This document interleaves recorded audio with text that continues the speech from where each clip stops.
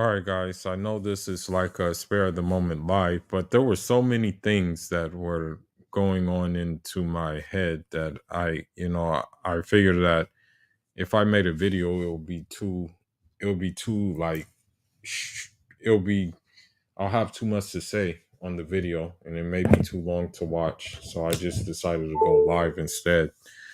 But give me a second before I go live.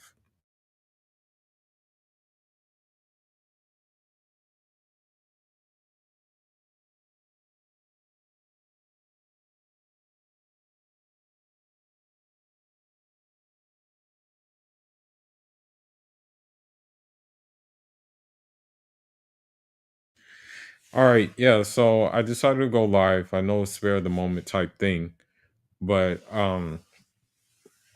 the reason why I decided to go live was because of the simple fact that there was a lot to talk about in regards to this whole Ashraf Hakimi situation. It just blew up on my news feed pretty early on before it like really caught fire. But what I want to highlight a couple of things about this whole thing, this whole situation. Um, First and foremost, there was actually a player um before Ashraf Hakimi, and we're gonna go into that. And his and he, you know, it went bad for him in the marriage. Uh, it went very bad for him in the marriage. Uh, you know, um, and the thing is that it went so bad for him that you know, it, it was just like he got depression, he got all types of things. Um, I mean, they lost large sums of money because of their divorce. And the thing is about it too is with I mean, this guy was a top tier player. He was he was definitely a top tier player. Emmanuel Abue, he was playing Arsenal, making a pretty good sum of money. Okay, he was making a good set of money, but then I think he married a French woman. She swept in, decided to take everything that he had, or mostly everything that he had, and it basically drew him to depression. You know what I mean? And it got to a certain situation where I think he got arrested. I don't know what he got arrested for, but he got arrested. And so when we look at these dynamics, yeah, it just goes to show you how important it is to because you would think that, like in an ideal world, right? In an ideal world, you know how they say women date up and stuff like that. You know how they say that, right? Um, they say that women date up, right? You would think that if they've hit the apex of dating up, that they would be satisfied enough and would want to build a life with that person. But that's not the case at all. Unfortunately, you know, uh when it comes to athletes, this is the thing. Like, and this comes from Ashraf Hakimi. You know, when you are a like because football in Europe is like what baseball is here. And like American football is here. You get like high salaries. Like a lot of these players make the salaries of baseball players, of basketball players. You make a lot of money. One guy got, I believe he was getting, if I'm not mistaken, he was getting like I think 250,000 US US dollars a week. Like, and that was just a weekly, that was just a weekly that was just I want to say a weekly salary, you know. So if he was getting that per week, okay, that's he was getting like what Ashraf Hakimi is getting a month. Okay. Same thing. Now, uh what I want to say is that as an athlete, I think the best thing for you or anybody of a high status is not to let the partner know what you're doing, like what you're into in the beginning. You have to kind of present yourself as kind of like the odd man out, but it's going to be kind of hard to do that because your face is everywhere because of the simple fact that Achraf Hakimi, coming from Real Madrid, then he played in Dortmund, then he played in Inter Milan, and now he's at Paris Saint Germain, and inshallah he'll be at Barcelona one day. That's where I would like to have him, but of course that's going to be difficult to do. Um, so there's a couple of things that we have to keep in mind with this, that women are overlooking, right? That the women are overlooking, and also, well, not overlooking, they're ignoring it. They're ignoring this. Um, the thing is that unfortunately in Western society, right? Um, things have been pushed, and so the whole double standard. For example, like in Western society, you dating a younger woman, of course, is frowned upon. They think that, oh, you're just trying to manipulate them, this, that, and the other. And then when you look at what you call it, right? When you look at the when it comes the other way around, it is not a problem. And we're going to take a couple of looks at those at these like examples in the media, because these things have been like pretty much, I want to say, socially engineered into society. I mean, you get a young man and you just, he's still young, still learning, still finding his way, still developing as a person, you know still still showing a lot of development, like, or still showing, yeah, just going through um mental like developments and still physical developments, still growing, and so with this being said, this was the case with Ashraf Hakimi, and I'm gonna get into his wife, okay, and we're gonna talk about it from a Muslim perspective. There's one verse in the Quran, and I'm gonna read this verse, okay? And yeah, I'm gonna read this verse. Hold on. Okay.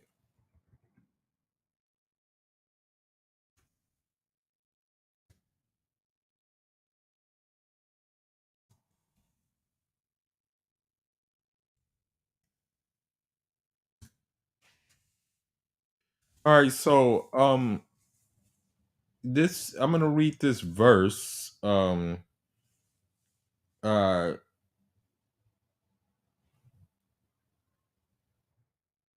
and then I'm gonna go into the tafsir of this verse. Let me find it real quick. Okay, let me see. Okay, here it goes. Forgive me. My riwayati of Quran is warsh, and may Allah forgive me. I need to jangin Quran more than I jangin Quran right now. It's just you know, getting time with my teacher is kind of tough. So, you know, may God bless us all with consistency. But in that verse, it's basically saying, and I'll just read that part of the verse, this ayat. It says, "Audu billahi minas shaitanir rajim, Bismillahir rahmanir rahim.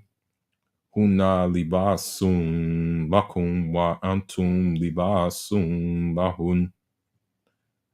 So what that refers to is that, and they're talking about spousal relations. This is what Allah is talking about in this verse. He is saying they are clothing for you, and you are clothing for them. And then it also goes. To also say something else that can relate to the Hakimi situation, very much. Allah subhanahu wa ta'ala also says, Alim A'udhu billahi minash shaitanir rajim. Bismillahir rahmanir rahim. Alimu Allah ankum kuntum takaktatun anfusakum. So what that means is that it means that basically Allah knows that you used to deceive yourselves. So like when we look at this situation with the Achraf Hakimi, there was 2 points of deception.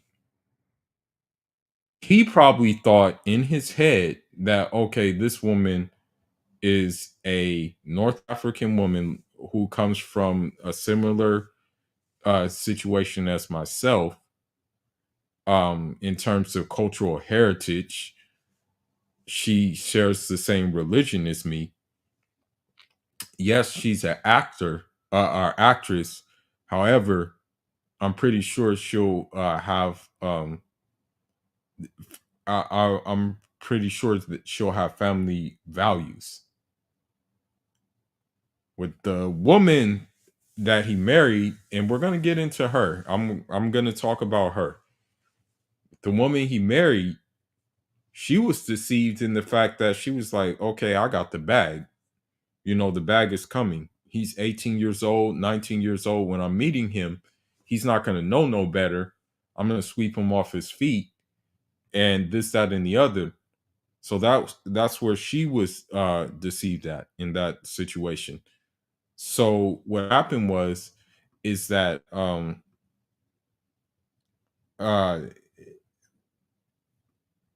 you know, let me see.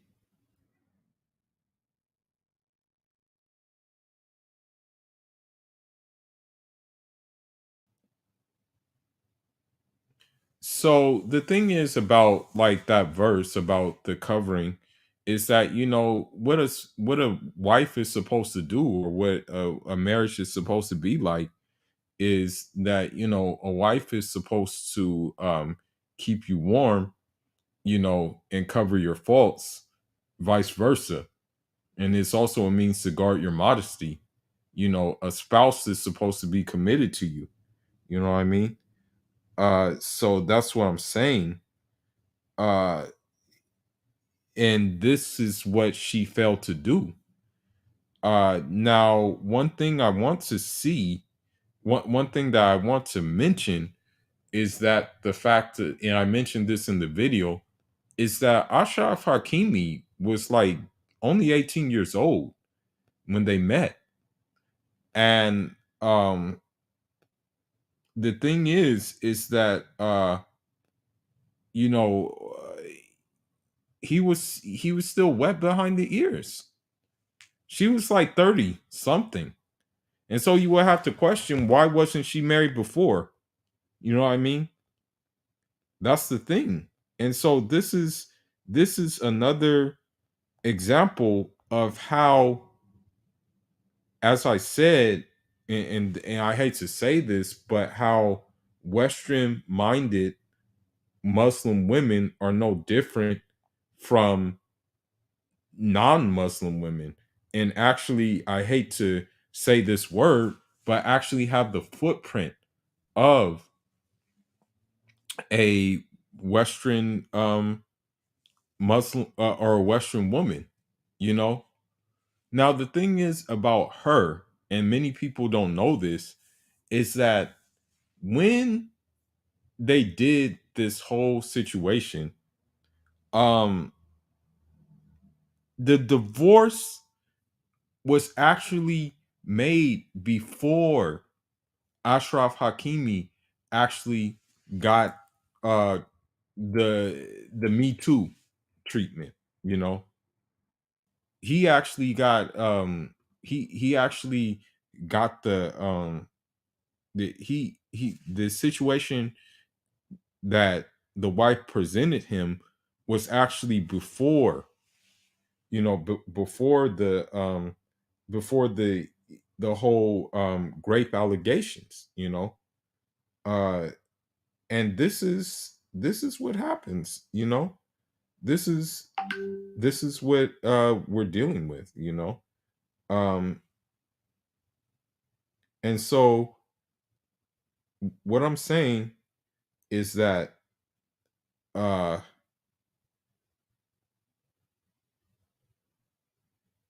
it was already it it was already basically set up. She was already after the bag, you know. That's what her whole purpose was, you know. It had nothing to do with, you know, any kind of love. What it had to do with was her biding her time in order for her to get the bag. But luckily his mom secured the bag. The thing is that we need to understand too about the mom is that his mom, and I'm pretty sure his mom was, and I'm not saying this in like a derogatory way. I don't want to say this in a derogatory way. You know, I'm not trying to say anything crazy. You know, put it this way. I'm not trying to say anything dumb. But what I'm gonna say is that his mom probably back in the day was, of course, she she was I want to say she yeah, she was probably pretty. You know, she was probably pretty. You know what I mean? And so with that being said, right? Uh she herself probably could have left. She herself probably could have said, "You know what, man, forget this. My husband's not making enough." You know, because the thing is if you guys don't know the backstory on this, if you don't know the backstory on this uh if you don't know the backstory on Ashraf Hakimi, you know, the thing is about the thing is about his mom is that his mom and his dad, I don't know if they met in Spain or if they were already a couple in Morocco, but his mom and dad migrated to Spain, right? Yeah, they migrated to Spain, okay, and they had to take humble jobs, okay. His mom was a house cleaner. His father was a street vendor, okay. That's what they did. This is what they were doing to make their daily bread. So the mom wanted they made a lot of sacrifices in order for at least one of the sons to make it out, you know. And I'm pretty sure the other sons are doing well as with him, you know, maybe in different fields of study or something like that. I gotta look at the backstory. So um of course they had humble beginnings. Now, in terms of the Heba, I think it's mom's intuition that swept in and smelled the, you know, and I'm not trying to call a Muslim woman this, but smelled the Jezebel all along. Luckily, the Jezebel did not break up the family. Okay, luckily, Hakimi still kept his mom first. Luckily, he still kept his family first. Although she was marrying into the family, right? The family probably thought there was bad intentions. Also, the family was probably looking at her side eyed like, yo, you're pushing 30 something and you're not married yet, because of the simple fact she comes from a culture which promotes early marriages. And what I mean by that, like 18 to 20. Like if you're a school student, you're still be able to get married. Like that's what I mean. You know what I mean? Um and so this is what I'm saying. The family probably saw the play on the wall. And it's even more telling that she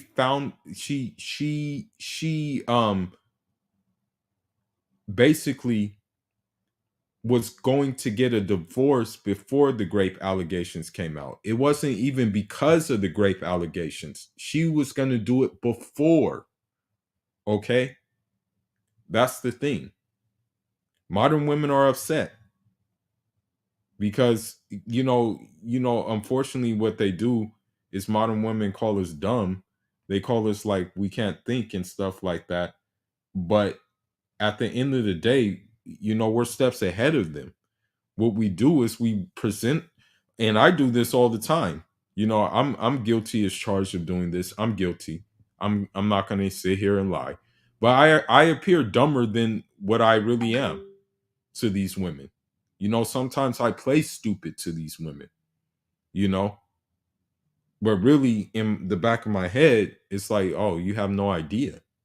You know, but I want to go into some videos and show you about the and go more we're going to go more into detail about this situation. And also I want to touch on these fake traditional wives, which that this topic that we're talking about right now kind of opens up and segues into a new trend that's going on, which is these trad wives, which is just nothing but grifting.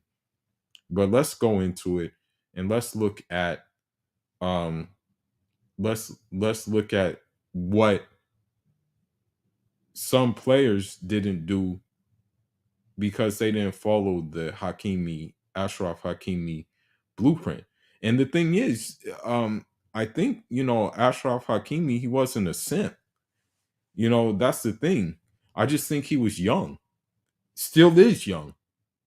I just didn't think he knew any better. And, like he probably was like so focused on football that like, women were an afterthought. So he figured that, oh, okay, cool. I found one.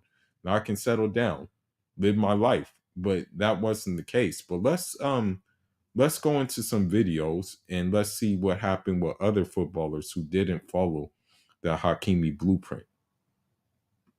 Just give me a second.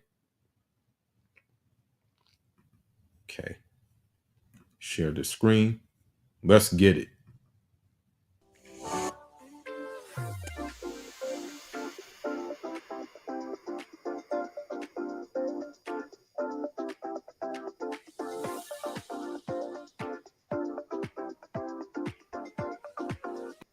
Extend to his loved ones.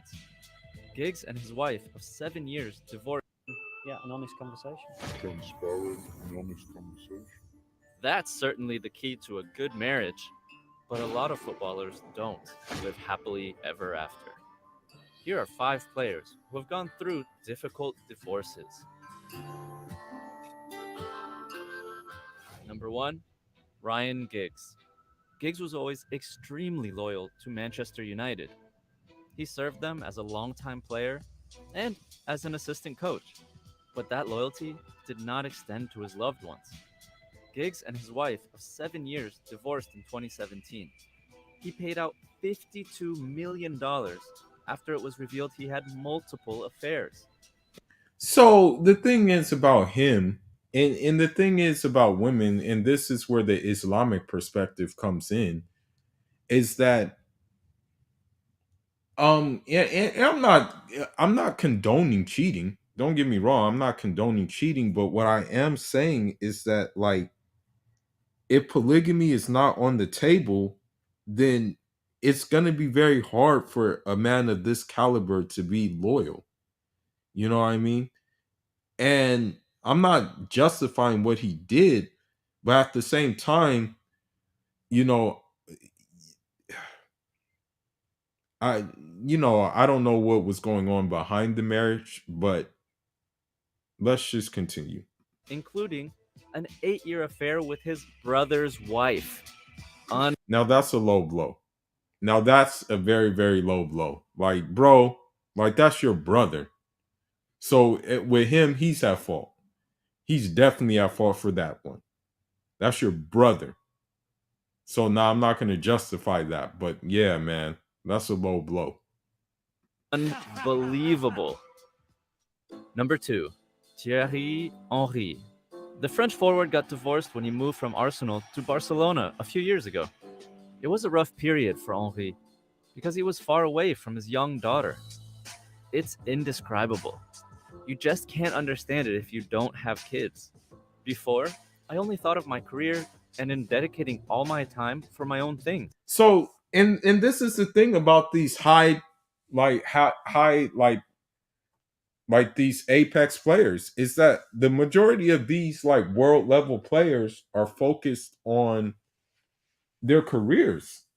You know, they're um they're focused on their careers more than anything else. They're not focused on like females because I'm gonna be honest with you.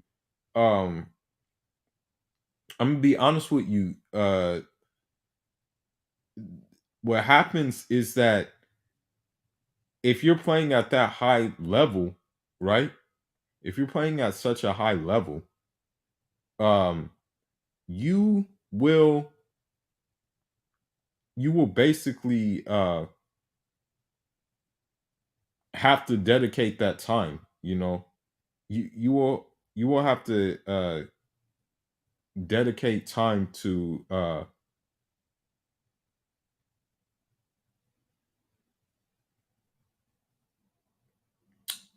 the sport. You know,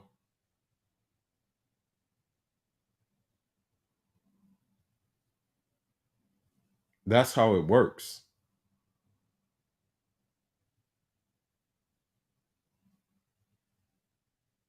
So, one thing I want to say is that that's what it comes down to, you know. And so I think what happens with a lot of these guys is like they have to put women aside, you know, like in essence to get to that level, they're kind of in monk mode, you know.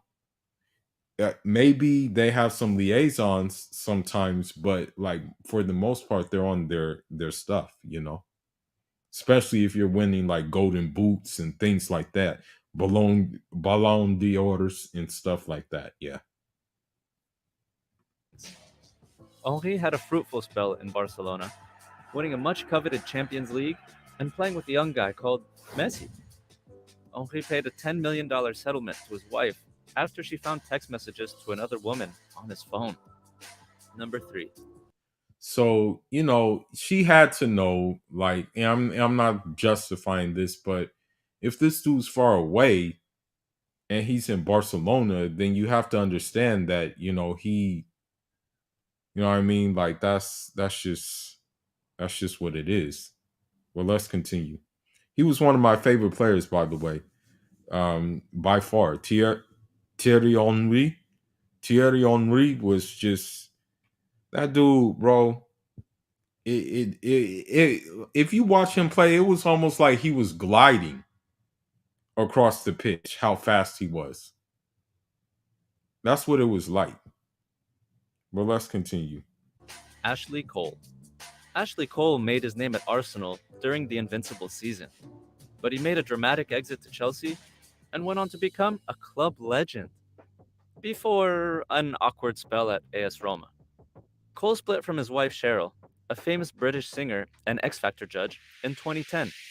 Unlike Giggs and Henri, though, Cheryl didn't seek any money from Ashley, mostly because she was richer than he was. She even let him keep their $8 million mansion. Ashley allegedly had numerous affairs during their marriage. So the thing is here, and this is once in a lifetime thing. This is once in a lifetime thing that a woman will actually date down. A woman will actually date down in regards to a man. You know, she was, I guess you can say, at the top of her game in terms of career wise, but she decided to date down, which was crazy. You know, this is I haven't heard this story, but this is kind of shocking to say the least. But let's continue. Which led to the divorce. Number 4, Emmanuel Eboué. We'll now talk about the sad story of a player who went broke after. So see, here we go. This is the one I wanted to go to. It's Emmanuel Aboué. Okay. This guy right here, he was on Arsenal as well. I think he played with Henri for a little bit. But it just went bad for him. When I say went bad for him, it went bad. But let's get into it. After a divorce. You may remember Eboué as the funniest man to ever play football. He was always entertaining. Whether it was spying on the North Korean team during the 2010 World Cup, asking the Queen of England if he could be the royal dog walker, or just beating players down the wing for Arsenal and Cote d'Ivoire. But a brutal divorce left Eboué reeling as he claimed to be broke, near homelessness, and contemplating suicide just a couple of years ago. Now, keep in mind here, I want you guys to keep in mind who catches the replay or whatever the case may be. Um, Walaikum salam rahmatullah barakatuh. I want you to keep something in mind that they're not going to talk about is the mental health that comes with dealing with these women. You have to be mentally headstrong, like darn near, I hate to say it, and this is going to be very controversial, what I'm about to say. What I'm about to say is going to be very controversial. But in a certain way, you kind of have to be able to have a sociopath switch that you turn off and on. Because if you invest too much, if you invest too much emotion into something like this can have a damage on your mental health. You're kind of wondering, oh crap, man, can I get back up? Man, can I come back up? Man, can I build my life back up? You know what I mean? So this is what I'm saying. You know, and I'm going to be honest with you. The Prophet Muhammad, alayhi salatu salam, he wasn't a sociopath, but he had poker face better than anybody in the world. He had to bury his daughters. He had to bury his wife, but it didn't do anything to mentally damage him. And so what I'm saying is it has to be the same thing with you if you decide to marry in the West, that, because I hate to say it, but I know dudes who brought their women back to the West and uh they did, it mentally damaged them. I'm going to be honest with you. It mentally messed them up. And I had to kind of like tell them like, hey, yo, you can bounce back. It's all good. I know it hurts and stuff, but there are people that I know who are not the same from dealing with these women. And it's sad to say it that they're Muslim women. I know one guy, God Lee, boy oh boy, he went through it. He went through it. Okay. I don't know the full story, but I know the wife called the cops on him numerous amounts of time, all types of stuff. All types of stuff. It was really bad for him. But now let's get into this more. His wife took around £7 million and their home in London. During that time, he also lost 2 close relatives and was suspended from football for over a year for failing to pay a former agent. Even today, I still take antidepressants to help me, because it is still a long road for me. But here I am, hoping others would learn from this. Number 5. Louis Saha. During his prime, Louis Saha was one of the richest athletes in France. He starred for Fulham, Manchester United, Everton, and the Louis Saha was nice, by the way, but I don't think he really reached his potential due to the fact that he was always injured. But Louis Saha was nice. He was fast and stuff like that. Yeah, I remember Louis Saha. For those of you guys that don't know, I used to play football. In fact, I had a trial with Real Madrid long ago, you know, but that's neither here nor there. But I'm still a football fan. French national team. But when he finished playing, a divorce with his wife meant that a lot of his wealth suddenly evaporated. Life is not the same for these wives who, all of a sudden, find themselves at home with their husbands, who are pretty much depressed. Saha claims he lost about half of his fortune in the divorce. But after realizing many of his colleagues were in the same boat, he started a service.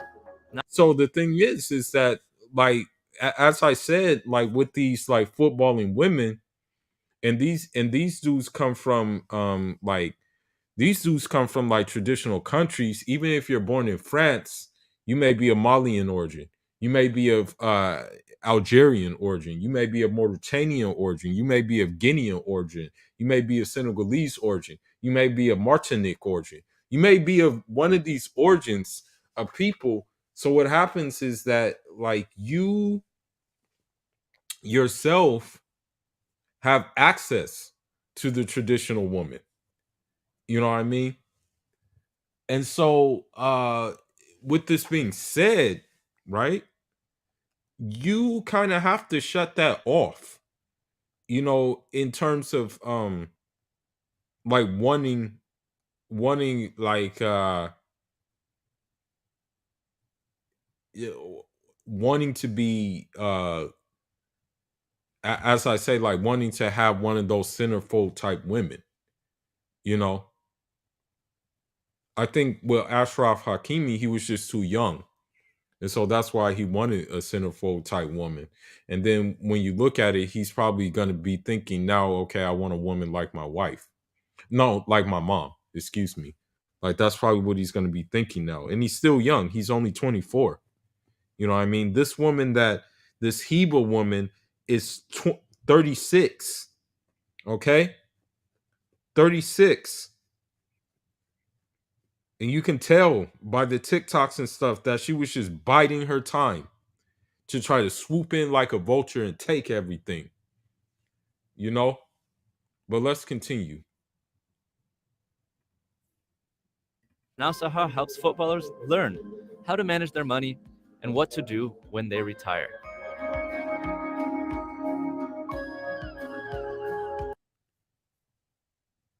So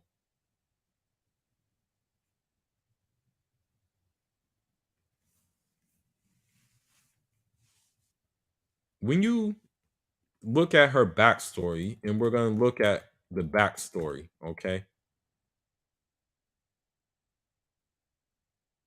Let's look at her backstory, okay?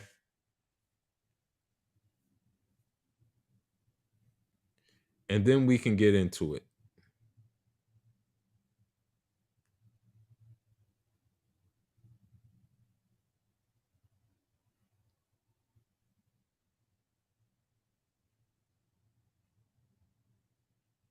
As you see, she's an actress, Spanish actress.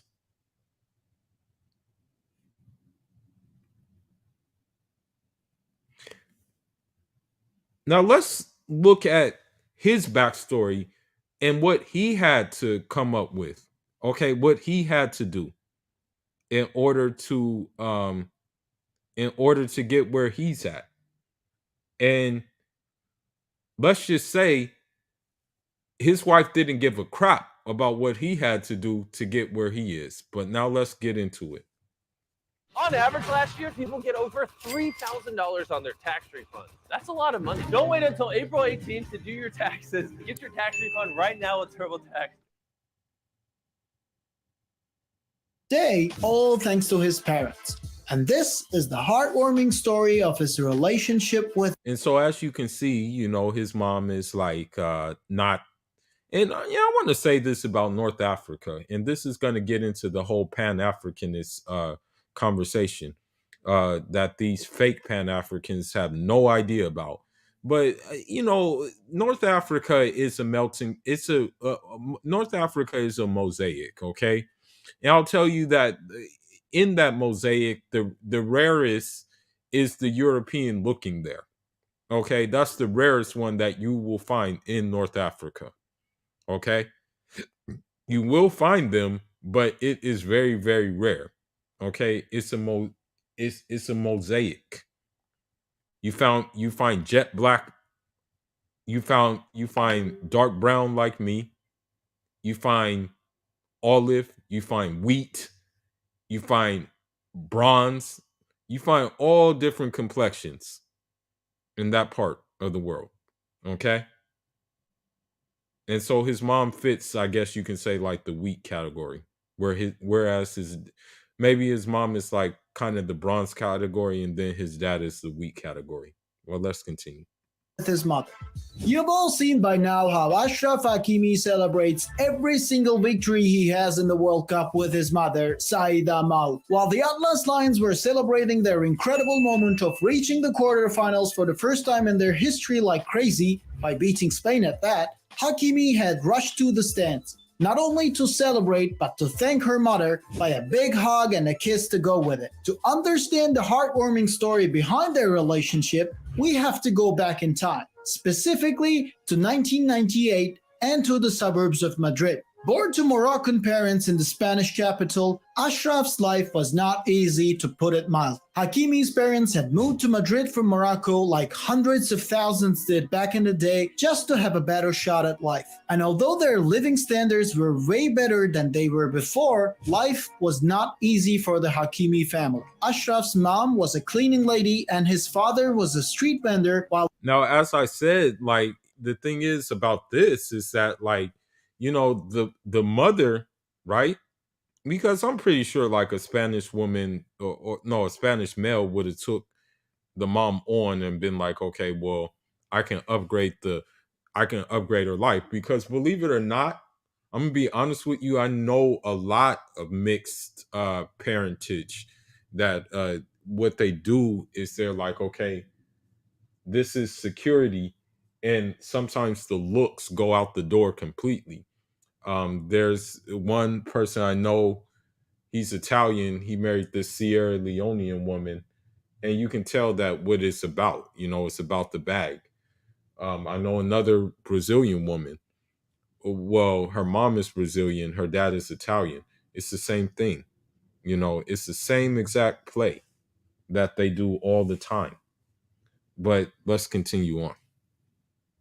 the whole family was trying to make ends meet. Despite their limited means, both parents shared this feeling of ultimate responsibility and sacrifice just for their kids to break the vicious cycle and have a more comfortable life. So when young Achraf started to develop an interest in football, her mother was worried. She knew how difficult it was to break through playing the beautiful game, so she tried to deviate Achraf to other sports, namely judo and swimming. But the young boy was already deep in love with the game, so without much trouble, he found a way to convince her mom. And that changed not only his life, but the lives of everyone in the Hakimi family. Once Arra, as he was called growing up around Madrid, took to the pitch, he didn't need no bells and whistles to announce his arrival. Everything he did was screaming quality, and in the span of a few years, his talents took him from Getafe to Real Madrid, all the way across Europe to Borussia Dortmund, Inter, and finally Paris Saint-Germain. Although the captain's armband is worn by hopefully to Barcelona soon. We need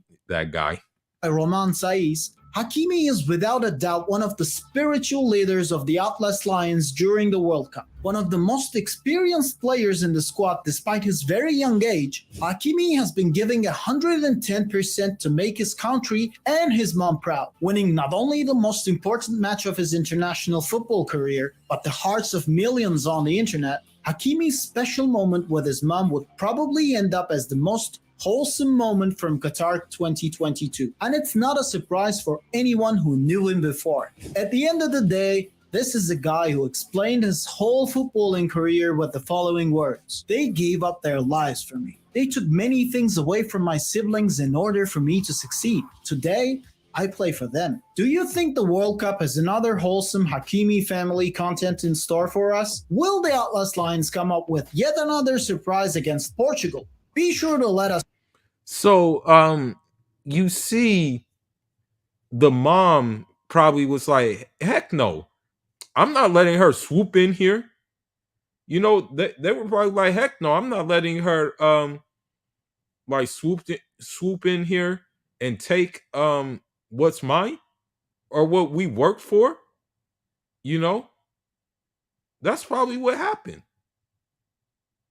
And you know, I'm looking right now, you know, they do things for clicks and views and stuff like that. You know, but you can tell like just by her mannerisms that, you know, Islam was kind of like at the back of her mind. You know what I mean? What I will say is that when you do reach this status, yes, you are entitled for this kind of caliber of uh you're entitled to this caliber of woman, you know. That's the thing. You are entitled to this kind of woman because you know that's what you're gonna have access to. You know, you're gonna have access to basically actresses and models and stuff. You know, there's one lyric that Nipsey Hussle said. He said, "Pull up with a pull." He was like, "Pull up to the shopping center with a centerfold." You know, so you're entitled to those kind of things. You know what I mean? Because that's what comes with the territory. But in Ashraf Hakimi's case, he should have stuck with the traditional woman. But that's enough about him. You know, the what I want to take from this, what I want people to take from this is that number one, the woman was grooming him at the beginning. Okay. Number two, the woman and the woman's intentions in going into the marriage had nothing to do a good um with being a good person, you know, and being a good wife. It was just basically done for clicks and views, you know, social media and stuff like that. Number four, the double standards are real. Thing is, one thing I want to say is okay. What women, what the modern woman wants to deem things that are the things that she deems not okay for men to do. She wants them to be okay for her to do. Okay, but now I want to get into something else.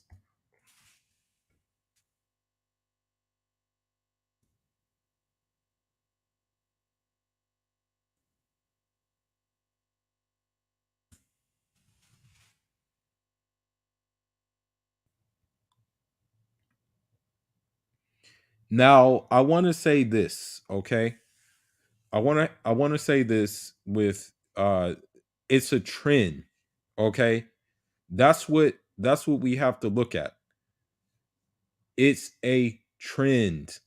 It is not something that is for real. Okay, and so this is why I don't even know why the TikTok feminists are triggered at this. Okay, um it's a fake trend.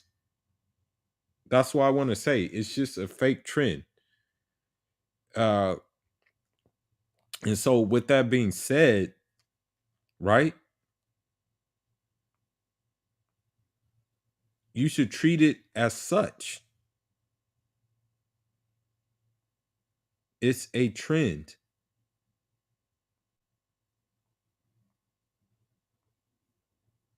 It's something that is not real.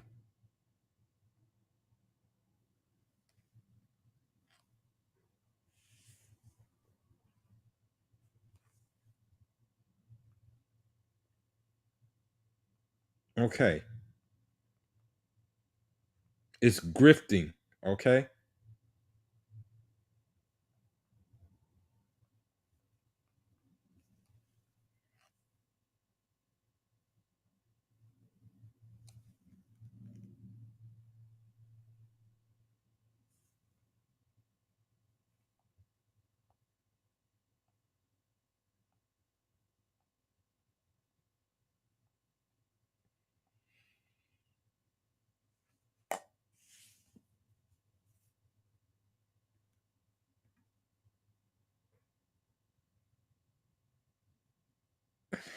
See. Here we go. Get cable-free live TV with no hidden fees or long-term contracts. Welcome to The Factor Uncensored. If you're old enough, wife is supposedly picking up in popularity. This time around is called the trad wife lifestyle. So it's the same thing as the soft girl era. Okay, it's the same thing, and you see how quickly that you see how quickly that left. You know, you see how quickly that soft girl era left. Pew! It was here today, gone tomorrow. Okay. It again, it was just like, and so what I'm saying is that this trad wife trend, right? The thing is this: taking care of the house, doing all of that, it should be something natural. It shouldn't be a trend. But they make it into a trend with all this makeup on and stuff like that. You can see that even in this photo right here in this video, she's scantily clad, dressed. So it's not even a trend. It's basically trying to get attention. And of course, she's going to get attention from other men when you have your stuff hanging out, right? So this is what I'm saying. It is nothing about them. It's not real, but yet, you know, feminists are so, like, you know, butt backward people that they don't even know how to think. But let's continue. With trad meaning traditional. Now that means women should trade in a career to stay at home and occupy the kitchen. And by the way, this guy is a Dayuth, okay? Because there would be no way in hell that I would let my woman walk outside like this. You can tell he's a weakling, okay? You can tell he's a weakling. I would never let my wife walk outside looking like this. Are you kidding me? She wouldn't be my wife. But let's continue. And the bedroom, Florida, and Mish. According to this movement, ladies should let daddy go out and make the money and stay in the kitchen in the bedroom. My guests, Miss Guillory, Lotto Marie, and Trinity Tran are okay, so I just want to touch on that. So this is what I'm saying, bro. It's a trend. Okay?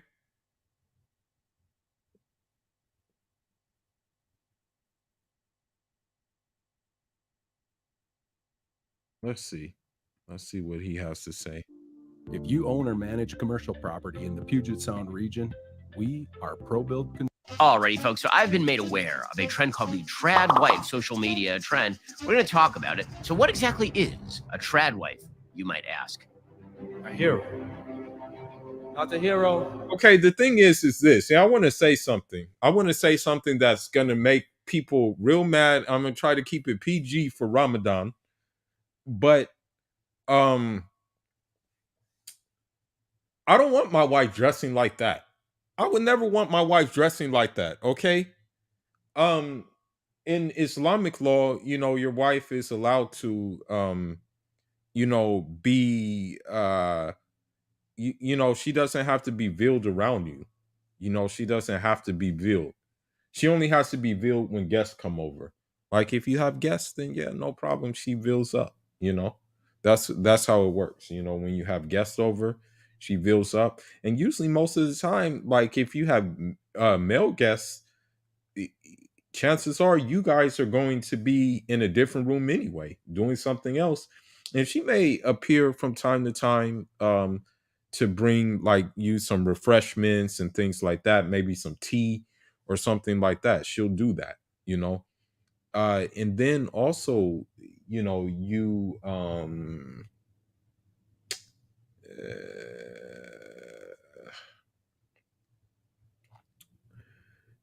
know, if you have like, if you guys are sharing couple, if you guys are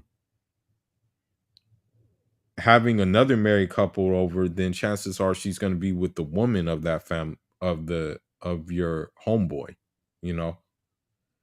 So I don't even want a wife dressing like this, you know. If anything, when I get home from grinding, you know, I want her in either A, something very, very revealing, or B, I want her wearing nothing but an apron cooking me something. Okay. Not every day, but at least sometimes, you know, at least like a couple of times. You know what I mean? I don't want her dressing like looking like some kind of like it looks like a costume, bro. This is how you know it's bad in the West when you have to force this. They're forcing this thing. It's not coming natural. Okay? But let's continue on. We deserved with the hero we needed. Nothing less than a knight. Shining. How to become a traditional wife. Number 1, embracing ultra-traditional gender roles into your marriage. The man, he is the provider, the main breadwinner. He goes out of the house and works. The woman, the wife, she is the homemaker. She takes care of the home. She takes care of. And the thing is about this, and I'm just being honest, like as long as my wife, for example, does not show her face, I would be cool with her if she decided to start a YouTube channel about maybe some cooking or about maybe one of her passions. If she started a YouTube channel about one of her passions and she was making money and she was able to keep that money, which I would want her to keep that money, and then on top of that, it would keep her occupied, it would keep her happy and stuff like that, then I'm all for something like that. You know, I'm all for that. If she has a passion, then yeah, respect the passion, right?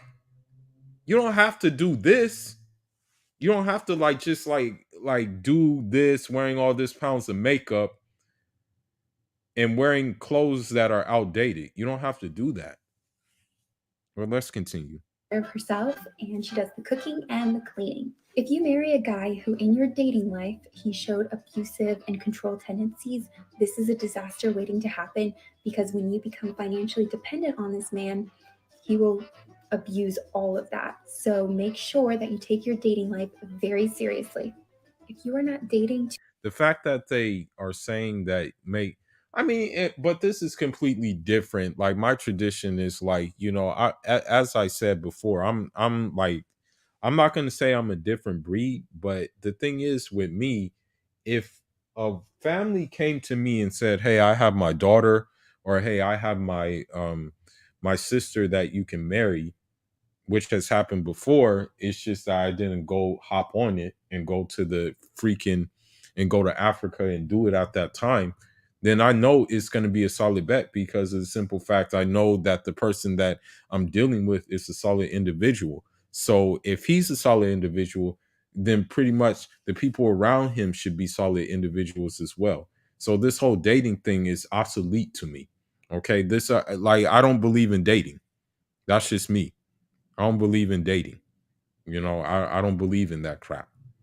You know, have I done it before? Yes. Did I like to do it? Absolutely not. It's trash. Have I used a dating app? Absolutely not. Will I use a dating app? Absolutely not. Well, let's continue with her rhetoric on how to be a trad wife. to eventually marry that person, you're wasting your time. Yeah, pretty much. Okay, so most of that seems pretty reasonable. Actually. So this has driven people absolutely mad, apparently. Well, I want to look at some of the reactions so we can see why it's driving people quite so insane. Recordings just got better. Hey, it's Dana from StreamYard. I'm so excited to announce we have lots of primary sources about what. So the thing is the thing is this. If they were real traditional women, they would be worried about pleasing their husbands more rather than clicks and views. That's the whole thing. So for me, it's like, man, you're trying to tell people how to be a traditional woman, and I'm trying to blow out your back. Okay? Forget all that. Okay? They'll have to learn the hard way. But no, it's for clicks and views. But let's see the reactions. Life was like for women in the 1950s. I don't think it's possible for women who grew up in the 21st century to really understand what it's like to be trapped inside the home. Women developed things like housewife psychosis, where they were so isolated in the home, they started hallucinating and hearing voices. Women were on staggering amounts of psychotropic drugs. But you guys are highest in antidepressants right now. Like, you're talking about people being on drugs and stuff like that, but you guys take the most freaking antidepressants, man. What are you guys talking about? You know, it's crazy how they don't make no sense. You know, it's crazy how they don't make sense.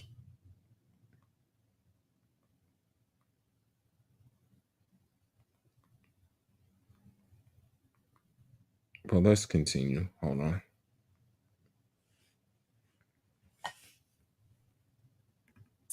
It wasn't uncommon for women to be locked up in psychiatric institutions for becoming psychotic like this. Many were lobotomized. Domestic violence was very normal. It was the #1 reason women attended emergency rooms. And where are these men who are interested in traditionalism? Men today seem interested in hookup culture and pornography. I don't see any men lining up to pay for your whole existence. Well, the thing is you guys aren't worth paying for the whole existence. That's the thing. Like, you're not worth it. As a matter of fact, I hate to say it, but Allah subhanahu wa ta'ala said about this dunya that, he said, I forgot what it was said, but it was related that, it wasn't worth the wing on a mosquito or something. And so I hate to say about the modern woman, but I kind of look at the modern woman as like not being worth like the wing on a mosquito. I hate to say it, but that's just how it goes. Yeah, that's just the way it is. So yeah.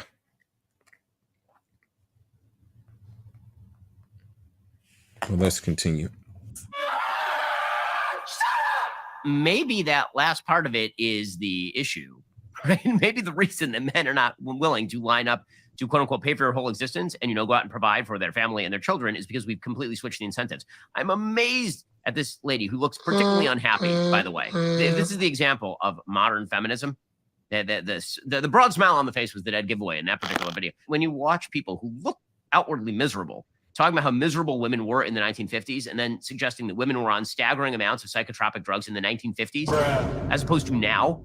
I mean, all you have to do is look at the trends in the use of mentally altering drugs in America, and you realize how stupid that notion is. The idea that women were hallucinating, that they were delusional. Mom? I don't like this. Mom! Please, really, please stop. Back then.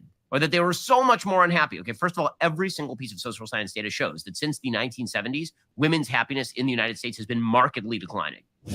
The idolization of the 1950s housewife really feels like the domestic equivalent to Make America Great Again, which is why it has such white supremacist undertones. I mean, so again, like I don't know why they have an issue with it, because it is an act. Okay, that's the thing. It is an act. Oh my God, this is disgusting. Lord have mercy. I just came across something and it's just disgusting. Oh God. But anyway, I don't know why they're having such an uproar for this whole trend when that's exactly what it is a trend. Okay? I guarantee you these women are very combative. I guarantee you these women are in types of entanglements rather than presenting themselves as traditional women. I guarantee you. I guarantee you. Okay? But let's continue on.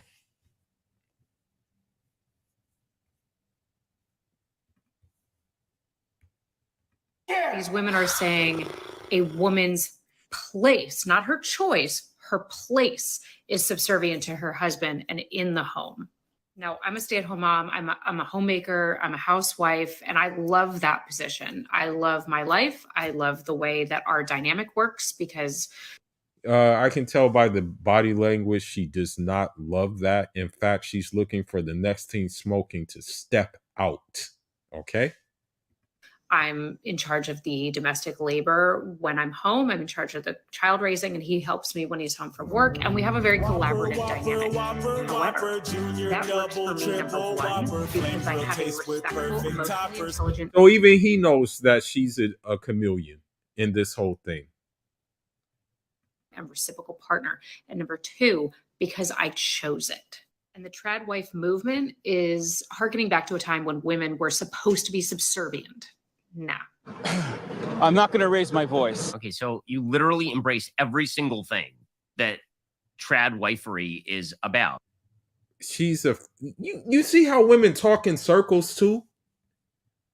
You see how they talk in circles, okay?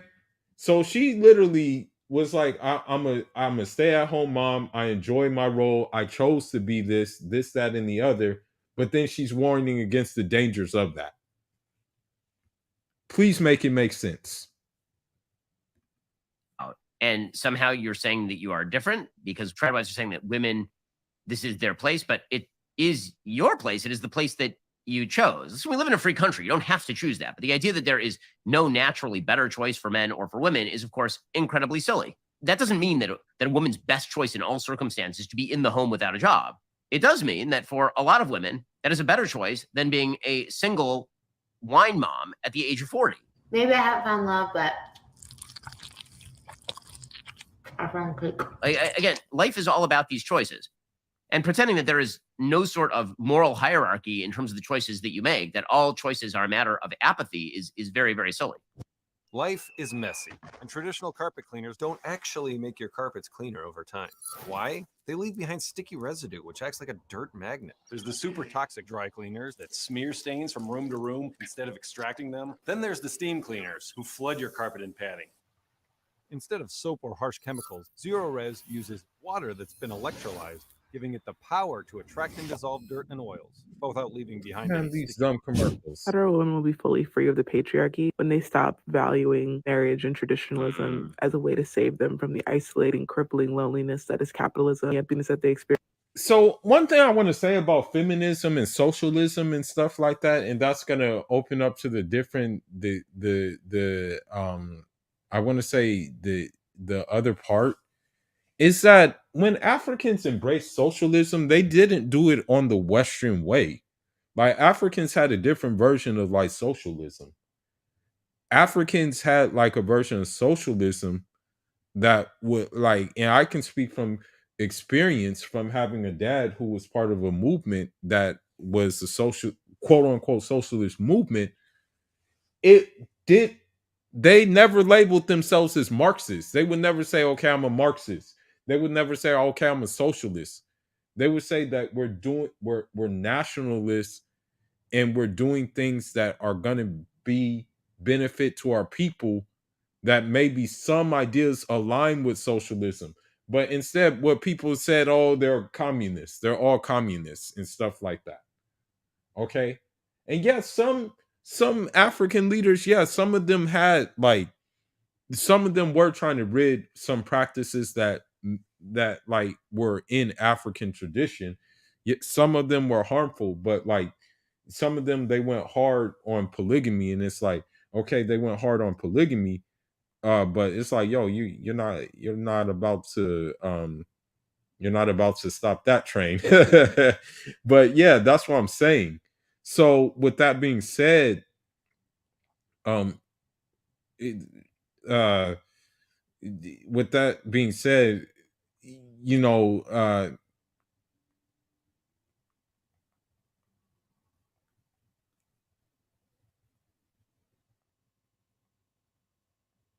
um yeah, you know,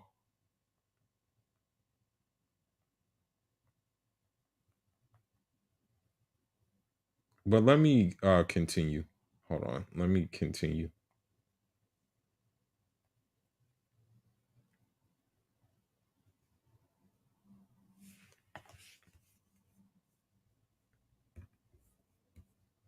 Experience from jobs that they don't find fulfilling, from the lack of hobbies, from years of having movies and TV. Tell them that centering their life around a man and having him save you from the horrors of patriarchy, man in your house to quote unquote protect you from who, you guessed it, other men, will somehow give her some power in society, but really it's all conditional. Okay, so what I want to say too, and I'm gonna make them maddest, but long live the patriarchy. You know, because I'm gonna be honest with you, like when we go, even if we go into Islamic history, let's just go down the caliphate. See, you see any female caliphate? Okay. And look at what lands were conquered under a caliphate, under a man. Look at what lands were conquered. Okay. So you look at the caliphate of Umar, you look at the caliphate of Abu Bakr, you look at the caliphate of Uthman, you look at the caliphate of Ali, you look at the caliphate of all these people, and guess who was leading the charge? Guess who came up with policies and things like that? It was them. Okay. Name me one time where a woman led a civilization or a part of civilization, that civilization flourished. Name me one time in the comment section when that happened. Please. Instead of her being taught to empower herself, and you can still have those things. No one's telling you not to be a trad wife, but you can't make being a wife and a mother the center of your entire being. There's more to life than that. You can have hobbies and things that fill you up and give you joy, because a child can be taken away, a marriage can end quickly, and homes and lives can be destroyed.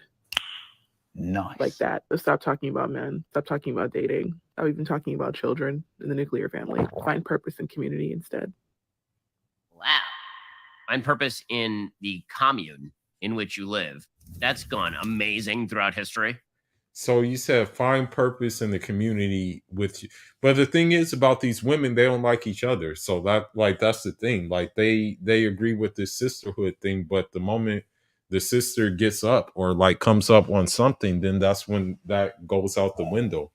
So like again, they just talk in circles. They're just like, again, like pretty, I hate to say it, but a lot of, I don't want to say this during Ramadan, may Allah forgive me, may Allah forgive me, but a lot of modern women are dumb. I don't know any other way to say it, but a lot of them are dumb. Astaghfirullah. Don't find meaning in your children, which is what most women actually find meaning in, or your marriage, which is what most women find meaning in. Instead, find meaning in gazing emotionlessly into camera and talking about communism and develop hobbies. Like nunchuck skills, bow hunting skills, computer hacking skills. That seems wildly terrible. I'm noticing a thread here, which is a lot of unhappiness in these particular videos. Douchebag news. The CEO of Porsche is divorcing his wife. Go watch that video. That creator is talking about how the CEO of Porsche is divorcing his wife at age 72. She's 72, he's 79, because she got dementia. And despite having a whole host of people taking care of her, he just doesn't want to be in her presence as she suffers from dementia. There are still, but I can show you videos though. I can show videos of the same thing where a woman is actually on a dating site while her husband is in the hospital, and she's looking for another replacement. I have videos of this. So please miss me. Statistics about this, like the number of men that leave their presenting herself as 31 woman Service for their husbands. that's described as being strong, a businesswoman, and provides for her family. I mean, and like, so what? And I don't understand why that's a problem. We literally sing a song every Friday night in the Jewish community. It's called Eshet Chayil, okay, and it's rooted in Proverbs, and it talks about all the wonderful things about this woman. Empathy. A revolutionary, Grammy, Emmy, and Tony Award winner, the one and only. Is the ability to understand and share the feelings of another.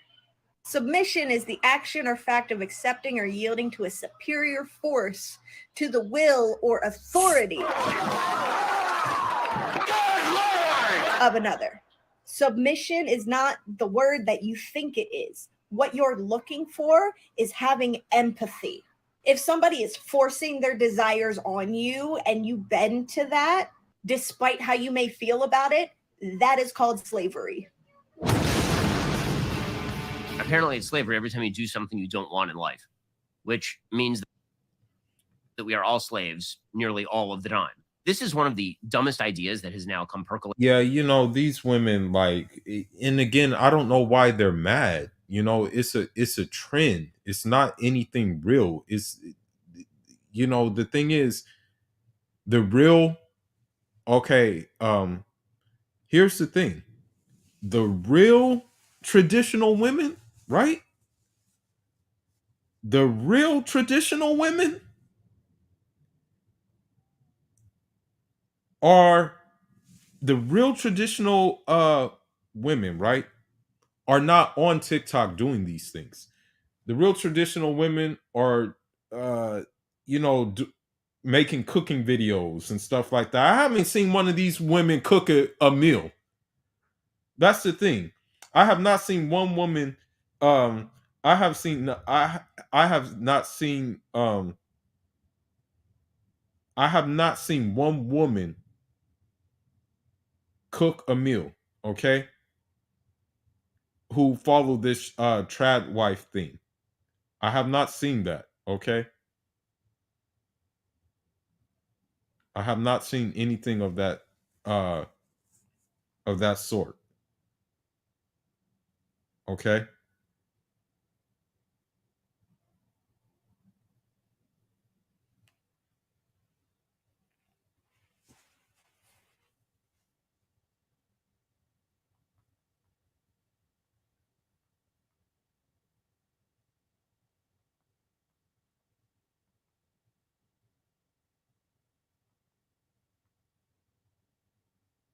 Hold on just a minute.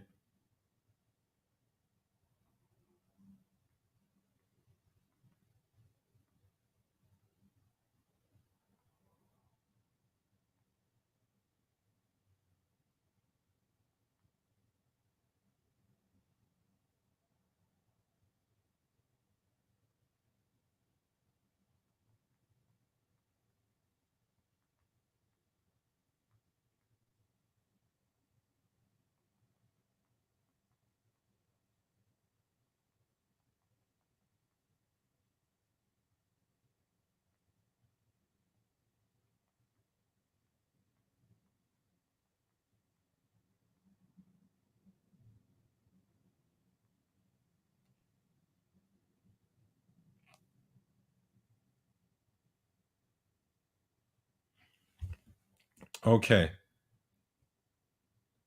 So you see women are coming down saying these trap wives and stuff.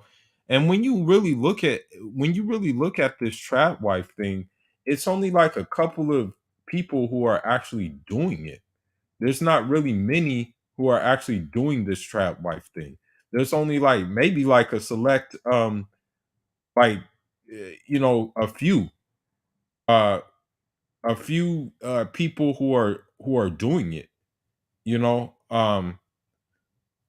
And now what's happening too is that one of the ones who I have to call out, because she and you know she was a chameleon, the real femme sapien, you know, like she falls along those lines of the same type of women.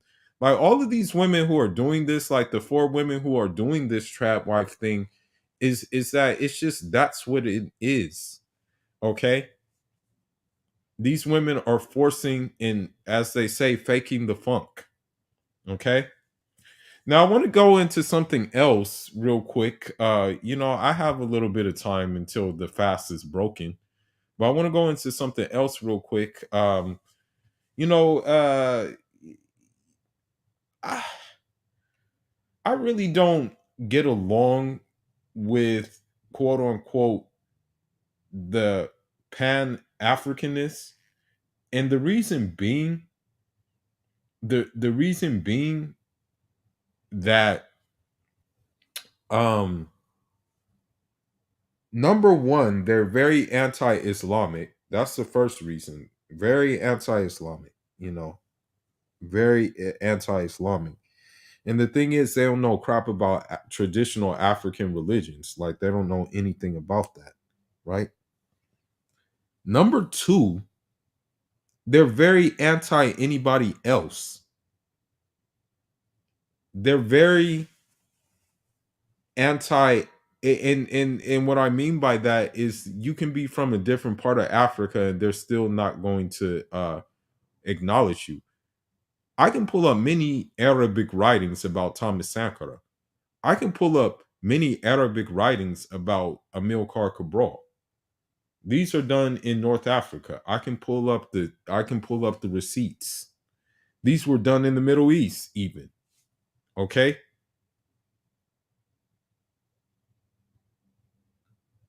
You can pull up all the proof. But I want to read something that I got, and then I want to go into detail real quick. Hold on, let me see.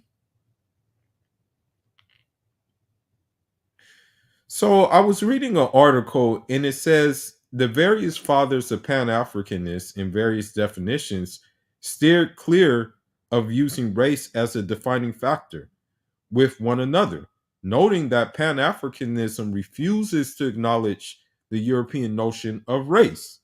Indeed, too many authors like Thompson, Aka, Howe, Pan-Africanist is a response against European ideas of superiority and imperialism.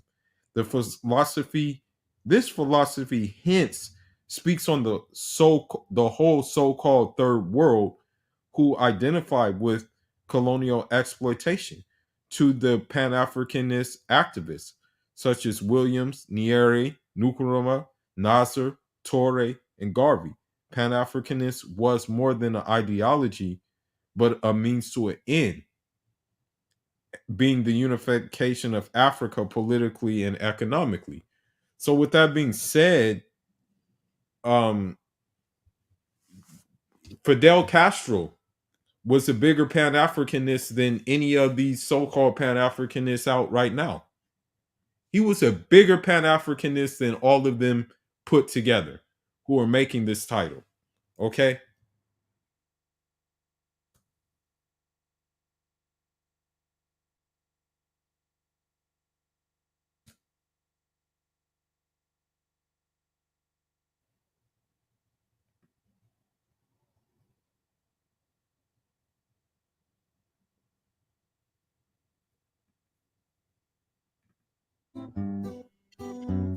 In January of 1966, only 2 months So after... here you see, okay, here you see right here. Look at who they have in the picture. They have Jose Marti to the far right. I think the guy right there next to Jose Marti, I think that is this guy Sandino from Nicaragua. Next to the guy Sandino from Nicaragua, they have Patrice Lumumba. Okay, right in the heart of Cuba. Okay, then they have, I believe that's Ho Chi Minh, if I'm not mistaken. So you see here all these African leaders, all these African revolutionaries, all these other revolutionaries, yet they're still with they're still with they're still together on one accord. And that in that accord is the stop of European the stop of European exploitation and imperialism. They're not peace, peace, God, hey Queen. They're not doing that. They're pragmatic. This is what separates me from them. I'm pragmatic, which is why the country in which I'm moving to will show my pragmatism, inshallah. In which my trip to Cuba shows my pragmatism. But let's continue. Che retreated from the Congo, Cuba hosted an unprecedented gathering that included virtually every armed revolutionary movement from the 3 poorest continents. The Tricontinental Conference reinforced the island's role as the leader of internationalism. For Fidel, this was a good... Man, long live Fidel, man. And Beard Gang all day long. You notice all the revolutionaries mostly had beards. Okay? Most of them did. Opportunity to assess the qualities of the revolutionaries he wanted to support. It was undoubtedly Amilcar Cabral who stole the limelight.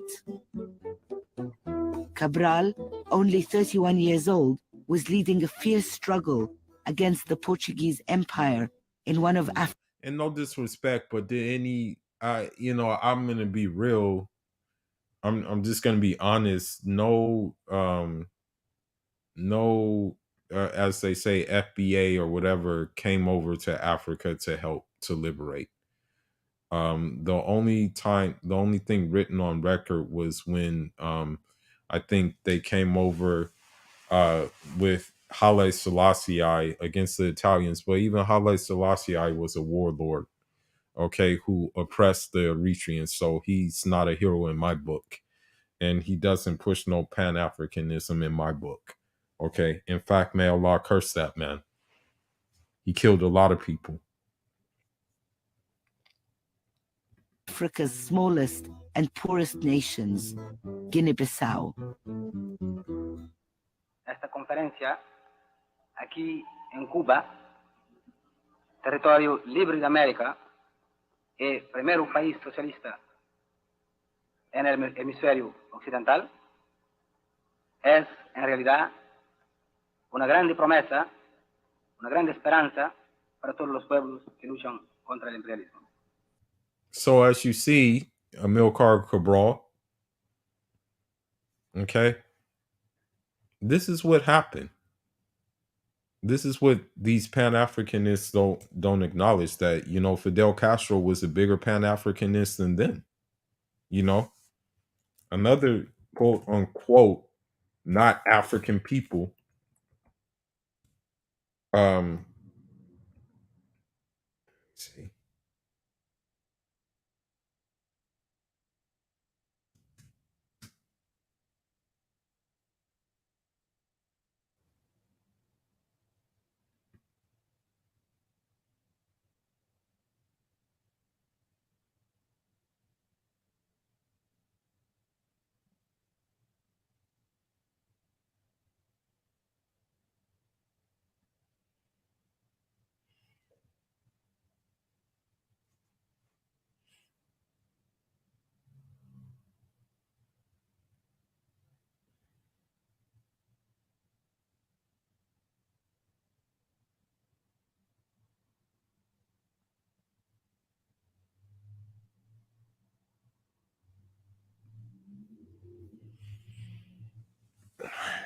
See.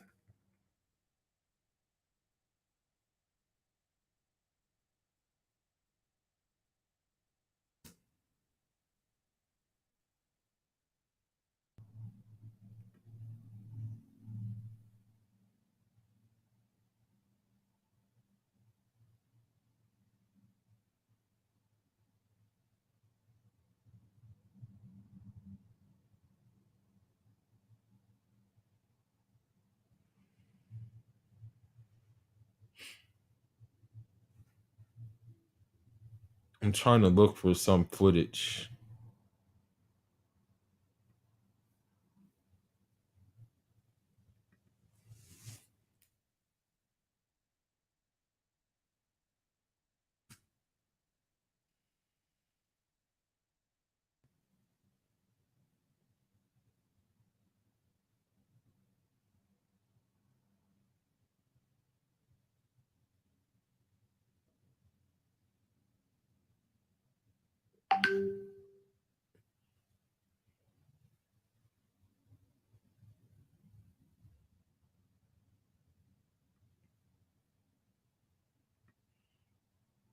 Hold on, let me see.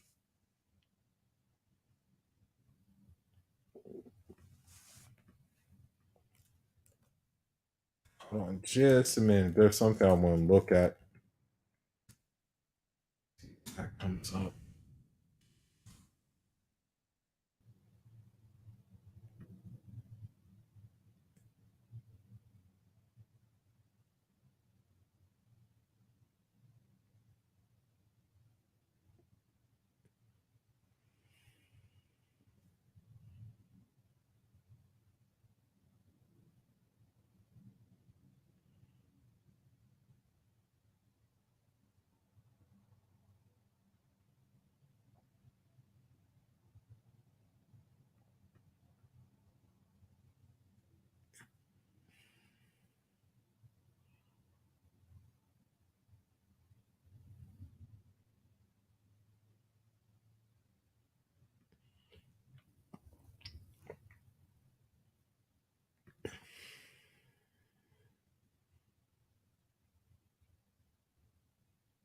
I guess it doesn't show it. I'm looking for something, but I guess it doesn't show what I'm looking for, basically.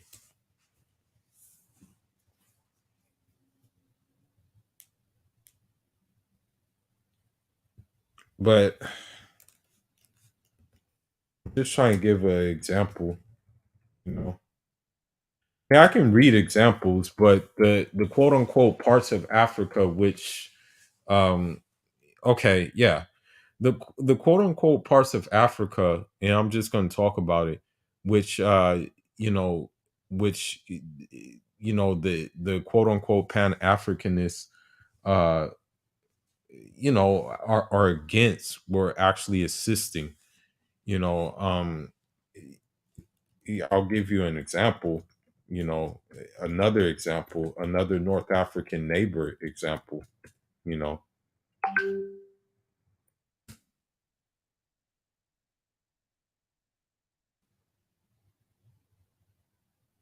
So here you have a leader here saying it was not necessary for it was not it was not necessary for to kill Gaddafi, the guy in Niger. But now let's look at this.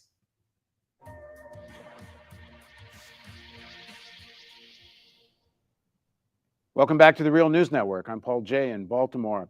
March 19th will be the third anniversary of the NATO intervention into Libya. Looking back, what were NATO's objectives? What Libya did they hope to find after the overthrow of Gaddafi? And what, in fact, is today's Libya? Now joining us from Syracuse University is Professor Horace Campbell. He teaches African American studies there and political science. He's written extensively on African American politics, and his new book is called Global NATO and the Catastrophic Failure in Libya. Thank you very much for joining us, Horace. Thank you for inviting me to discuss the failures of the U.S. foreign policy in Africa and the failure of NATO in Africa. So it was only a day or two ago, Navy SEAL sailors boarded a Libyan, North Korean boat carrying oil coming from a rebel-held oil port in Libya. This was, I guess, to send a message that the central government, so-called, of what is recognized by the United States, and nobody else should be selling oil. But it's a reflection of what chaos there is in Libya. Give us a sense now of what's going on in Libya, and then we'll kind of dig further back into why this all came about. This chaos in Libya was deliberate. It was deliberate because Libya was a stable African society in North Africa. Now, I want to say something about Libya that many people don't know, but the quality of Libya, the quality of living in Libya was actually higher than in some European countries, just to let you know. Libyans lived at a very, very high quality of life. There was actually a point where Gaddafi actually said himself that, hey, I won't rest until everybody has an apartment, even if it comes before my father having an apartment. Okay? But let's continue. Africa, where the leader of Libya wanted to use the resources of Libya for the reconstruction of Africa. The water resources, the oil resources, the financial resources, and the intelligence of the Libyan people. NATO intervened in spite of the differences between different sections of NATO, between France and the United States, between France and Germany, and the competition between Italy and France. Despite these differences, they came together after France precipitated this massive invasion to destroy Libyan society in 2011. But that destruction has only created a greater problem for Western capitalist forces in Africa. I don't quite understand why the West simply wanted to destroy Libyan society. Gaddafi's regime was playing footsie with the IMF, with the World Bank. His sons were knocking the gavel at the stock exchange. In fact, one of his sons was visiting American military manufacturers, negotiating arms deals just before the invasion. They were doing oil and gas deals. There's reports from the World Bank praising his reforms and privatization of the Libyan banking system. I mean, he cooperated with Bush Cheney in many ways. He had made a big reconciliation with the Americans. I don't understand on the face of it why they wanted to overthrow him. Obviously they did, but I don't think that explains it. That is all very true. But you're missing one factor, that every political leader seeks political legitimacy. And in the case of Libya, the legitimacy of the leader had come from his presenting himself as someone who is part of the African. I want to say something too about Libya. The way that Muammar Gaddafi ran his country is not it's not like here. You know what I mean? Many people call it a dictatorship, but to be honest with you, he called it the Jamhuriya. It was called the Libyan Arab Socialist Jamhuriya, and what it meant is that it was like it was the masses, and that there were many committees that was decide what's best for them. And the thing is about it is that since Libya is a very tribal society, and you still had those Arab tribes, you still had Berber tribes, things like that, have black African tribes. Since you're dealing with that kind of dynamic, with those kind of dynamics being said, I want to say that I want to say that basically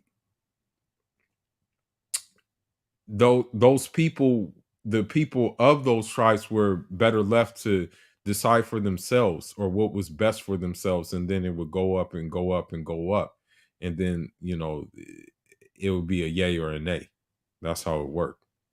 Union, and wanted to build an African monetary fund, an African central bank, and an African common currency. And that was a danger to not only the euro, because Sarkozy said. So the thing is, again, you see this guy who, these Pan-Africanists will call he's just a dirty old Arab, or they would say that, right? But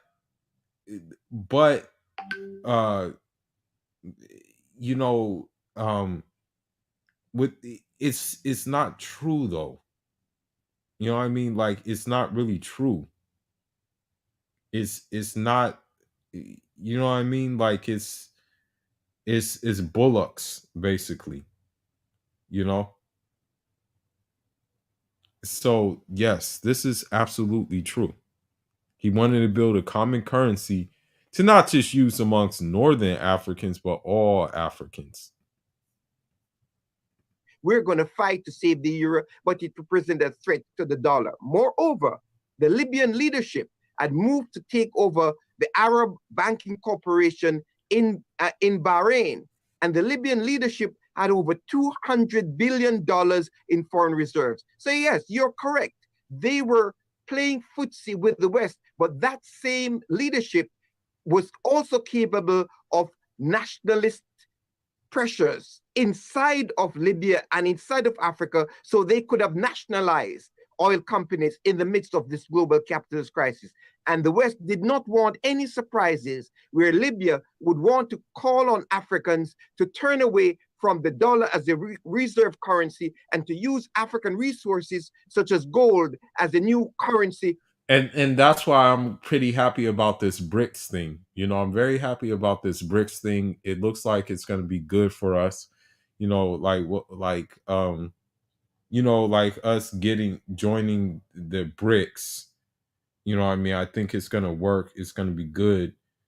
And it's just unfortunate that we couldn't do it.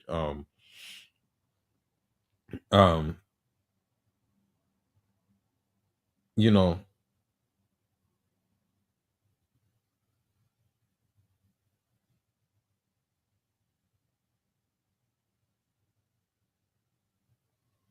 and so that's what happened. That's what happened.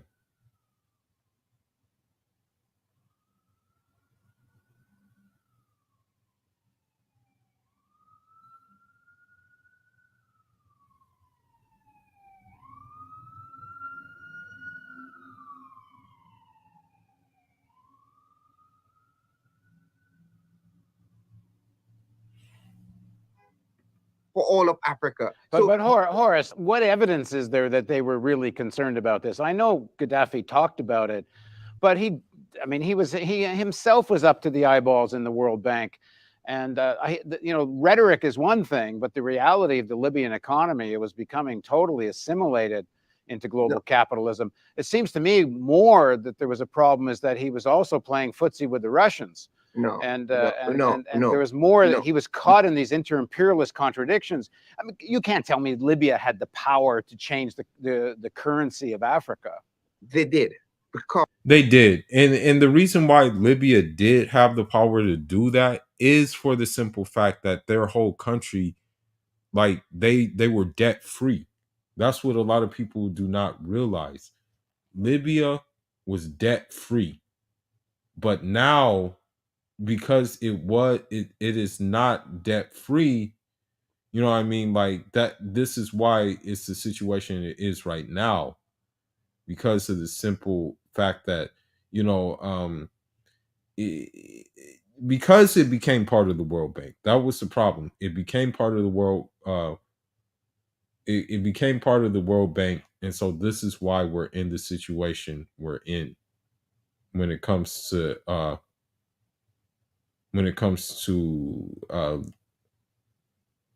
Libya. This is why. This is why we have these situations. So yeah, that will explain a lot.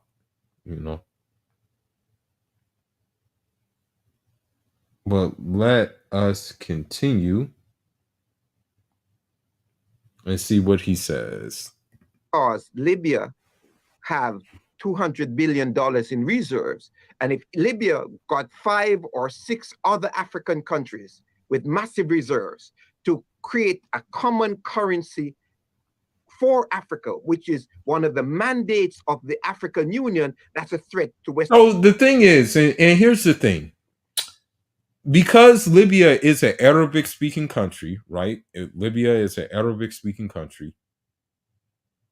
Libya could have easily decided and said, hey, we don't have to deal with Africa. Let's try to deal with the Arab world instead.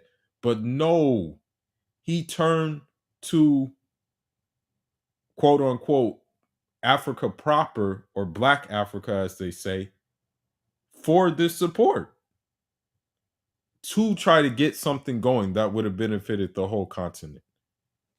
Western Europe and North America. Moreover, the Chinese. And I also want to add one thing about Libya too. Libya gave a loan to the Caribbean country of Grenada, to pay for an airport, and they gave, I want to say, and he gave Maurice Bishop a watch as a gift.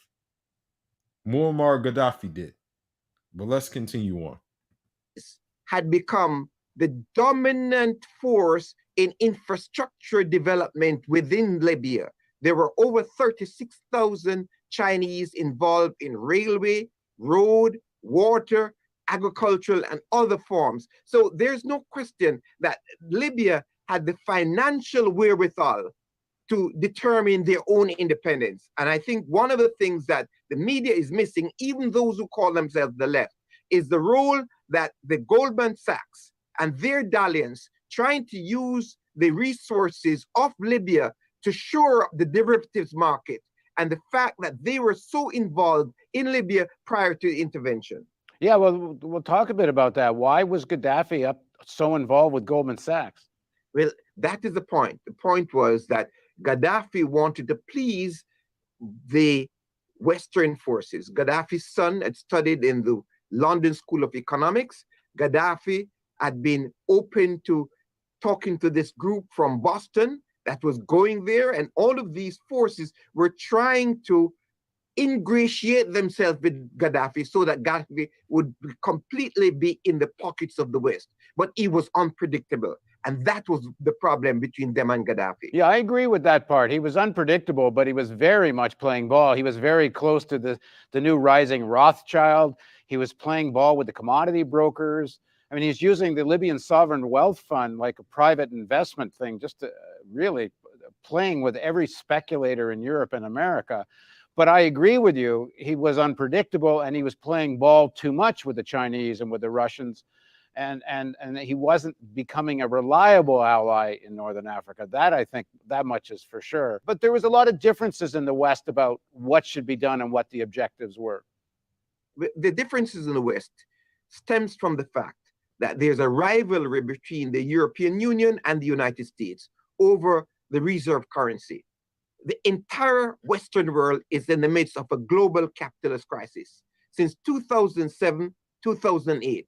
And it's imperative that they use the military to keep forces in Africa, Asia, Latin America, and Europe in line behind the dollar as the currency of world trade. So in the case of Libya, Libya had the wherewithal to be playing around with the Europeans, playing around with the Chinese, and playing around with the United States of America. But Horace, the Chinese have, first of all, they own several trillion US dollars. And I think they've made it very clear, for at least for this historical period, they are not going to challenge the US dollar as a reserve currency. Far from it. They rely on the Americans to manage this whole global system. They rely on the United States to manage the global system, but no country in the world is happy with the United States devaluing the dollar by printing dollars, what they call quantitative easing. Yeah, this is true. $65 billion every month. If the United States of America is putting $65 billion every month on the world market, nobody wants to keep their reserves in dollars. So the Chinese, the Brazilians, everybody's looking for the exit from the dollar, because the capitalist crisis means that the dollar is worthless. Because if anyone can have a printing press to print dollars, then other currencies are worthless. Okay, but why is everybody buying American dollars? I mean, they're getting people to buy T-bills with practically 0% interest. Because the American military makes the American dollar a force in world politics. Yeah. What backs up the American dollar today is not gold, but the U.S. military. Yeah, but I agree with that. But all these other governments and elites rely on that. The elites in Latin America and Africa are seeking ways to exit this. In Latin America, Venezuela, Cuba, Ecuador, and all these countries are seeking an exit from the dollar. They're trying to create a common currency in Latin America. And that's why, and that's where BRICS comes into the mix. And so, like, with this escape being done, we have to escape not only escape the dollar, but we have to escape this whole system in general, which is what I'm definitely working on, inshallah. I don't want to give away too much, but yes, that is what I am working on, trying to get out of this system completely, completely. By adios amigo. Okay. But let's continue. In the ASEAN countries, they've created alternatives in Malaysia, Singapore, Thailand. They've created alternatives. The reality for the world is we're living in a dangerous moment because of this capitalist crisis where the United States military is shoring up the printing of dollars, and this condition in the world where the United States have unlimited access to the resources of the world. And you think this is what triggered the Libyan intervention? It is one of the factors in the Libyan intervention. Initially, the United States government was hesitant because this was a plot by the French to go into Libya. And at the outset, I want you to also know that Gaddafi actually helped fund the Sarkozy election. So, like, these French people and these people will say, oh, well, Africa is poor and stuff like that. But then, like, at the same time, it's like you're getting your whole election fund came from Africa. Like, it came from a North African country. So to say that it's poor, it's kind of bullocks. But let's continue on. Secretary of Defense Robert Gates and Mullins said before Congress, do you have evidence that Libya was about to destroy their people? And the military in the United States Africa Command was initially opposed to going into Libya. But the pressures of Goldman Sachs, along with those people called the humanitarian hawks, Samantha Powers, Susan Rice, and Hillary Clinton, pushed through the American public and the media. I want you to notice the names that he said. He didn't say any men. He said they were all women who did this. Okay? Which means that it shows how incapable women are to lead. Listen. Said before Congress, do you French to go into Libya? And at the outset, the Secretary of Defense, Robert Gates, and Mullins said before Congress, do you have evidence that Libya was about to destroy their people? And the military in the United States Africa Command was initially opposed to going into Libya. But the pressures of Goldman Sachs, along with those people called the humanitarian hawks, Samantha Powers, Susan Rice, and Hillary Clinton, pushed through the American public and the media to go along with France and Britain for the destruction of Libya in 2011. And the people of Africa are still living with this destruction, where over 50,000 people in Africa have been killed. 40,000 people, black skin from Tawerga, have been thrown out of where they live. And so we have to see that initially the United States military was opposed, but later on the media, along with Clinton, Rice, and Powers, were able to build up the psychological warfare and propaganda within this society against the United States people to portray Gaddafi as this terrible leader, when, as you said, he was in league with the Western banking and financial institutions. All right. Thanks very much for joining us, Horace. Thank you very much. And thank you for joining us on the Real News Network. So there you have it, okay?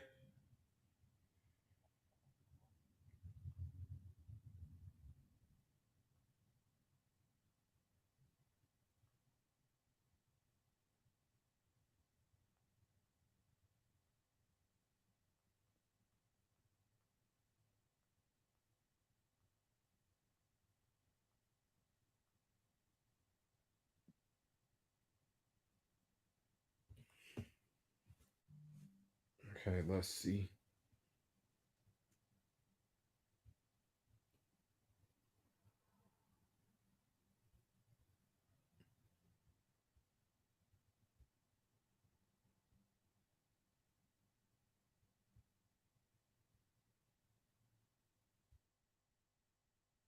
Here we go. This is your last chance to be a part of one of the biggest projects the Muslim Ummah has ever seen in our lifetime. Brothers. Even after 40 years in power, Libya's Colonel Gaddafi has some bold ambitions. Mr. President, I started fighting Gaddafi before you started. This mad dog of the Middle East has a goal of a world revolution. Soon after, a convoy of 80 vehicles was seen fleeing the town when from the sky, NATO attacked. Today, the government of Libya announced the death of Muammar Gaddafi. So, you see they talk about these Pan-Africanists and stuff like that, but then they don't even talk about they don't even consider Barack Obama one of them. You ask one of the Pan-Africanists, and mind you, I think he was born on the he was born on the African continent. At first, the BBC's Gabriel Gatehouse, reporting from Sirte, said that he heard the rebels had found the former dictator hiding in a drain pipe.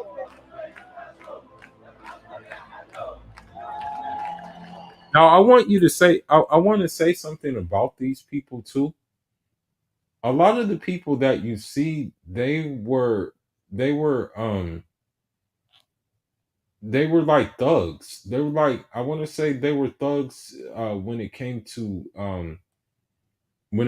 doing these things. Okay, their quality, they did this, and now you probably ask one of them, would they rather have time? Would they rather be having the period in which they're living right now? Like, would they rather have that or have the time that Gaddafi was living? Most of them are going to say that they rather have Gaddafi, the Gaddafi times. Don't let it fool you. From his roots as an idealistic young revolutionary to his insane actions at home and abroad. This is the place where Gaddafi was finally captured at this point, but he was still very much alive. From here, they took him to another location, and everybody we've spoken to says he remained alive at that point. Muammar Gaddafi was murdered because he, along with the other African heads of state, were about to bring into existence Africa's first central bank. They were erecting a central bank in Africa, which was going to do what? Back its money to the resources under the ground in Africa. Now, what would that have done to the global economic order? Remember, the United States dollar isn't backed on any natural resource. The British pound isn't backed on any natural resource. The Canadian dollar, the European Union, their currency isn't backed on any natural resource because Europe doesn't have a lot of natural resources. Africa does. So if they would have been successful in creating a central bank of Africa, coming up with a unitary currency and then backing that currency to the material wealth under the soil, they would have bankrupted every other economic system in this world from America to Europe to China. That was revolution. And that's why Muammar Gaddafi had to be assassinated, because he was about to help the African heads of state eliminate modern slavery and neocolonialism from the continent. Now, I don't usually agree with Dr. Umar, but he was spot on in his assessment with that. That's what it really came down to. That's what they were trying to prevent. And, if this currency was created, then chances are all those United States military bases would be out of there. There would be no more need for military bases in the United States. Just truthfully speaking. But let's continue. This is why they killed Gaddafi. 2021 marked the 10-year anniversary of NATO's violent intervention in Libya and the assassination of Muammar Gaddafi. As was suspected at the time, and was later shown in the published emails of Hillary Clinton. NATO acted to prevent Gaddafi founding an African central bank with its own gold-backed currency. That institution would have challenged the power of the dollar. So, you know, did they, I want to keep something in mind. Did they say African Central Bank, or did they say Arab Central Bank? I want you to keep that in mind, you know, or was it, you know, or did they say Middle East Central Bank, or did they say African Central Bank? With all these quote unquote Pan-Africanists. I want to, that's the question I have for you, sincere Pan-Africanists who, you know, talk against Muammar Gaddafi. Did they say that it was a Arab central bank, or did they say it was an African central bank? Please answer that question for me. Please and thank you. And finally allowed Africa to escape its colonial shackles. Hello, observers. Welcome and thanks for watching. If you are new here, don't forget to like, share, subscribe, and turn on the notifications bell so as to join the observers community. Together, let's change the negative narratives about Africa. The Gold Dinner, a groundbreaking initiative. In 2009, Colonel Gaddafi, then president of the African Union, suggested to the states of the African continent to switch to a new currency independent of the American dollar, the gold dinner. The objective of this new currency was to divert oil revenues towards state-controlled funds rather than American banks. In other words, to stop using the dollar for oil transactions. Countries such as Nigeria, Tunisia, Egypt, and Angola were ready to change their currencies. Unfortunately, you see that two black nations were ready to hop on it. They were like, okay, let's get it. Okay, they were already ready to do it. So this just goes to show you what type of time that real Pan-Africanism is on, not the kind that they present in you know, these peace and, you know what I mean, like these kind of things. Well, let's continue. In March 2011, the NATO-led coalition began a military intervention in Libya in the name of freedom. Free water, almost free gasoline, free health system, and free education were commonplace for Libyans under Gaddafi's dictatorship. At the Real, luxury is Gucci, Hermes, Louis Vuitton. Luxury is scoring something amazing.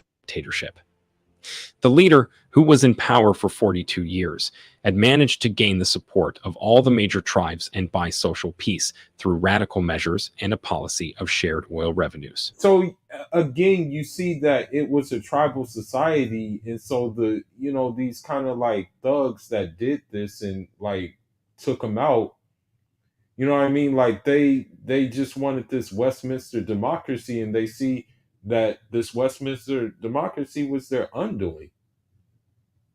You know, it was their undoing. But let's continue. Jihadism, the #1 enemy of the West, Gaddafi eliminated it with napalm in the 1990s. Although he financed many armed groups in the Sahel, Libya itself was a stable country where the risk of being kidnapped or even murdered by an armed militia was non-existent.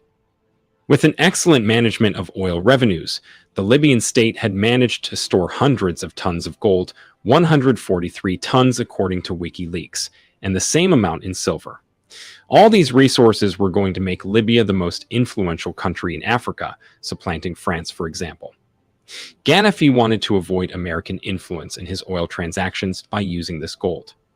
He launched the Gold Dinner Project, and other major African governments were ready to support him in this project. It was both an African dream and a nightmare for the West's financial system. It was thanks to the 2016 publication of Hillary Clinton's emails that the reason behind NATO's entry into Libya was revealed. It was to prevent the creation of an independent hard currency in Africa that would free the continent from its economic bondage under the dollar, the IMF, and the French African franc. That hard currency would have allowed Africa to shake off the last heavy chains of colonial exploitation. The brief visit of then Secretary of State Hillary Clinton to Libya in October 2011 was referred to by the media as a victory lap. We came, we saw he died.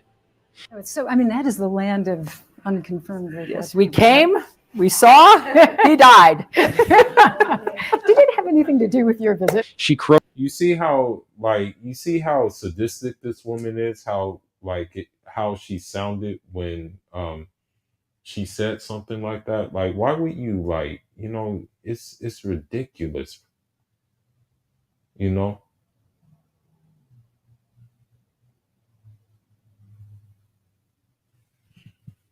Wrote in a CBS video interview on hearing of the capture and brutal murder of Libyan leader Muammar al-Gaddafi. But the victory lap, wrote Scott Shane and Joe Becker in the New York Times, was premature. Libya was relegated to the back burner by the State Department as the country dissolved into chaos, leading to a civil war that would destabilize the region, fueling the refugee crisis in Europe and allowing the Islamic State to establish a Libyan haven that the United States is now desperately trying to contain. U.S. NATO intervention was allegedly undertaken on humanitarian grounds after reports of mass atrocities under Gaddafi, but human rights organizations questioned the claims after finding a lack of evidence. In the years that followed, however, verifiable atrocities occurred. As Dan Kovalik wrote in the Huffington Post, the human rights situation in Libya is a disaster, as thousands of detainees, including children, languish in prisons without proper judicial review. Okay, I don't really believe that though. Like that I can't really believe. Now, what I can believe is that he did try to keep those terrorist groups in check. That's one thing I can believe. And yeah, maybe he went pretty hard, maybe too hard. But that's one thing I can believe though. But let's continue. And kidnappings and targeted killings are rampant. Before 2011, Libya had achieved economic independence with its own water, its own food, its own oil, its own money, and its... So it was self-sustaining. That's the thing. Libya was a self-sustaining country under Gaddafi. Gaddafi turned it into a self-sustaining country, or he was working on it even more, becoming a self-sustaining country. That's what he was working towards. Well, let's continue on. Its own state-owned bank. It had arisen under Gaddafi from one of the poorest of countries to the richest in Africa. Education and medical treatment were free. Having a home was considered a human right, and Libyans participated in an original system of local democracy. The country boasted the world's largest irrigation system, the Great Man-Made River Project, which brought water from the desert to the cities and coastal areas, and Gaddafi was embarking on a program to spread this model throughout Africa. But that was before U.S. NATO forces bombed the irrigation system and wreaked havoc on the country. During the term of President Obama, the situation on the ground in Libya was so bad that he asked his advisors to draw up options including a new military front in Libya. The Defense Department was reportedly standing ready with the full spectrum of military operations required. The Secretary of State's victory lap was indeed premature, if what we're talking about is the officially stated goal of humanitarian intervention. But Clinton's emails revealed another agenda behind the Libyan war, that one, it seems, was achieved. Mission accomplished. Of the 3,000 emails released from Hillary Clinton's private email server in late December 2015, about a third were from her close confidante Sidney Blumenthal. One of these emails, dated April 2, 2011, read in part, Gaddafi's government holds 143 tons of gold and a similar amount in silver. This gold was accumulated prior to the current rebellion and was intended to be used to establish a Pan-African currency based on the Libyan golden dinar. This plan was designed to provide the francophone... And this is coming from her email, mind you. So, you see Gaddafi, and, he's not phenotypically what we would call a black person, but you're seeing what he was doing or what he was trying to do for Black Africa. But you ask any of these, like Tariq Nasheed people, and, it's ridiculous what kind of rhetoric they have. African countries with an alternative to the French franc, CFA. In a source comment, the original declassified email added, "According to knowledgeable individuals, this quantity of gold and silver is valued at more than $7 billion. French intelligence officers discovered this plan shortly after the current rebellion began, and this was one of the factors that influenced President Nicolas Sarkozy's decision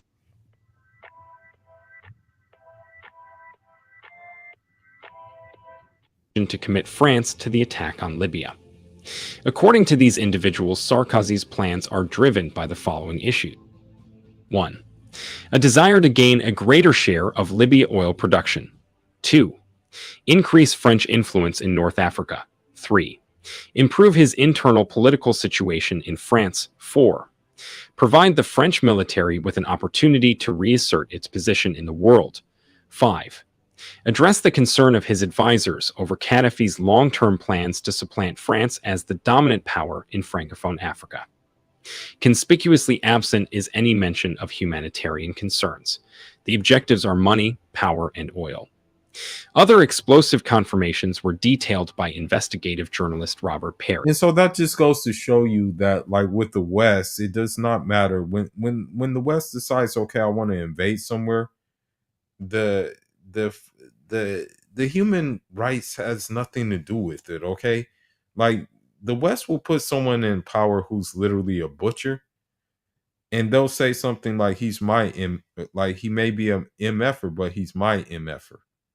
You know what I mean? Like, despite the fact that he may like cause atrocities on the people, but they are you know, they'll still keep him in power because he's doing their bidding. You know, once you stop doing their bidding, that's when it's like, uh-oh, gotta take him out, you know.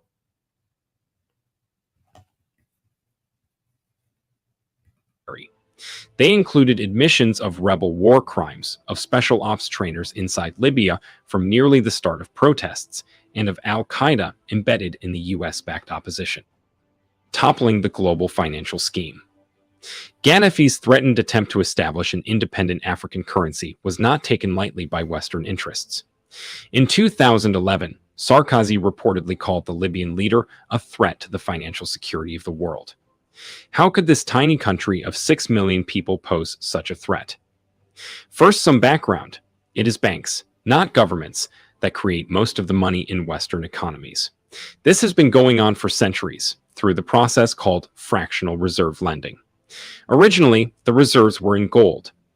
In 1933, President Franklin Roosevelt replaced gold domestically with central bank-created reserves, but gold remained the reserve currency internationally. In 1944, the International Monetary Fund and the World Bank were created in Bretton Woods, New Hampshire, to unify this bank-created money system globally. An IMF ruling said that no paper money could have gold backing. Effectively, this meant that the money supply was now created privately as debt at interest. This system requires a continual supply of debtors, and over the next half-century, most developing countries wound up in debt to the IMF. The loans came with strings attached, including structural adjustment policies involving austerity measures and privatization of public assets. After 1944, the US dollar traded interchangeably with gold as global reserve currency. When the US was no longer able to maintain the dollar's gold backing in the 1970s, it made a deal with OPEC to back the dollar with oil, creating the petrodollar. Oil would be sold only in US dollars, which would be deposited in Wall Street and other international banks.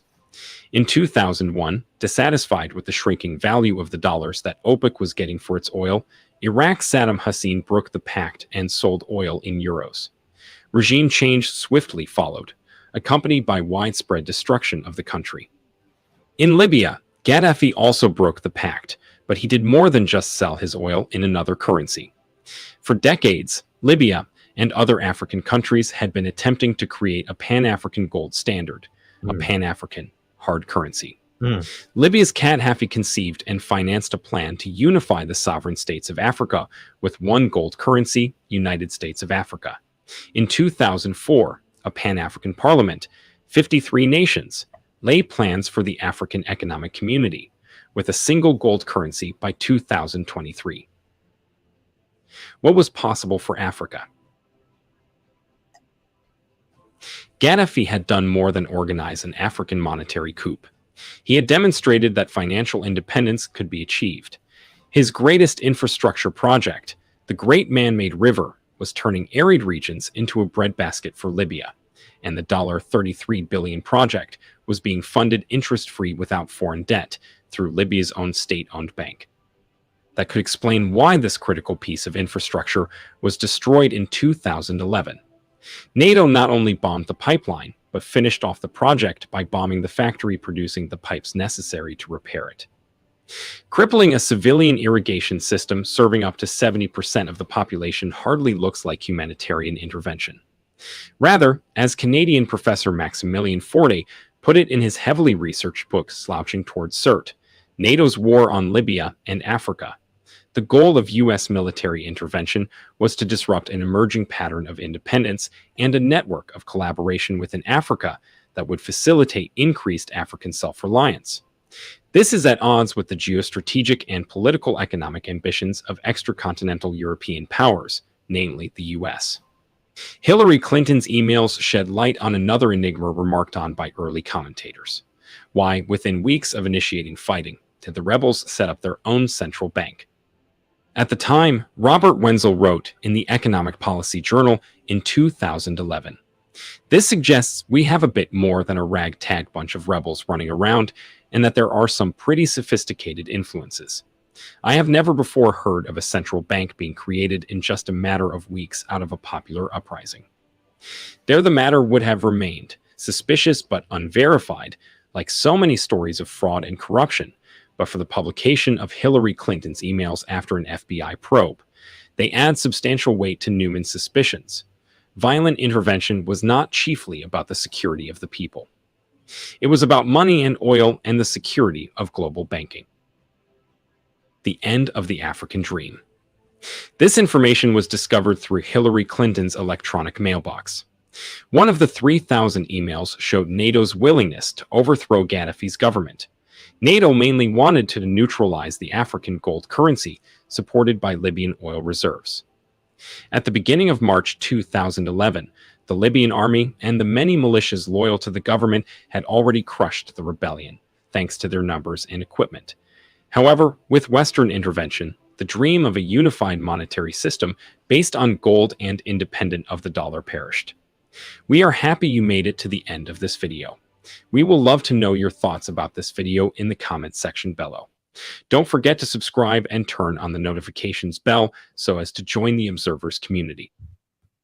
So yeah, it just goes to show you that, salute to you. It just goes to show you again that these whole Pan-Africanists don't have a clue of what Pan-Africanism really is. Okay? It has nothing to do with race.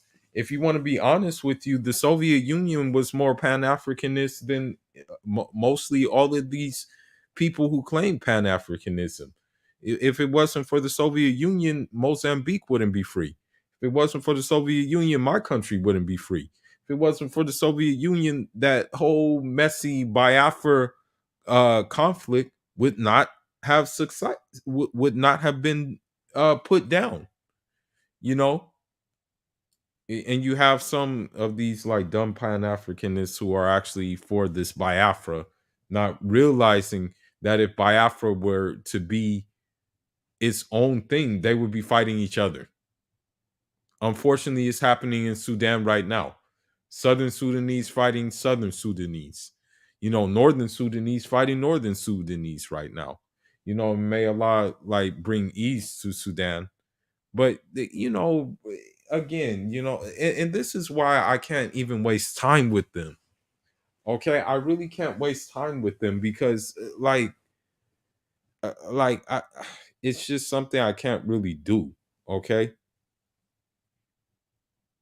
Even the army of Abdul Qadir al-Jazairi, rahmatullah, you have black Africans who were fighting the French alongside with him. Okay? Even in, I mean, the thing is, there's a lot of blackness in North Africa. I mean, even one of the, I think Moulay Ismail. Moulay Ismail, like one of the founders of Morocco, he had like black in him too. The founder of the Almoravids, as they say, or Almoravidun, Yusuf ibn Tasfin, he was a black man. The founder of the city of Marrakesh was a black man. So, like, when they try to separate or try to like do these like goofy things and these goofy analysis, it really doesn't do anything for them. You know what I mean? Let me see. Let me see if there's some more information about Gaddafi.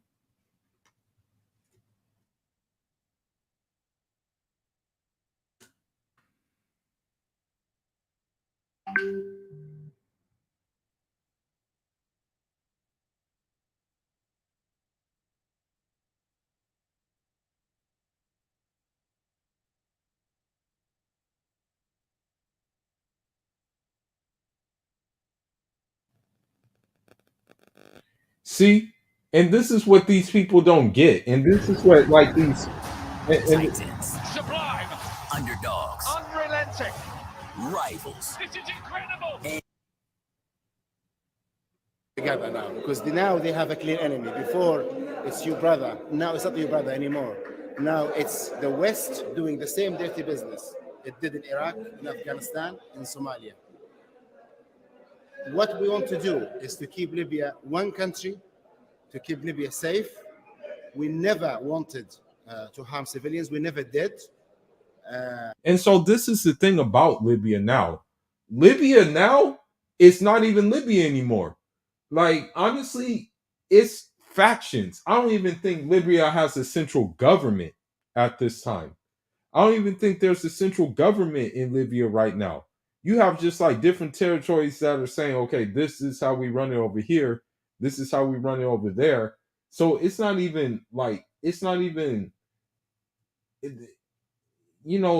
we, I don't even know if it's safe to even call Libya like a country, basically, at this time. Well, let's continue. This is not a peaceful protest for political change. These are armed gangs, nothing more. And you saw the cities were liberated, like a Zawiya, like a... And I said, and this is what I said, that they're nothing but gangsters. When the West does this, when the West sends people into your country to influence regime change, they're nothing but gangsters. That's what they are. Okay, they're gangs. That's what it comes down to. Like Zintan, like Misrata, we didn't have a civilian revolution fighting us and saying, no, don't take these guys away. We took these cities back. These are signs. As a journalist, you need to think about them. We took a Zawiya back. What happened? Zawiya is calm and everything is nice in the Zawiya. Tonight, did you see... Oh, you see that he's putting on the green flag. They're not even... Listen, honestly, for me, I wouldn't even get the new Libyan flag. If anything, inside my house, I would get that green Libyan flag. I wouldn't even use the new Libyan flag. I wouldn't even use that one. It's a gangster. It was a gangster move, basically. These Western gangsters did this. Okay, but let's continue. The pictures from Benghazi when the crowds went wild. So what? A few thousand standing in the steps, 6,000. How many? 10,000? We believe Benghazi, a city of 1.5 million people, is hostage.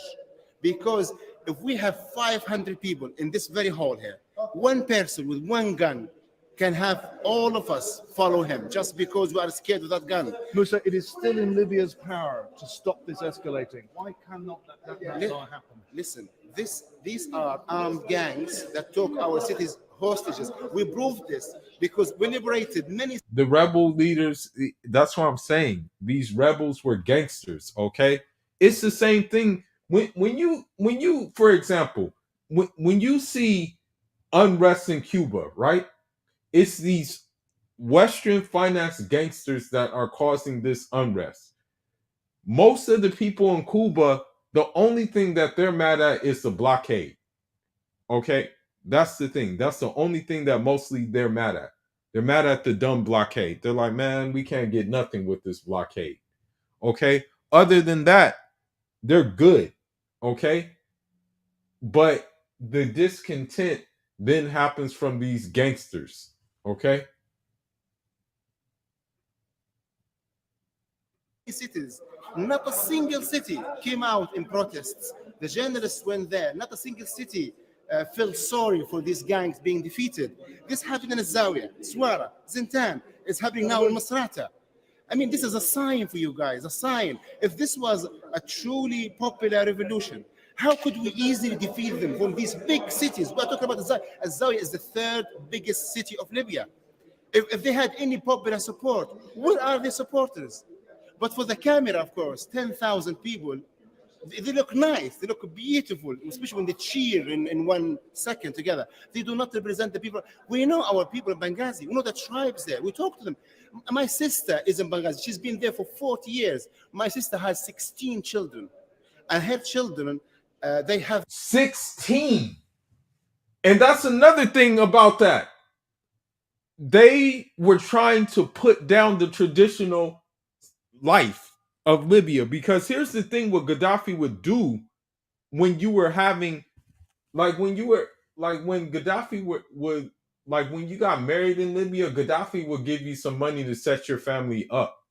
Okay, and I think, if I'm not mistaken, I'm not sure, but Gaddafi would have something like a situation where, like, you have a car or something like that. This man said she has 16 kids. Okay? If you have 16 kids, right? If you have 16 kids, 16,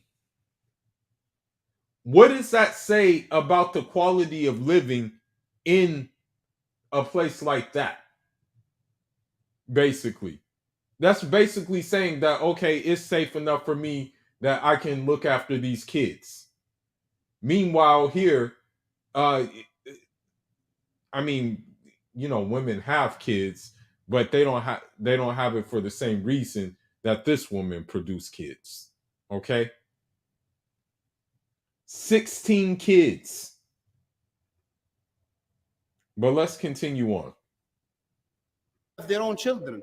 Me, myself, I have something like 100 and something of very close family there. We know the people of Benghazi are terrified. Once we are there, I promise you this, and this is for history. You are recording this, yeah? I promise you, when we are there, you will not see the 10,000. You will see the hundreds of thousands coming out in the streets celebrating. You will see that. It happened in the Zawiya. It's going to happen very soon in Masrata, which is now being liberated and cleansed. It happened in Tripoli here, when we got things secure and safe, so people felt good to come out, because our people are civilians. They cannot come out and face these guys with the weapons. They can't. And it will still happen in Benghazi. In Benghazi, we are relying, okay, on not just the army attack. We're relying on people coming out and helping us.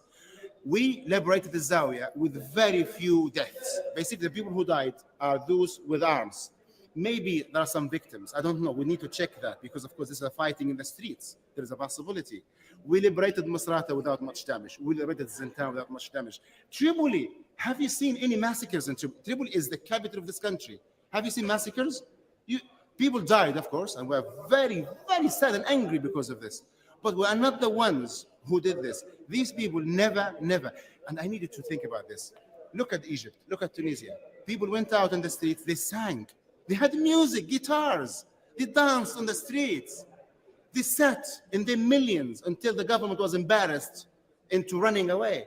These people never sat down, never sang. Give me one song, give me one video on the internet, which they posted, in which they sing. All of their videos, they are burning things up, they're damaging things, they're killing, they're holding up their arms, their weapons. Why are you feeling sorry for these guys? We are fighting an armed gang. Why are they more legitimate than us?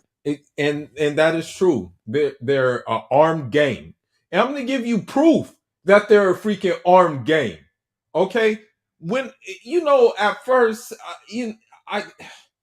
I didn't know any better, but then I had to do like the research, and I was like, oh man, this thing is going all bad right now. Okay, even one Egyptian friend, when Muammar Gaddafi died, he was like, may Allah have mercy on him. And I said, Ameen.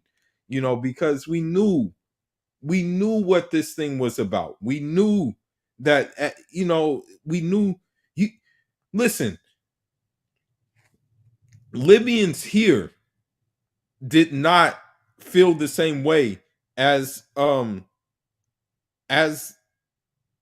as the ones that were doing these things, these gangsters. Okay, and it's the same thing in Ukraine. Okay, in Ukraine right now, I hate to say it, but a lot of them feel this way because they're Nazis. But they're nothing but armed gangsters. They're nothing but banderas. Okay, that's the factor. But let's continue. We are the government. Yes, we believe, and I'm 36 by the way. I'm youngish, and the generations of my age and younger, they all want change. They all want Libya to be better. They all want things to happen. In the housing, in salaries, transport, education, health, and some political changes, a written constitution, freedom of the press, opening up, transparency, all of these things. But we want to do that peacefully within the unity of Libya, without foreign intervention and without killing each other. And so this brings up a good point with the Jamahiriya, because I'm pretty sure like what will happen is, because it is the masses, in order to stay popular, because that's what Jamahiriya means. Like that's what like it essentially means, like the Libyan socialist Arab Jamahiriya. Like, to be honest with you, bro, like, and I don't even like politics like that, but for me, the most based African countries were always Libya, Eritrea, and Algeria, because of the revolutionary leanings, and as well as my own, because of their revolutionary leanings as well. Now, granted, no guerrilla warfare took place on Cabo Verde Islands because the terrain was not fit for that. But I guess in a way it could have been fit for guerrilla warfare on the terrain, but it was more fit for it in Guinea-Bissau. But yes, okay. I'm pretty sure that Gaddafi wouldn't have just said my way or a highway, and that if this was a Libyan Arab socialist Jamahiriya, then things would have came together gradually. He probably would have looked at the problems and would have been like, okay, where did I mess up here? Okay, where did I mess up here? With the people participating. Libya is a tribal society. If the government, the central world collapses, do you think these people will just implement democracy? Never. There are tribes and whole populations completely integrated into the system. They will fight each other. We will have a civil war like Somalia. I mean, you had a civil war. And this is what's happening right now. This is exactly what's happening in Libya. And I don't even think the civil war ended in Libya, as a matter of fact. I don't even think it's over. I still think there's infighting in Libya right now. In Iraq is much more civilized society than Libya, much more established, much more organized than Libya, and it collapsed. Let alone Libya, we are closer to Somalia, as an example, than to Iraq. We will have a civil war. Somalia has a civil war for what now? 19 years? 18 years? Almost. So we will have a civil war in Libya. People will die. What makes me so angry and bitter is that there are people and countries that are prepared to see Libya suffer for a few years because they think the result might be good. Why should we suffer in the first place? I mean, Europe took its time to develop. The States took its time to develop. Centuries. I mean, in the States, they had the civil war to free the slaves in 1861. Until 1961, they were still not liberated, 100 years later. So why do people want violence to take place in order to change things in Libya? Why is that? We need, you see the whole of Libya from the Tunisian border to Jdabia to the south of Libya. Libya is like, I don't know, 5 or 6 times as big as Britain. What is the popular revolution? Where is it? Why is it just in the places in which the armed rebels have weapons? Because they are scaring people into not saying anything. So please ask the hard questions. Libya will have a bloody civil war. People think this is a threat. It's not a threat. It's a stating of a fact. Recordings just got better. Hey, it's Dana from StreamYard. I'm so excited to announce that local recordings are now available on StreamYard. Have you ever done a recording where your guest just had terrible internet issues? They were blurry, they were freezing. You could only... There's a difference. So it's like this man was basically a shaman. He was telling you guys what was going to happen, and you guys did it anyway. Okay? You guys did it anyway, and you did it to my country too. You wonder why Africans leave Africa. It's because you guys do it. Okay? It's not because we want to leave. It's because you guys set up the situation where we have to leave. You guys kill every leader that wants to do good. Okay? That's why we have the situation in Ukraine right now, is because you guys finance gangsters, and this time you're financing Nazis. Okay? You're financing Nazis this time around. So when you guys talk about, oh, you can't get your own affairs together, this, that, and the other, you guys are responsible for that. Okay? You guys talk about, oh, you come from these asshole countries, you this, that, and the other, but you guys are causing it. Okay? You talk about how you're black and you're proud, but you join the American military. Okay? I spit at an American military guy who tried to recruit me. Okay? I spit at him literally. And then I say, you want to fight? You know? You don't get it. You don't get what you're doing. And this one African woman, I called her all types of names when she joined the military, when she joined the American military, because she fell under feminism. I called her everything in the book. I said, you're not even like, yeah, you're Fulani only by name. Since we're from the same tribe, I said, you know what? You're only Fula by name. That's it. By name, you're Fulani, but other than that, you have nothing to do with us anymore. But he told you what was going to happen. He told you this is what's going to happen. And you guys went there anyway and did it. We want Libya to be better in every way, but we want to do it peacefully, with the unity of Libya, without fighting, without foreign intervention. Everyone who gives up arms, who surrenders, we will be completely forgiven, and we will sit and talk. But you use terms like cleanse, and the leader speaks of going even wardrobe to wardrobe and house to house to find... Well, two things. First of all, we do believe that there are elements, hardcore, who want chaos and disaster in Libya. These people will never surrender. We know we have to find them to the last moment. The second group, unfortunately, those who are misled, misguided, and some of them, just they don't want to wake up for some reason. Some of them have a tribal, background, or they're very young, or they're stupid. Many of them are criminals, released from prisons. So we have to understand we are. So he told you they're released from prisons. He told you that the first thing that America did was get these gangsters, these rebel gangsters, and then those rebel gangsters said, okay, well, you know what? Since it's a whole fiesta right now, we might as well go get the other ones in prison. And then you look, at what the American says, oh, that's why we're over there, to protect the people, this, that, and the other. Okay. And I'm going to show you something that goes to my facts, that furthermore proves what these people do. Listen, if Thomas Sankara, if Amilcar Cabral, if Patrice Lumumba, if Samora Machel, If we had leaders like that all right now in Africa, then America would be bankrupt.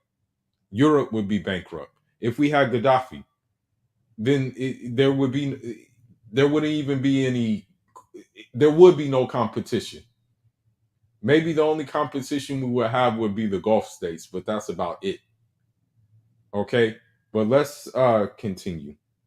Dividing was thinking this is the hardcore elements, this is the misguided people, but we think the majority, and we did succeed. Look at the Zawiya. They started with like 1,000. They ended up being 100 fighting us at the end. Why? Where did the 900 go? Did you see 900 graves in Zawiya? They either escaped, they gave up their arms, or they came and said sorry. Where are they? We couldn't have killed 5,000. Where are they? Where are the graves? Where are their bodies? I mean, we're not that good, you know. We're not that good. We are not that good. Because all of them gave up or escaped, and we were left with 100, the hardcore, which we fought and defeated. We would not deny that, because they refused tribal intervention, social intervention, legal intervention. They refused. And so that's the thing that Americans don't get about us, and that's another thing. What these Belejos don't get about us is that we are a tribal people, okay? And just because we're a tribal people does not mean that we cannot get along with other tribes. It just means that there's certain understandings that need to be made with other tribes in order for us to like have cohesiveness. But when you, for example, what America did in Central African Republic, what they did and what the French did there, they basically said, okay, well, you know, these Fulanis, these herders, hey, they're taking all the cattle. Hey, they're taking the diamond mines as well.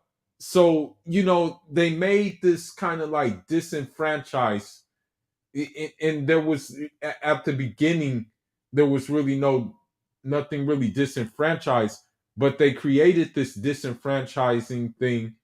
And that's why you had the Central African Republic situation the way it happened. And then that spun over into Cameroon as well, you know. And so this is what they do.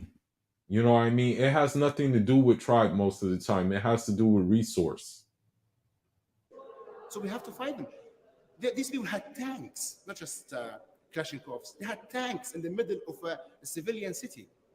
So the West and the world has gone mad. The same thing happened in Zwara. The same thing happened in Misrata. The same thing happened in Zintan. And now, look at Jdabia now. Now we have Jdabia under complete control. Now it's the process of cleansing, as we call it, because we're trying to get people to have the hardcore ones to escape, to go away. And we told them, we will always leave a escape route for you. Okay? We have Jdabia and Kudu. Have you heard about massacres in Jdabia?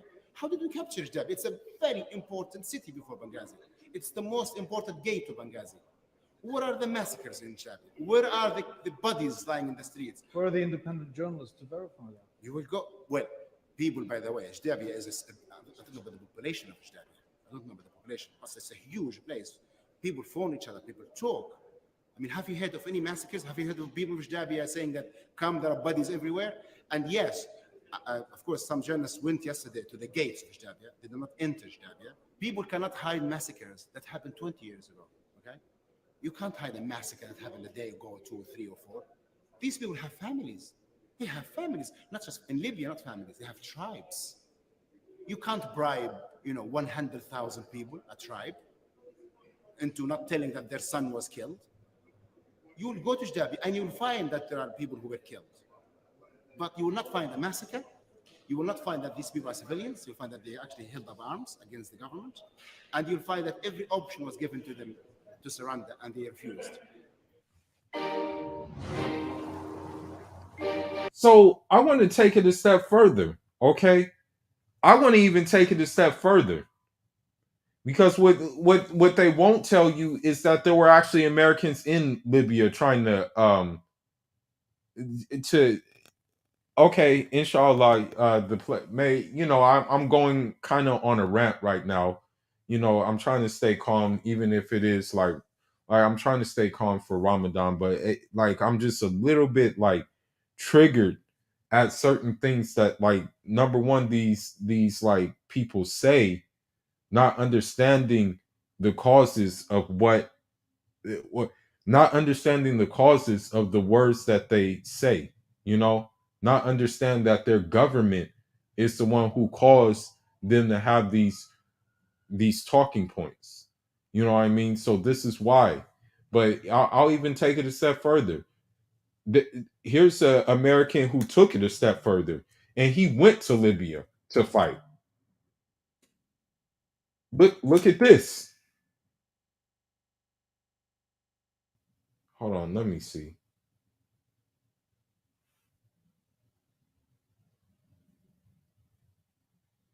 See if I can find this, man.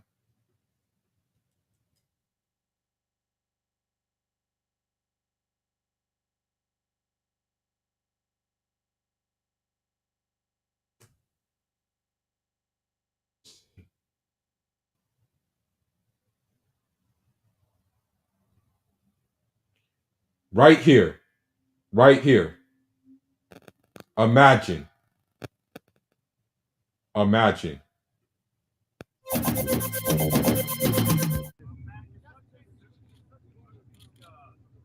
So you see, there's an American here fighting with the anti-Gaddafi, the anti-Gaddafi fighters.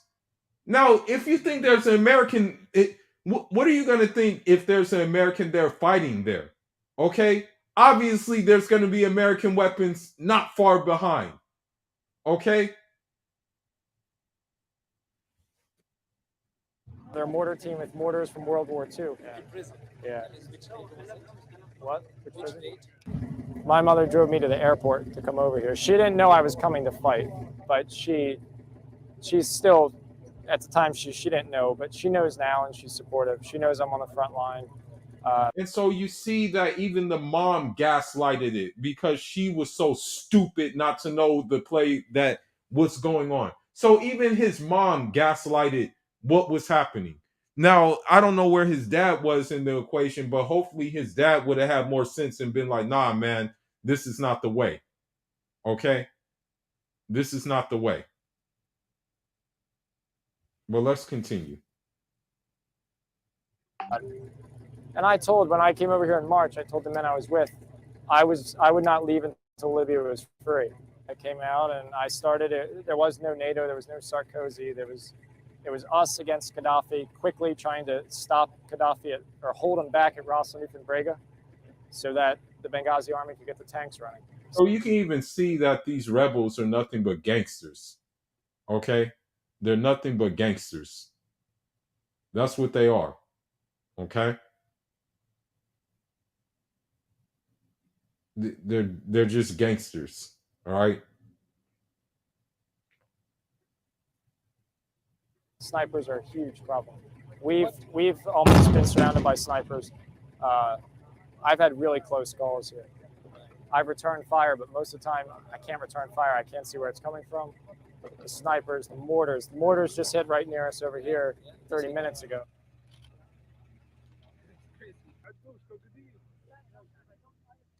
So you see that there was even an American fighting in Libya, okay, against Gaddafi forces. All right. Every time I talk about Gaddafi and stuff like that, I kind of go on a little tangent because of the simple fact I know of what could have been. You know what I mean? And they just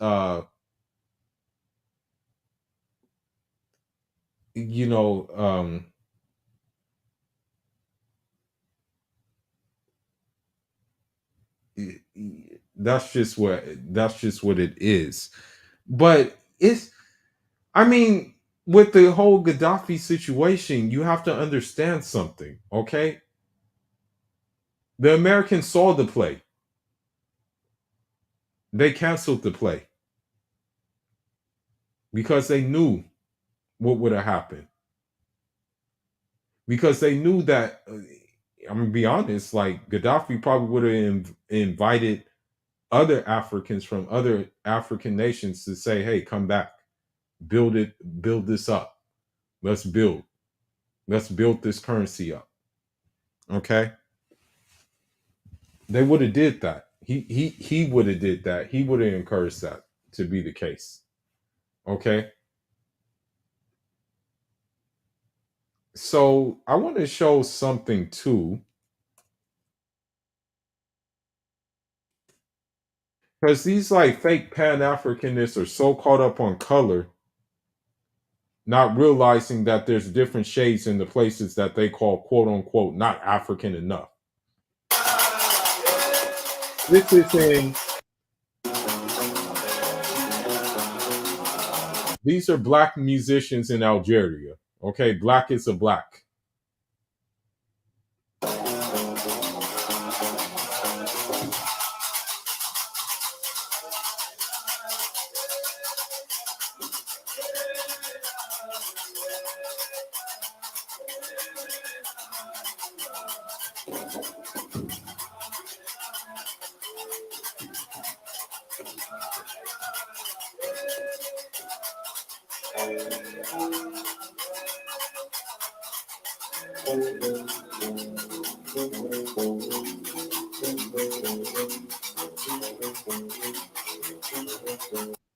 So like even looking at these brothers, okay, you can probably like you will mistake them from like Senegalese, Nigerian, or something like that, but they're smack dab in the middle of North Africa.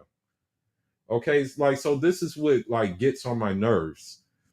But anyhow, some other video was brought upon my attention that I kind of and I'll go to the Sudan situation, which unfortunately is another Western operation that they're doing there.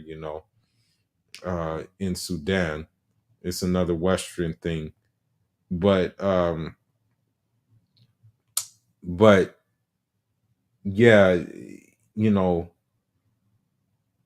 it's unfortunate that it has to go down like this, but this is what is happening. This is what they do. This is how they operate. Like they operate in a way that is basically they operate in a way that's basically detrimental to the greater good. This is what happens. Even for example, I'll give and many people think they're crazy. Many people will think he's crazy. Like many people, what I'm about to show you, many people would actually think he's crazy, but he's actually telling the truth. And this is uh, the leader of Belarus. Uh, you know, he says something about NGOs, and we're going to get into that.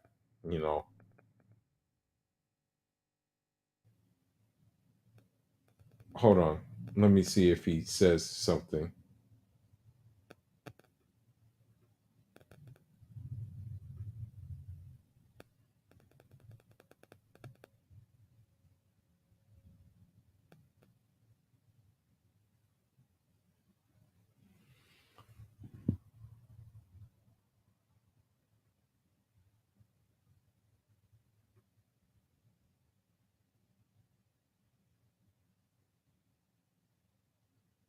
Let me see if I can find it.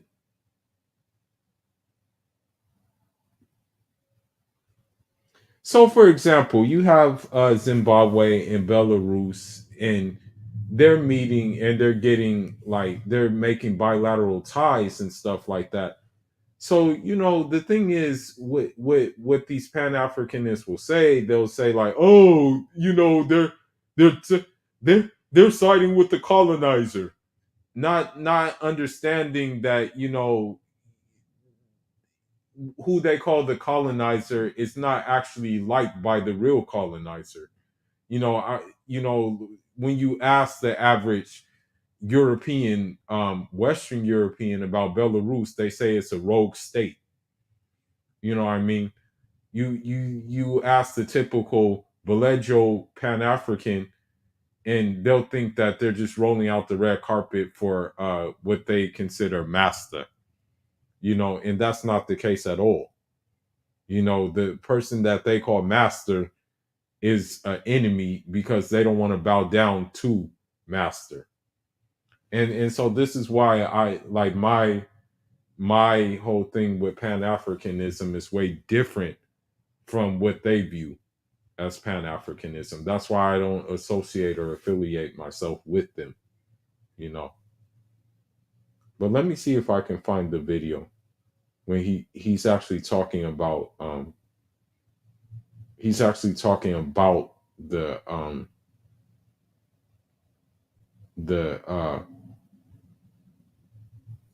about the NGOs. Let me see if this is it right here. Without LASIK Plus, life was blurry. And the doctor's credibility was definitely a big factor. The president that his armed forces may actually happen. The migrants get into Polish territory. Hold on. Thousands of migrants have been coming to Belarus. This is not it. Hold on.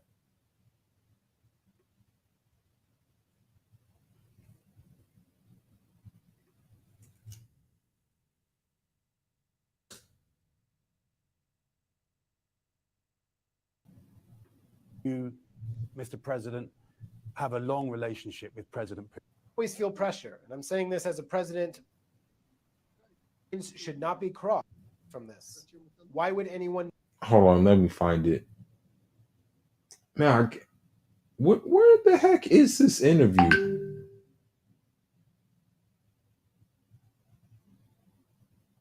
Oh, here it is. I think this is it. Hold on. Okay, here we go. Here we go. Here we go. А вместо этого люди выходили в большом количестве и кричали: «Лукашенко, уходи!» И вы летали на вертолете в бронике с автоматом, как будто вы боялись собственного народа. Несостыковка. Вы говорите любви. Это в Америке вы умеете, в Великобритании изображать любовь. А что было после выборов? Сколько у нас людей приходило на митинги и до сих пор ездят с государственными флагами. И люди все больше и больше прозревают. И сегодня их уже не 80%. Сегодня их 87, а может и 90. Вы верите, что я находился? Почему нет? Мы же демократическая страна. Кто хотел, тот... Ну, как бы я вам говорю, что мы видели. Что вы видели? Мы видели большие толпы народа. Большие, согласен. Видели, как правоохранительные органы забирали людей. Мирные протестующие, мирные демонстранты. Мы видели, как били этих людей. И мы видели, как выходили из Окрестина молодые парни, да, с побоями. Это мы видели. Это не взято с интернета, да. Это мы видели. Кадры, вот смотрите. Не надо, я это признаю. Вы признаете? И в Окрестина получали там, и избитые милицию. Вы только бойцов из Окрестина не показывали, что они были избиты. А что бы было, если бы у вас или в Америке, тем более, бросились на милиционера, начали ему ломать ноги? Он бы получил пулю в лоб сразу, но мы ни в кого не стреляли пулю в лоб. С июля месяца, да, Here we go. ликвидировано 270 НКО в Беларуси. Отвечаю на твой вопрос. Выражем всех мерзавцев, которых вы финансировали. Ах, вы озаботились, что мы уничтожили ваши структурки. And that's another thing people don't realize. These NGOs, these non-government organizations are the worst. They import this. They import regime change. That's what people don't understand either. So when you see Haiti all poor and stuff like that, it's because of these NGOs. These NGOs steal. If I'm not mistaken, one NGO, I believe that I think like they took a lot of money, and they did a lot of other dirty games. So I would encourage our countries to stop it with these stupid NGOs. That's what I would say. Enough with the NGOs. ПО и прочее, которые вы финансировали. Мы людей, которые работали на Беларусь, которые помогали людям, пальцем не тронули, а те, которые пользовались вашей помощью, получая от вас финансирование и громили здесь ваших, которых вы видели здесь в Минске, мы, если мы кого-то не ликвидировали, то мы их ликвидируем в ближайшее время. То есть офис по правам людей с инвалидностью ликвидирован, да? Слушайте. Центр любителей животных. Это разве оружие Запада? А то, что вы называете животных там, ну, звучит на картинку. А вы посмотрите, чем они занимались. Вот для меня, кстати, это новость, но я уверен, что вот это была шильда, что они защищали животных, а деньги они получали на свое существование и на революции здесь. Не на революции, на мятежи. Поэтому не прикрывайтесь этими словами. So what they do is say like so like for example, when you listen to what he says about Africa, right? Like and for example, like many people will look at me and they'll be like, "Oh, you support they'll be like, "Oh, you support like what they call like I don't want to get banned or anything, but like some of these Pan-Africanists will say, "Oh, you support what's that word called? You support, let's just say you support writs." Okay, and you get where I'm getting at with that. You know, you get where I'm getting at with that. They'll be like, "Oh, you support writs." And so listen to what he says about the speech that he made in Zimbabwe. Listen to the speech he made in Zimbabwe, okay? And let me know if that sounds like let me know if this sounds like someone who is another colonizer. Let me try to find the speech. Oh, okay, here we go. Here we go. Here we go. After years of letting the country's farmers mostly plow and seed their fields by hand, Zimbabwe's government has started large-scale mechanization of its agriculture industry, which has suffered from low productivity for years. The equipment comes from Belarus. 28-year-old farmer Mufudzi Madzorera received a tractor and is encouraging others to use agricultural machinery too. I managed to do over 100 hectares of land. I ripped it and plowed it at my own time, at my own pace. And it's way better than hiring out. Hiring out, it consumes time and honestly, it becomes more expensive. So where did he get the tractor from? He got it from Belarus. Did he get it from Harlem? No. Did he get it from South Central LA? No. Did he get it from freaking Atlanta? No. So please miss me, okay? I'm gonna say this. I'm not a Pan-Africanist in the sense that you guys think. I'm an African nationalist. As a matter of fact, Amilcar Cabral called us African nationalists. And I'll go to that speech after this. Owning your own tractor is cheaper because the government of Zimbabwe is then giving us an option whereby you can pay for this in a period of 5 years. Belarusian President Alexander Lukashenko visited Zimbabwe on January 3rd. So if this man was trying to colonize, why would he be giving out tractors? Unless there was some kind of mutual agreement which says, okay, you plow some land and then perhaps we can get a discount on the food for the land you plow or something like that. But let's continue. Bringing with him 1,000 tractors and other agricultural equipment. Но мы готовы всегда помогать вам. Despite the distance that separates us, we are ready to cooperate with you, to get everything you need, to give you a helping hand, anywhere, anytime, help you address all the issues, all the problems that you have. Belarus is the subject of US and European sanctions for supporting Russia's war on Ukraine. And so this is one thing I want to say too that many people don't get is that like you guys who are talking about this Pan-Africanist crap, And these are the same ones who go to what you want to call his channel, the search for a Huru or that guy Dynas Amir. You guys are the same ones who do that. You know, this guy tried to like basically like have like get a like have some kind of African nationality passport. At first it was Sierra Leonean, then it was Nigerian, and now I think it's Ghanaian and things like that.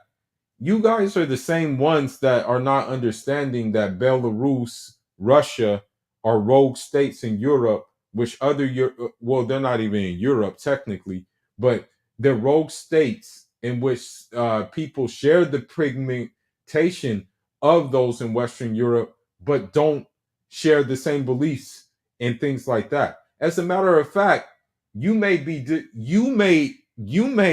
mad about what I'm about to say, but in terms of our ideologies and things like that, our beliefs, us Africans who are traditional, our beliefs are more akin and more closer to these people because they still want nuclear families in Russia, in this part of the world. You guys don't want that in America. Obviously, if you did want it, you guys would have been fighting for it. Okay? It would have been fought for. But I mean, look at nobody in America wants it anymore. Please, they don't even want it amongst Anglos in America.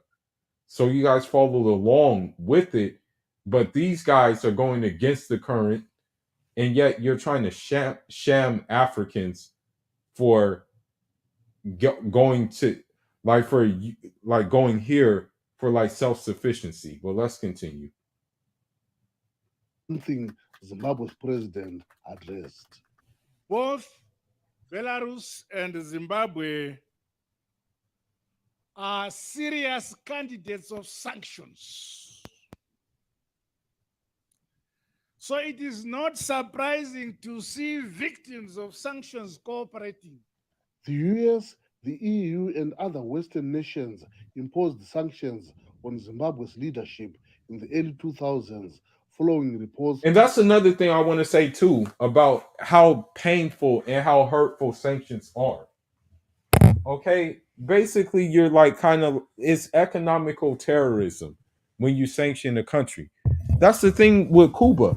The reason why Cuba it could not get a foot up is if you have a blockade and sanctions. Then how the heck what are you going to do then? What are you going to do? And unfortunately, you have one country and a few other countries that are in the West who can give out sanctions. You never see any third world. You never see any African. Well, you see African countries engineered by the West to throw sanctions. I think like a couple of African countries by the US's gaslighting through sanctions on Mali because they kicked out the French. But let's continue. Of election rigging and human rights abuses. Political analyst Alexander Rusero explains why he thinks Zimbabwe has turned to Belarus. Zimbabwe is trying to modulate isolation, to modulate sanctions by going to those states that Zimbabwe perceives to be safer and better to deal with, because those kinds of dealings, they do not come with any form of conditionalities, such as democracy, such as issues of human rights, etc. Bingo. There you go. The thing is with the West and Africans, African leaders, I don't know why you don't understand the play by now. There are conditions that come with dealing with these situations. So, for example, and this is why I said armed struggle may be needed, because if you invite Keisha into Africa with her ideology, what comes with that is the destruction of families. So therefore, I don't want that to happen. Therefore, I'm willing to fight it from happening. You know, and many people will say, "Oh, why aren't you there? Oh, why aren't you there?" Listen, what people don't understand is that a lot of us are just building quiet. Okay, one guy I know right now, drives Uber. Okay, he drives Uber here, but he has a house in Burkina Faso. Okay,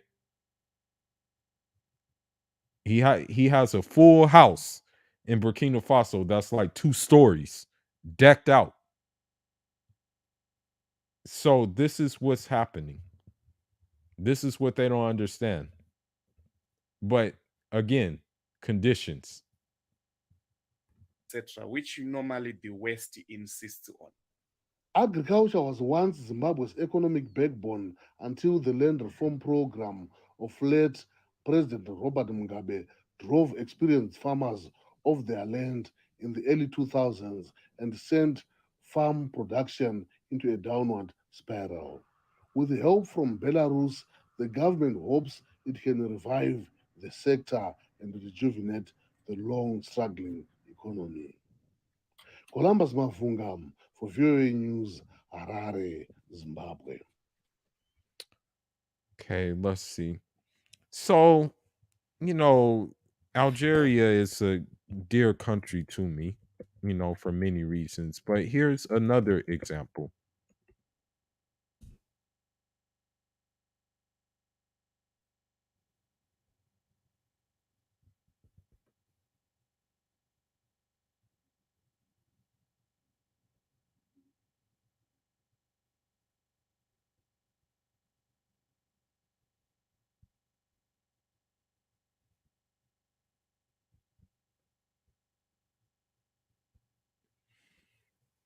All right.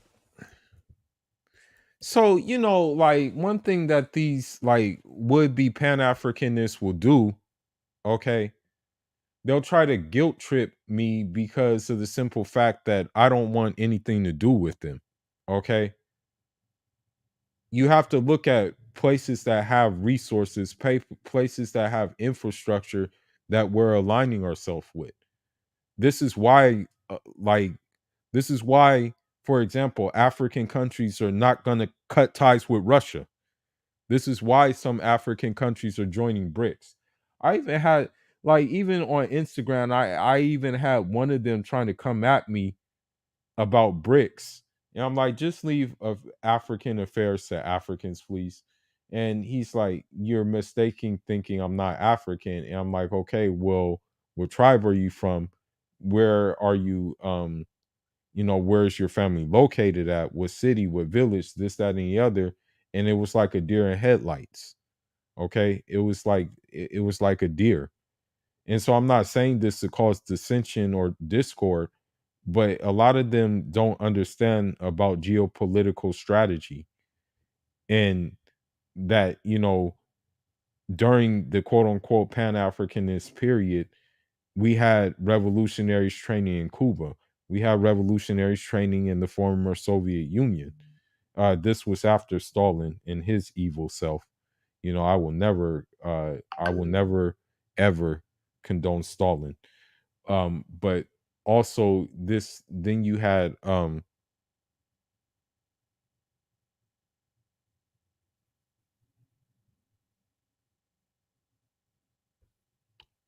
so like what I'm saying is that what what I'm saying to them is, what weapons could they provide us? What education could they provide us? What tractors could they provide us? But let's look. Kilometers per hour.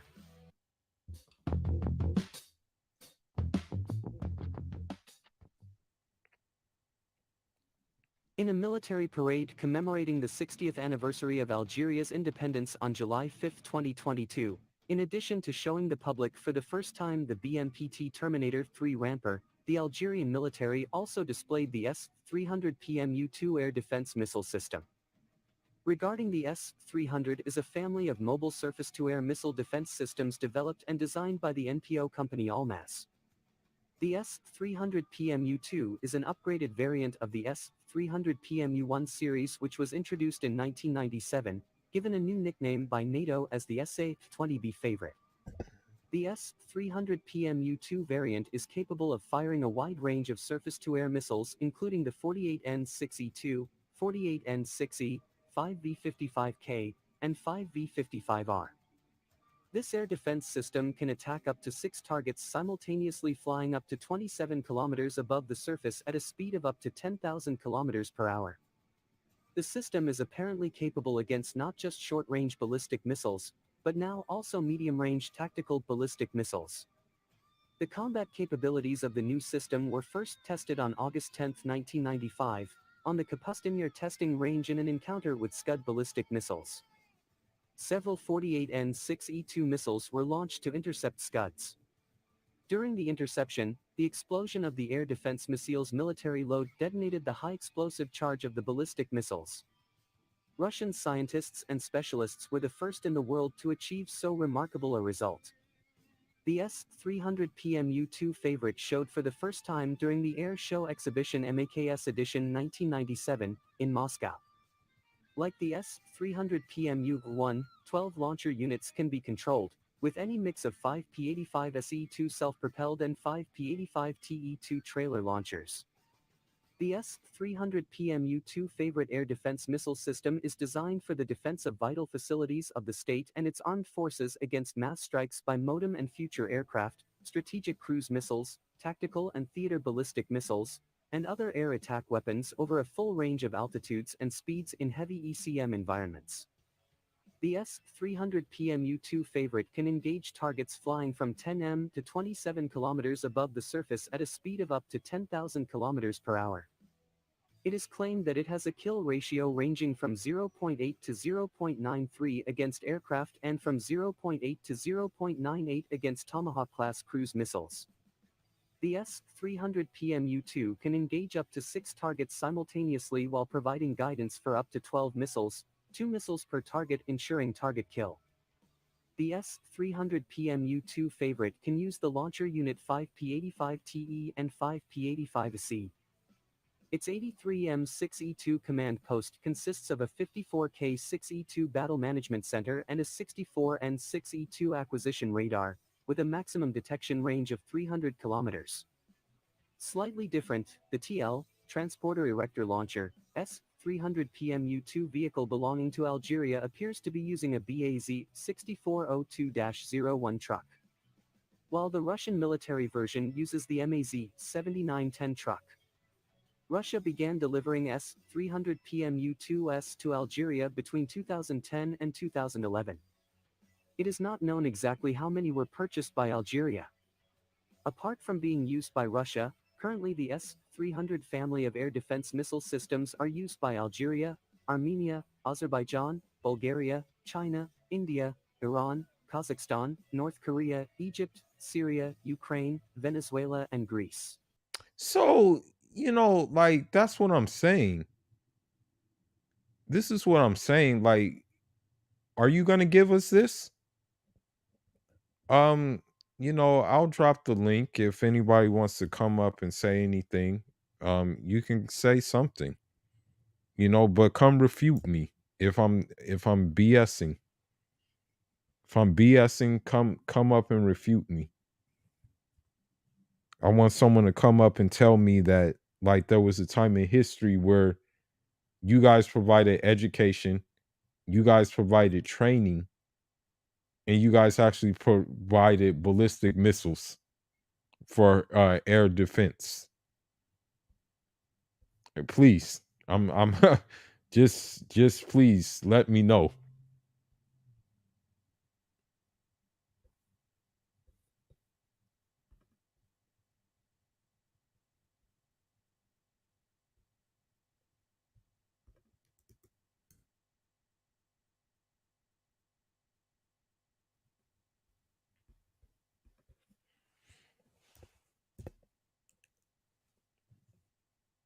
Let's see. Well, I want to play something that was actually on was on my it was on my thing. Hold on.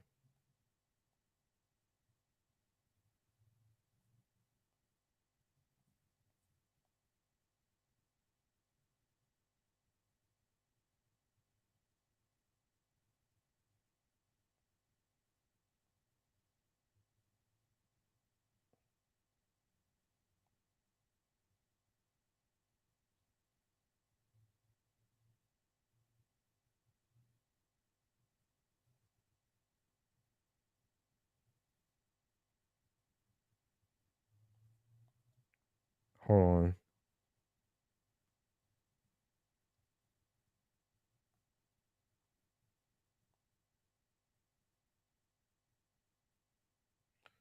Looking for something real quick.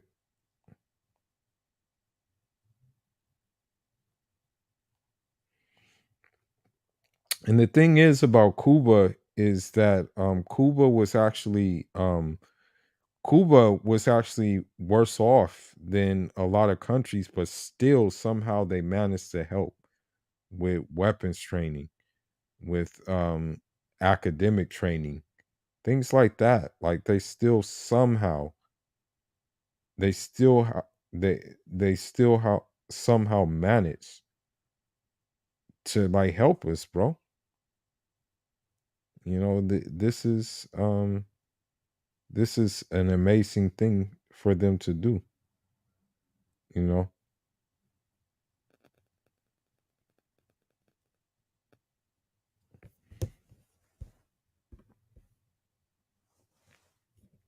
All right, got someone.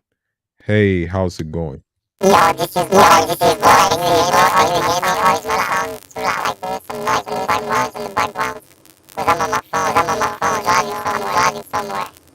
Yeah, it's like really like it's like kind of like really scrappy. It's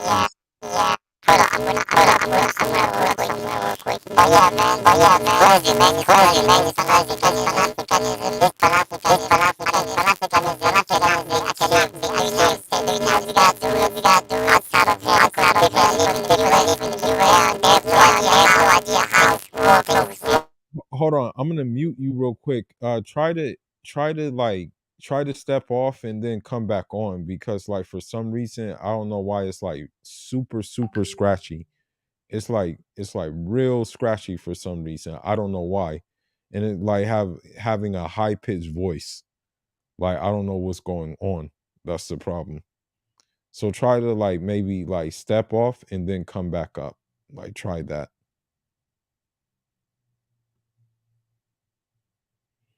Yeah, because it was like really scrappy. Like that was the problem. I don't think it had anything to do with the screen sharing or anything like that.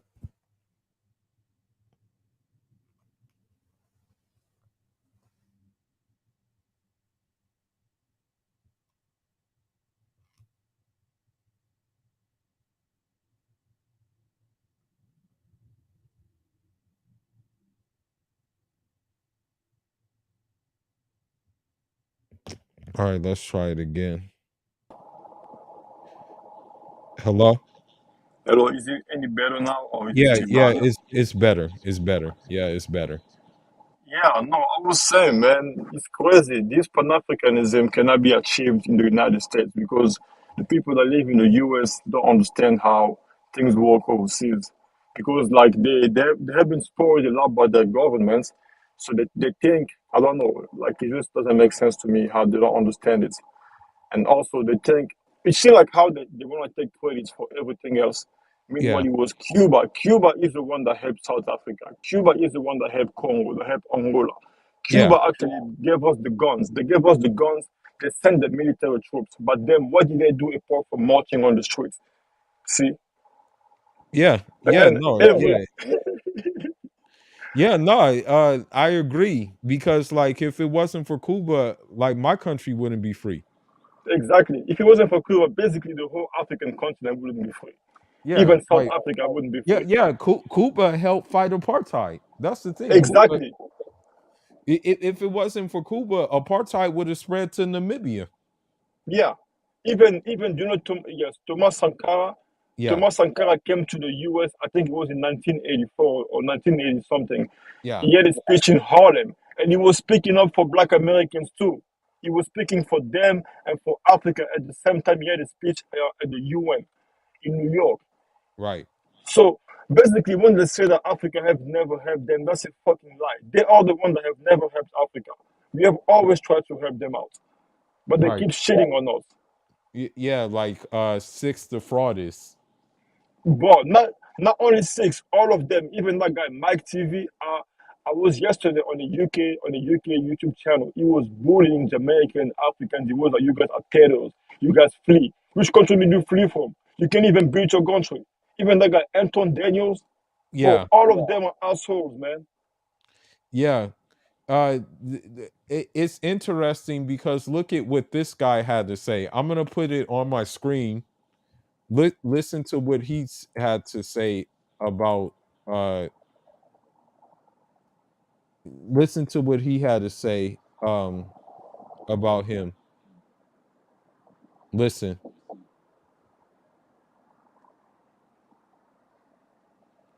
Okay, let me see. Hold on, let me play it.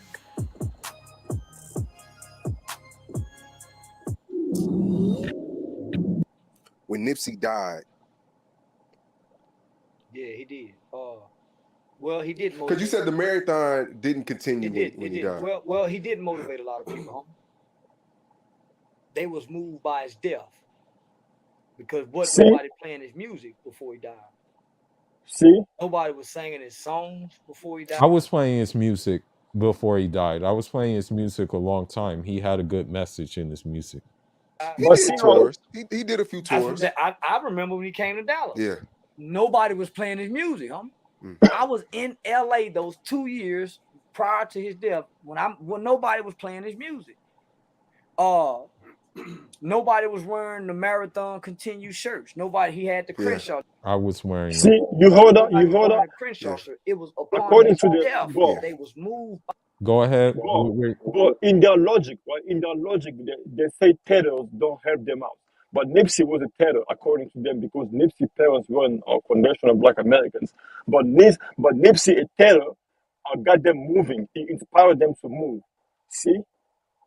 Do you see my point? Do you see my point? Yeah, and so, but even here, what? You see the point, so like they say that. Yeah, But look at what he said. Look at what he said. He said, hold on. Let me see. Let me see what he said. Let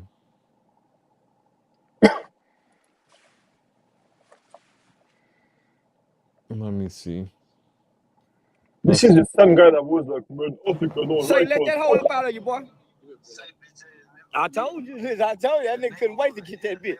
Yeah, say. What y'all fuck Nipsey Hussle? You can't do nothing about it. That nigga kicked Nipsey Hussle in the head. Say Nipsey Hussle, when Nipsey Hussle was dying, he was already thinking, God damn, this nigga shot me 6 times, and the nigga go kick me in the head too. Well, help! Help! It wouldn't nobody help Nip. Where was you at? Your friendly ass nigga answer question. Get your bitch ass off the phone, nigga. Talk. So like even here, right? Even here, I found this video quite interesting. I found this interesting with this dumb woman right here, and we'll play this video. This is the Post Nihilist, and I want to do a video about something disturbing that I saw just a few days ago when I watched portions of the Nipsey Hussle Memorial service. And I heard his brother, Samuel Asghedom, give his speech during the memorial service. And as I heard him say the N-word on multiple, at least twice during the event, I grimaced. I was disgusted, but the reason why I was more disgusted was the fact that I couldn't get over the fact that he looked so Arab, like he looked non-black. So according to them, black, you have to look a certain way to be black. There has to be a certain black that you have to look like to be like black. Bro, these people are confused in their mind, man. They're confused in their head. We cannot advance with people that think like this. We gotta leave them behind, bro. I'm not even worried about them anymore. These people are crazy. They're crazy, bro. They're crazy. Like they're basically they're focusing on the wrong things. They're focusing on the wrong things. They're gonna hold us back from progress. Like so like they think that, for example, when Africa did the thing like with Zimbabwe getting I want to say getting tractors for self-sufficiency, Exactly. for self, for self-sufficiency, they think of that as that, oh, you're just siding with the colonizer, not knowing that the colonizer doesn't even like Belarus either. Exactly. But they don't know anything. They don't understand how the world works. Exactly. Like, and then, like, okay, if we don't start with Belarus, with white people, what are they going to provide to us? They're not going to provide anything to us, but what are they going to do? They're going to start laughing at us. They're going to say, oh, look at these Africans, they're poor. They don't have anything, you know. So we are better off going with Belarus and all these other non-black countries that want to help us out. Because to their standards, they will say Um Cuba is not black, and they're going to say we're starting with Cuba. But and Cuba help us. and there's something else that I want to bring to your attention that like that they said like you're replacing a new colonizer with the old one, but does new colonizers do things like this? Hold on, let me see. Hold on, let me see. Relationship between the two regions. Russia has become a key ally to many African countries, and Putin has made significant strides in strengthening the relationship between the two regions. At the See? Russia, Africa, and the Multipolar World Conference, Putin reiterated Russia's commitment to prioritizing cooperation with African nations. The cancellation of African debts is just one example of the bold steps Russia has taken to build a more productive and mutually beneficial relationship with the continent over the years. Welcome. This is Rain Smith. Putin has canceled more than $20 billion in debt owed by African countries. So my question to them is, when has the United States, number one, when has the United States canceled debt? And when has the United States actually closed a military base in Africa that's stealing everything? Well, the answer is the United States has never canceled debt, but the United States has indebted us, and the United States has put the military troops and bases in Africa, and they're still building the bases in Africa to steal our resources and to destabilize our countries even further. So the US doesn't provide us any benefits. They only destroy, and take from us. And And so Russia has never colonized us. Russia has never oppressed us. another question I have is like, okay, you guys are talking about all this blackness and stuff like that, but you're joining the same army that's doing these things. Exactly, exactly, exactly. You get the point. You get the point. And if anything, like they have a general, which is basically the most powerful man in the Yeah. U.S. military, and Right. even sometimes more powerful than the president of the country. Right. And the general is the foundation of Black Americans, and he has admitted that they have trained over like thousands of mercenaries to instigate about 30 coups in African countries Right. over the past 30 years. Right. So, so they basically are part of the plot. Yeah, yeah, exactly. Like Yeah. and to be honest with with this Pan-African thing like that they push, I think it's really about like I think it's really about women or something like that at the Now, end of Pan the day. Africanism with the US is to infiltrate African nations because they have the black skin. Because Yeah. the US knows that we Africans are waking up to the white people. So now they're like, okay, how can we conquer them? Now they have to infiltrate us with the black Americans. Pan Africanism can never be achieved with American citizens because it goes against their interest. You know, Yeah, because like even with this clown right here, you know what I mean, like uh even with search this for Uhuru. yeah, Search for even Uhuru. Bro, no, that guy is a joke. I mean, most of them are just like, Even Like, and then like think about it, right? People that go black to Africa, a lot of them have military backgrounds. What if there are spies that are being sent by the U.S. government to go and spy on African countries? We never know. A lot of them work in law enforcement, in U.S. military. They all have some, some CIA backgrounds. A lot of them, all those so Pan Africanists. even like, for example, like even right now you have, I don't know if this is happening. I don't know what's happening right now, but you have here where it's showing that like reason why African Americans property was destroyed in Ghana.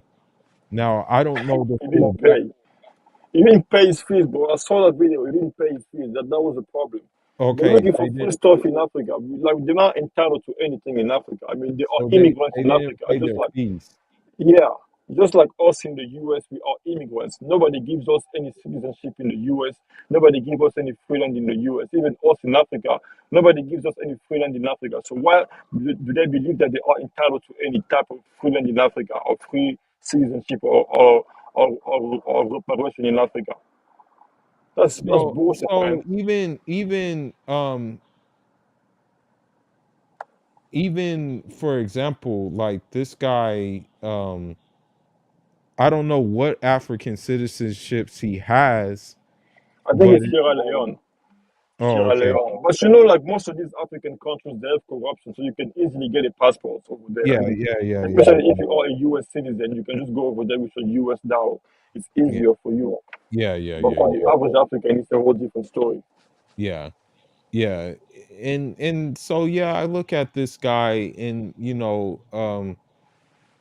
and I just look at him as a clown as well, too, Yeah, I mean, Like the majority of them are hypocrites. You know, the other day I went on his panel, he was talking about the Nigerian election, and and then so Mhm.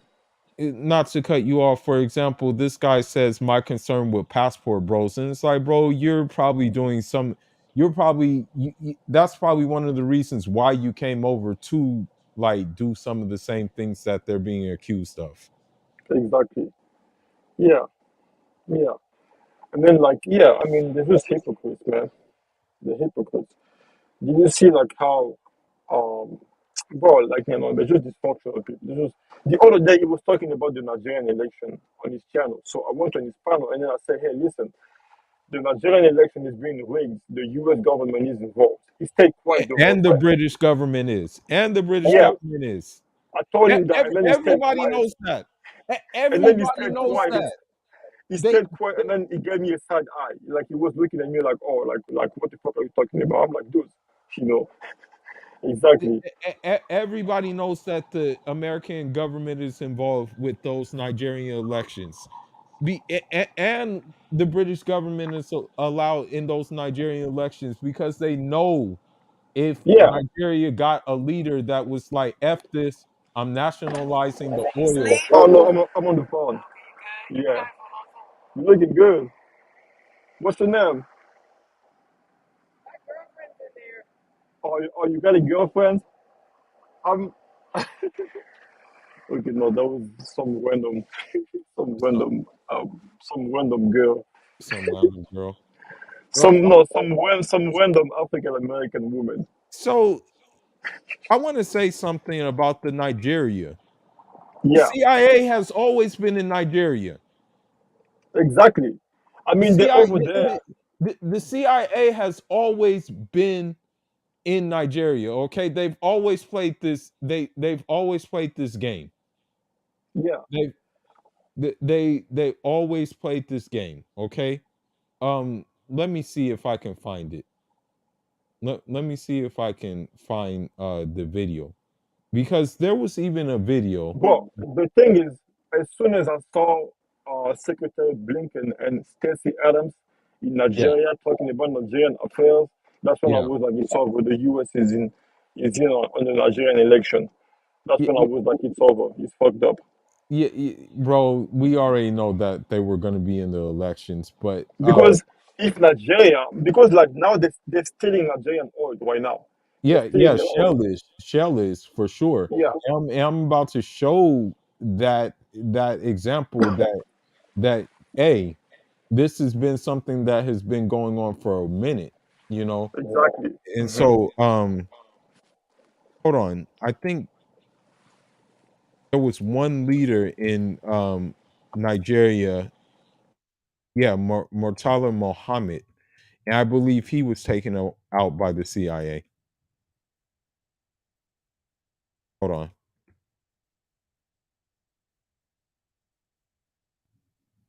All right, let me find it real quick. I'm gonna look for the video, but I think he was assassinated by the CIA. Let me see.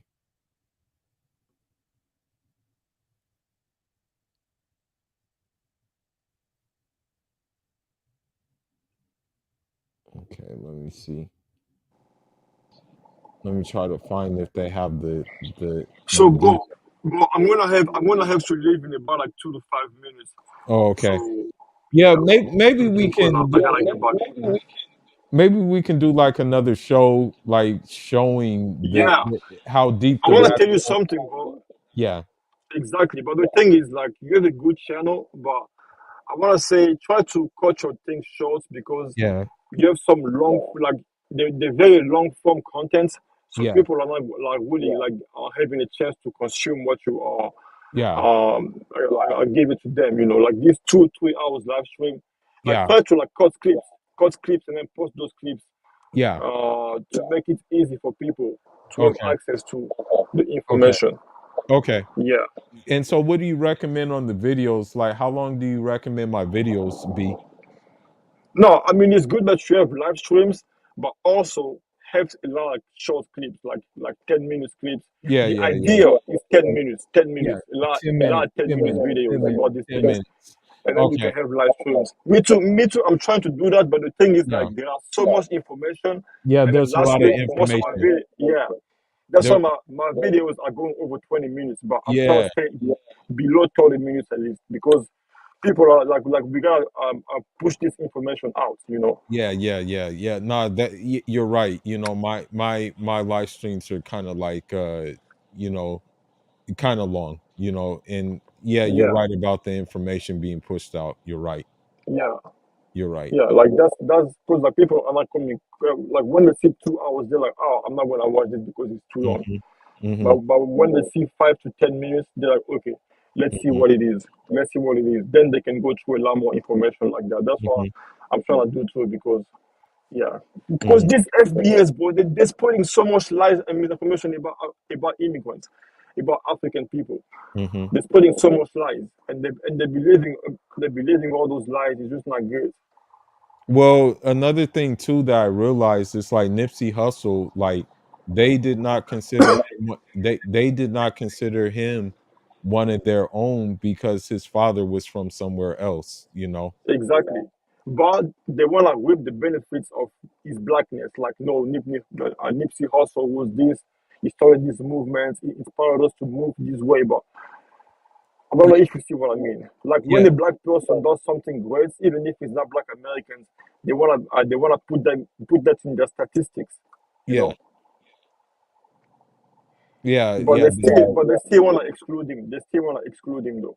yeah, yeah, that's why I learned.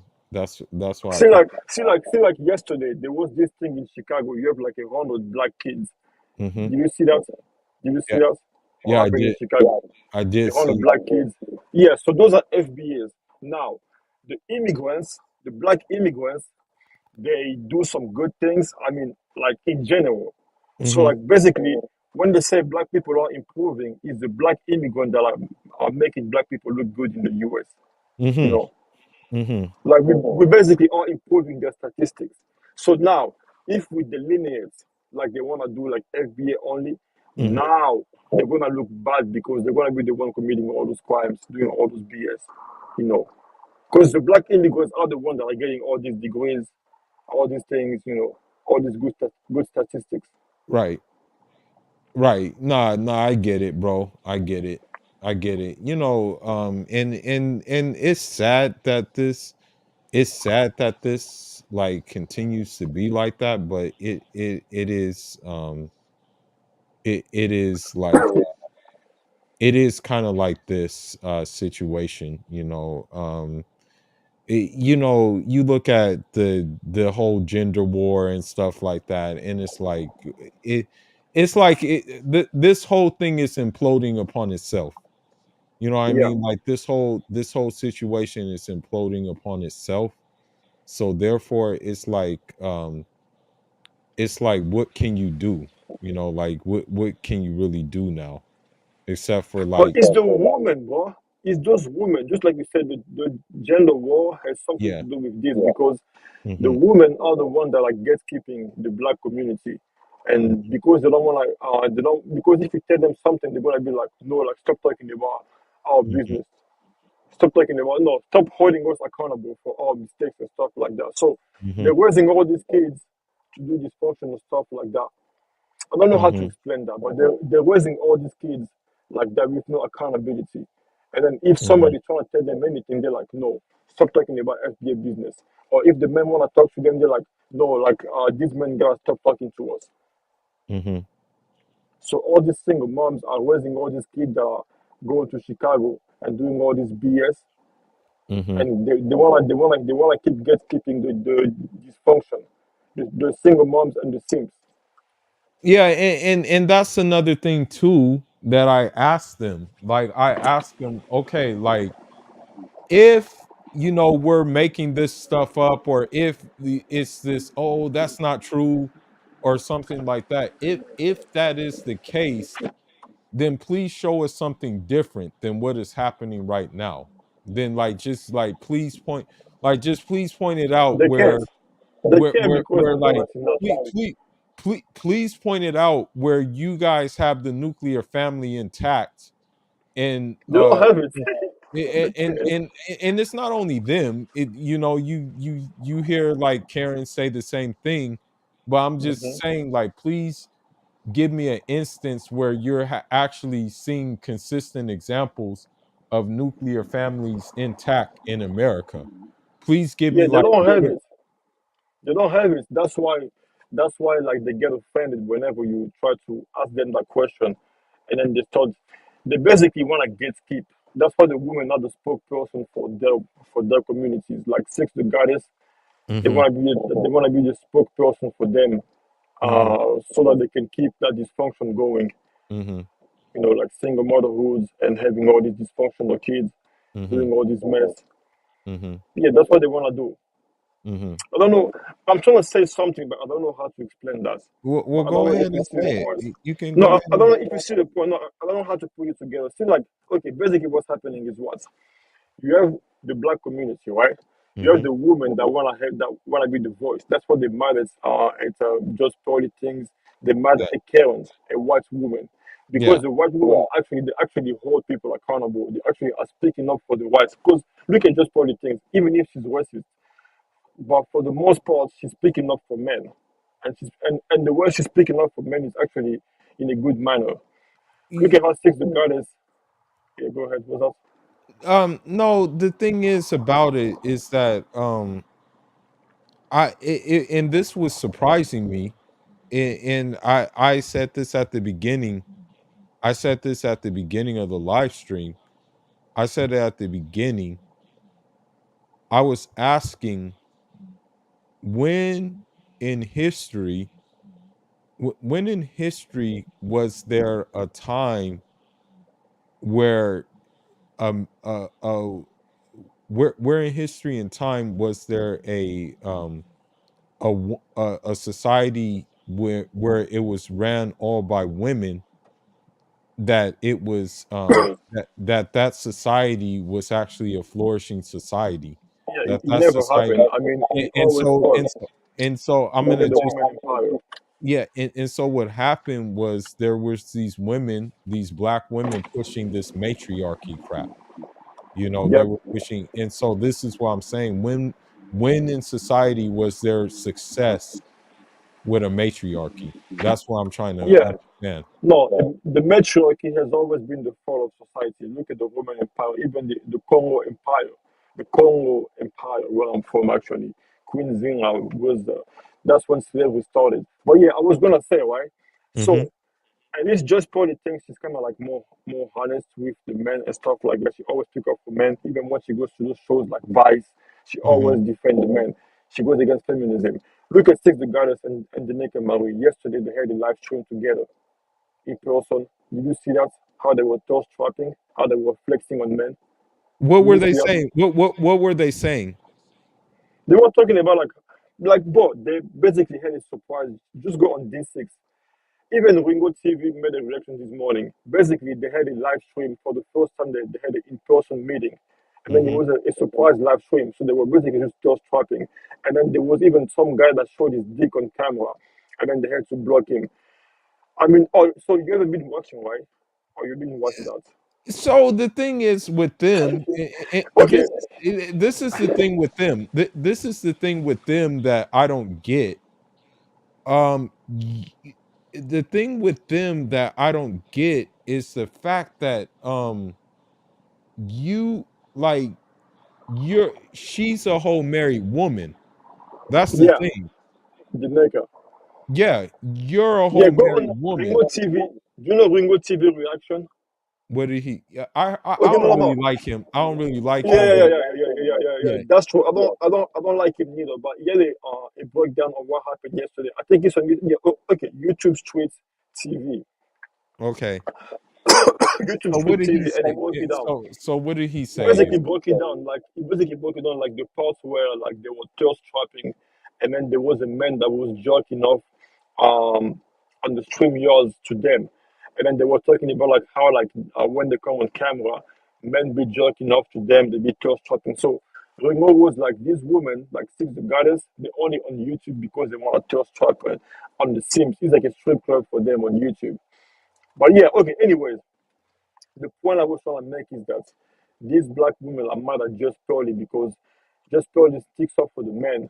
But these black women, they don't have the men's intention in mind. They only want to get in the manosphere for their own selfish desire, for their pride, ego, and also because they want to control men. So, why do they want to control the men? Because they want to get keep the dysfunction in the black community. Because these women are the one that raise these children and they control the Sims. That's why they always upset at the manosphere guys. See, like the men, the red pit guys, the one that want to get out, the one that escape, like the good black men, Yeah, the one that escape. That's why they hate them, but they like the Sims because the Sims are under the matriarchal control. right. So that's why they mad at Pearl because Pearl is actually how can I say, Pearl is actually a threat to their dysfunctional system. Because Mm-hmm. these black women are the gatekeeper of white supremacy in the black Mm-hmm. community. They Mm-hmm. help the white supremacists attack the black community and the black men. So that's why they feel threatened whenever the red pill comes, the manosphere, people like Kevin Samuels or just Paul things, because Right. that's a threat to their dysfunctional matriarchal system, if that makes Right. any sense. Right. No, it makes perfect sense because Yeah. the thing is, and I noticed this is that they will have full on streams talking about the matriarchy and stuff like that. They will have full on streams talking about how it's coming back and this, that, and the other. And it's like, Yeah. okay, you see what it's doing right now. You see what Hillary Clinton did to numerous countries right now. Mm-hmm. So what so like with that being said, what good is your whole thing with this matriarchy if it's doing this kind of damage, you know? Yeah, I mean they are under mind control. They are programmed. They basically are under the okay, bro. This is gonna be deep. They are under the Jezebel spell. They basic well, the Jezebel spirit is trying to take Mhm. over the world. Mhm. Jezebel is trying to take over the world. And Mhm. there's no Jezebel without Ahab. So the Sims are the Ahab and the women are the Jezebel. And they Mhm. want to take over the entire world. And the black Mhm. woman is the one being used as a gateway to bring the Jezebel spirits into this world. Right. So Jezebel come, and that's when Satan takes over. Mhm. Marxism. Marxism is Luciferianism. Yeah, That's why because these women. and that's another point too that these far leftist radicals don't realize is that the average quote unquote real pan Africanist, they never really use Marxism. Thomas Sankara never Exactly. really said he was a Marxist. He No, he read wasn't. Marxism. He He was a read Marxism. socialist. Yeah, He yeah, was a he read socialist. Marxism.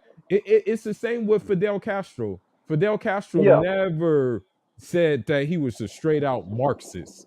Even It was, Bishop Morris. Even Bishop Morris, he was yeah. never a Marxist.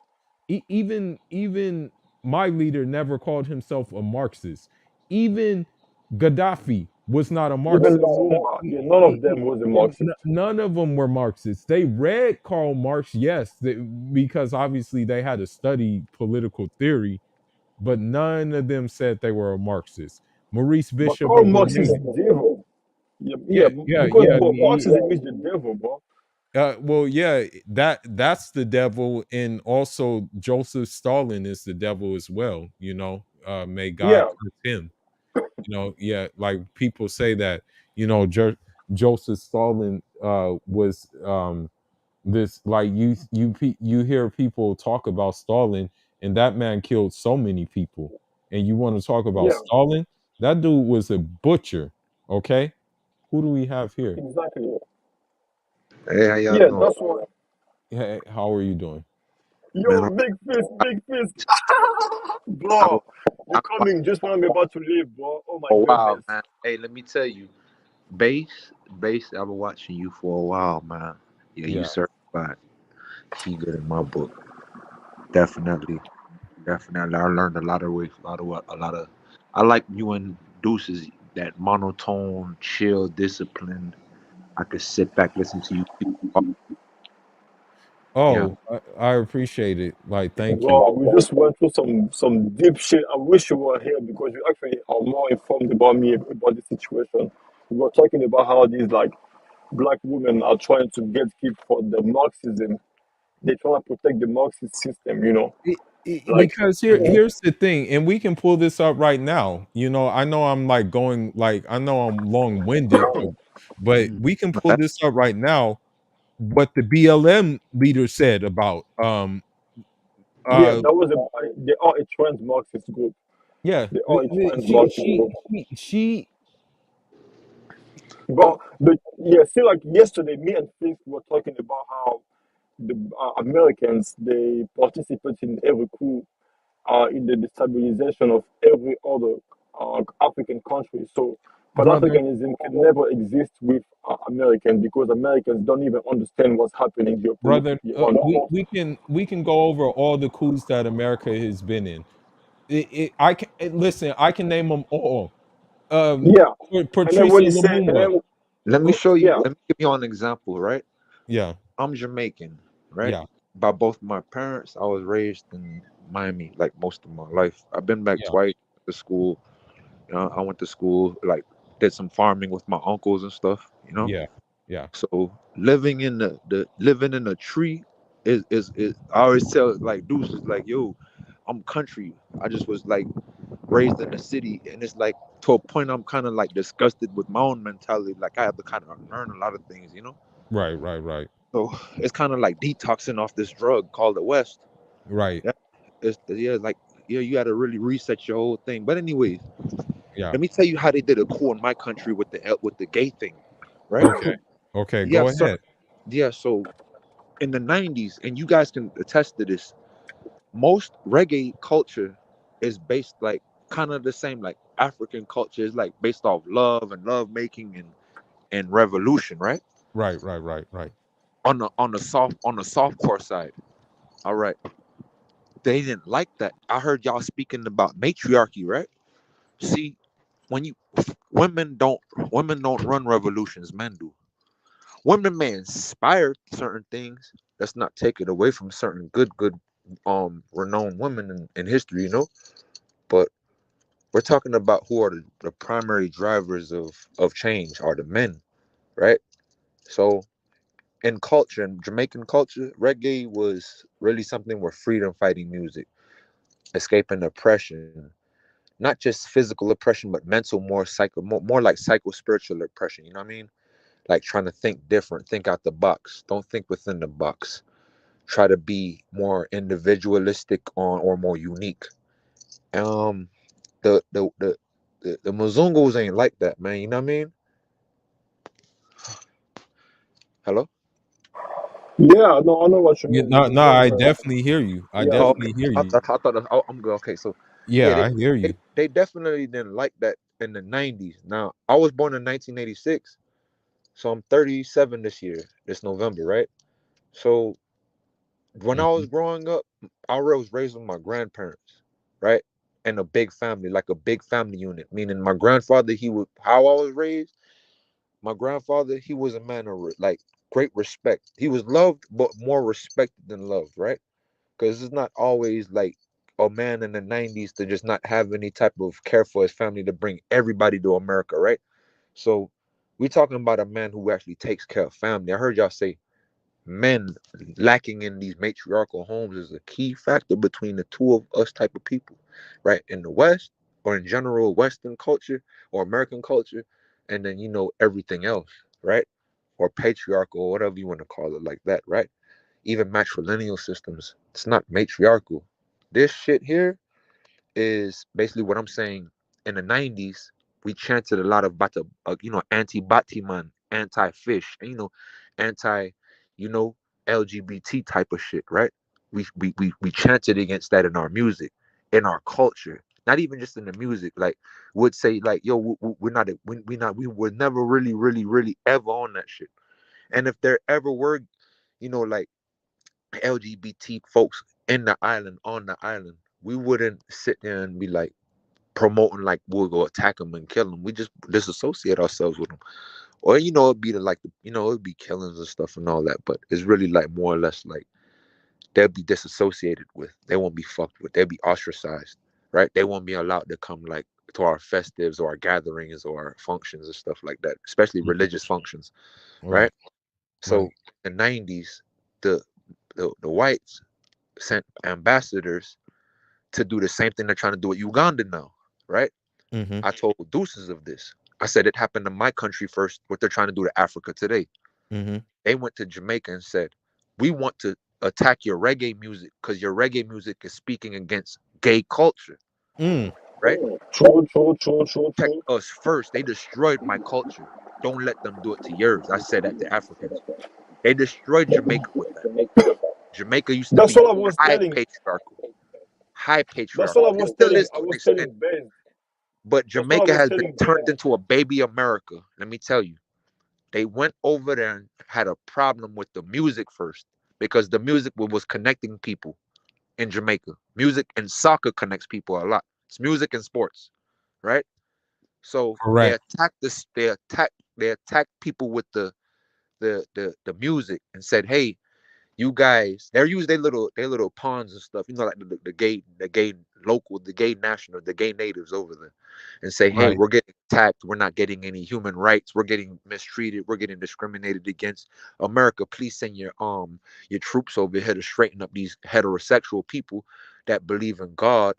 We want you to tell them to give us equal rights. And that's what America did, twisted the arm of our Yo, I they see what you're twisted talking the arm. about. I So see what you're saying. they Yeah, threatened that, that's why hey, the Uganda, yeah, Ben. That's yeah, so they basically did that with Jamaica, right? On a soft, like I said, soft core style, not with like arms, but they really just funded a lot of the gangs down there.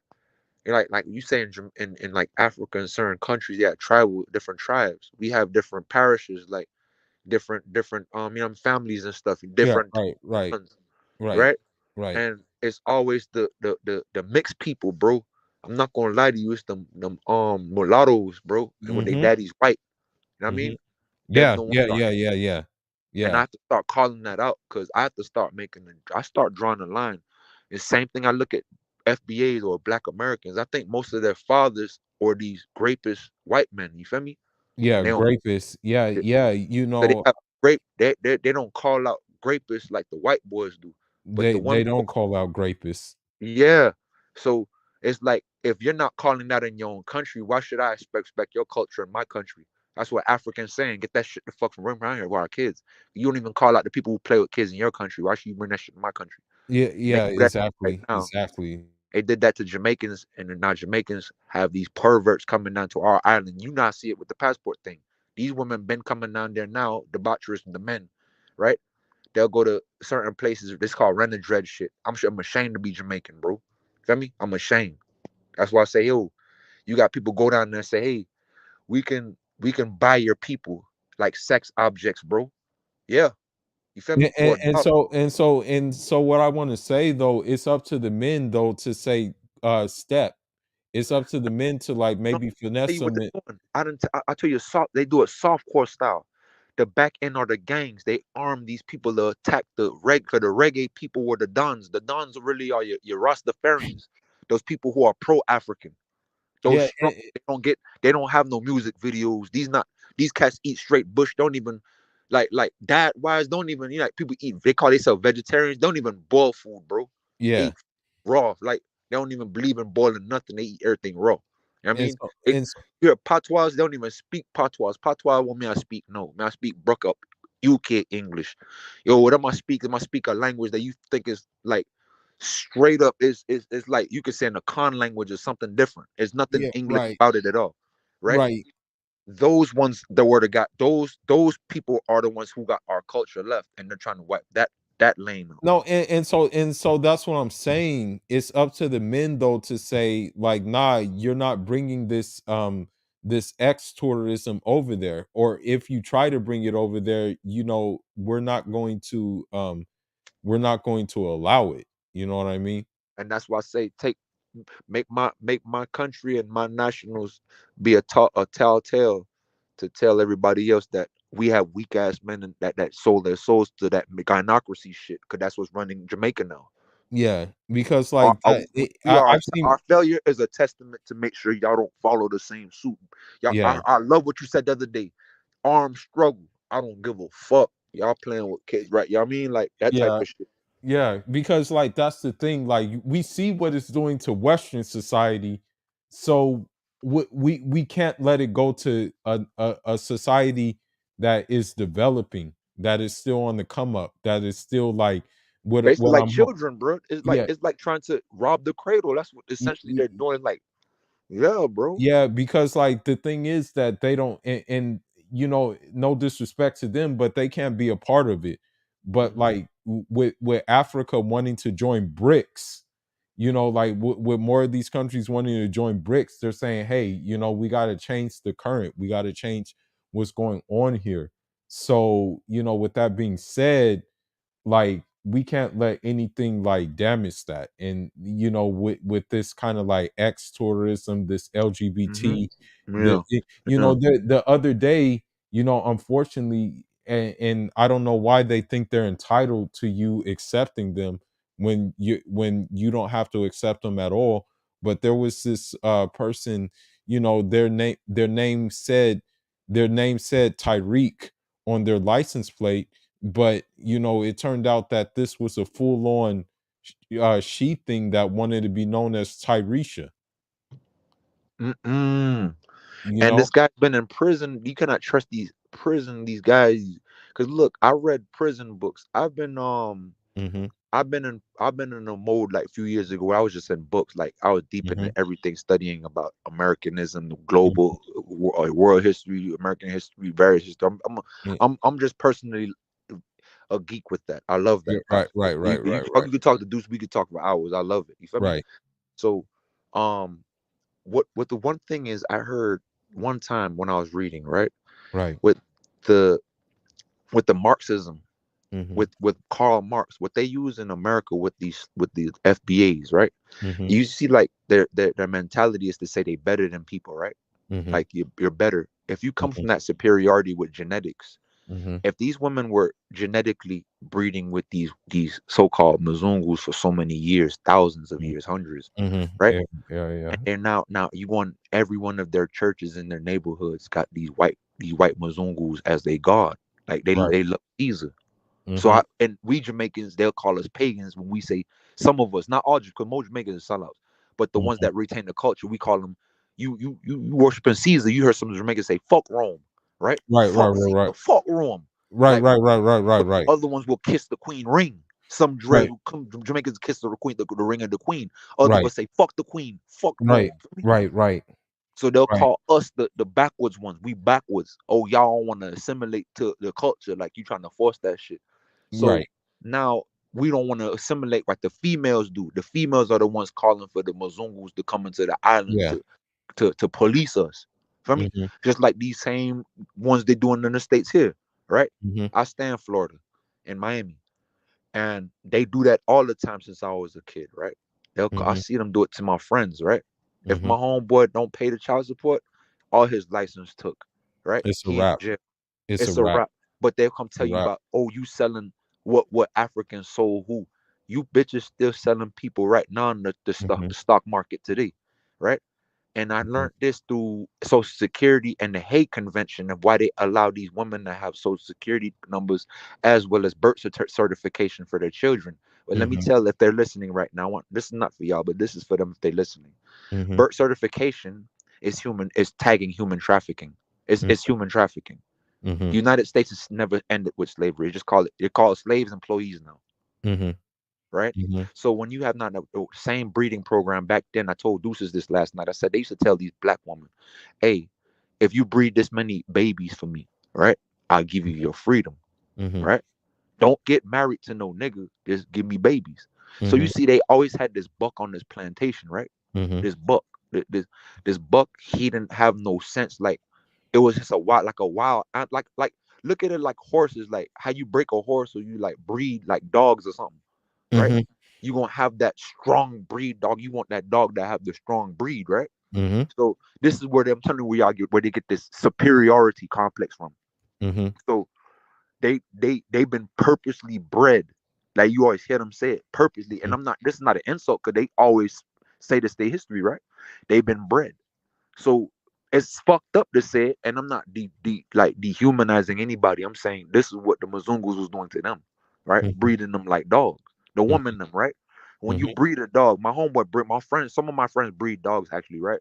Mm-hmm. And it's sad when I'm like, damn, if you look at dog breeding is the same like how they bred the FBAs, Mm-hmm. right?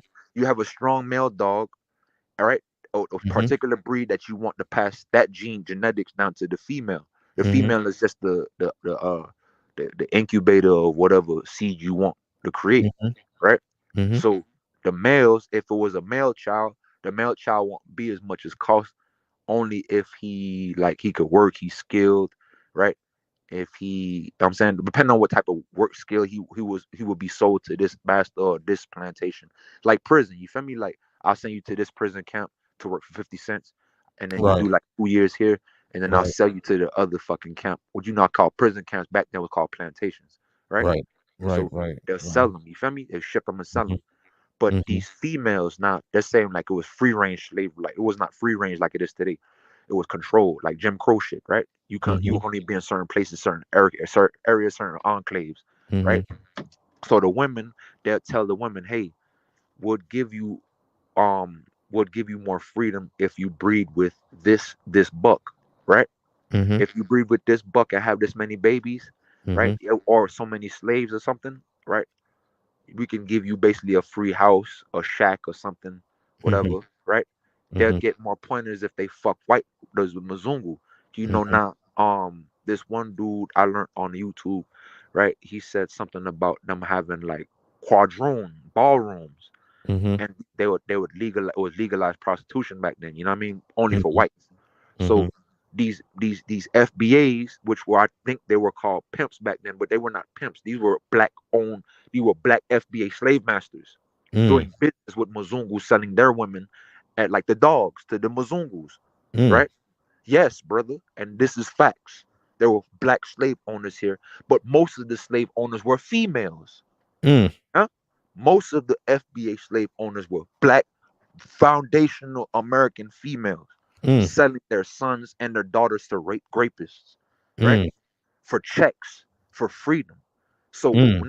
so the Marxist mentality is said, I support big government because the government will give me what? Welfare, right? Right.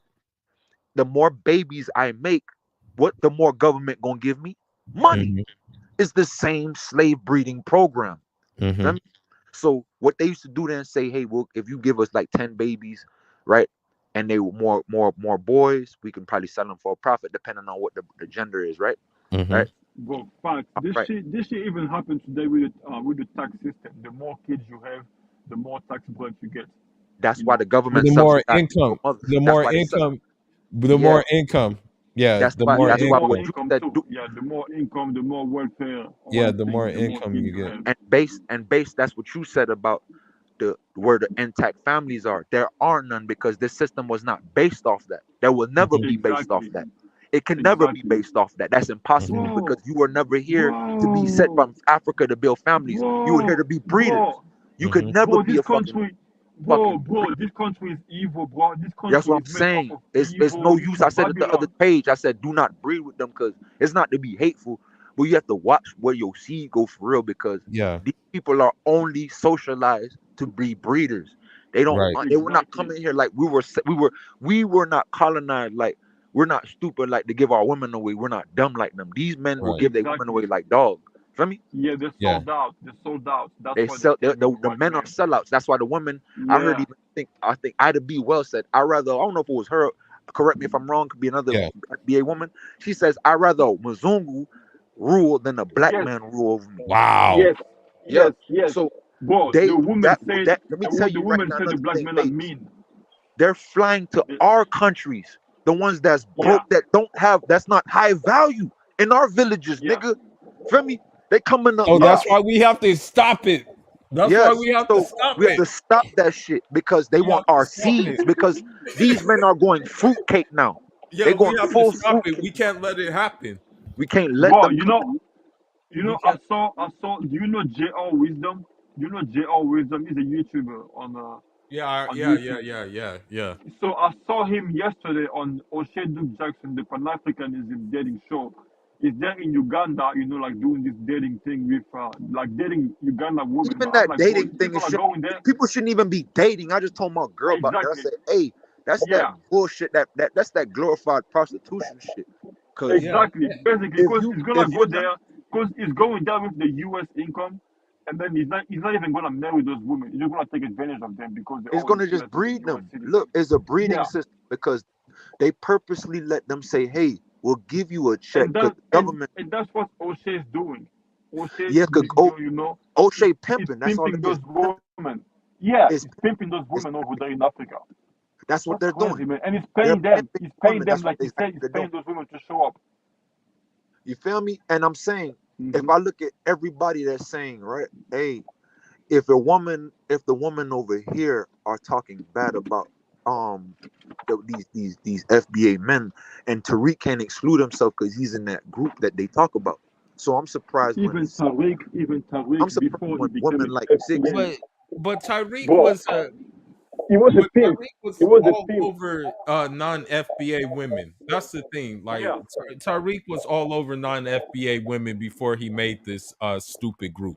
No, but yeah. He used to talk I shit think about he's FBA women. COINTEL Pro.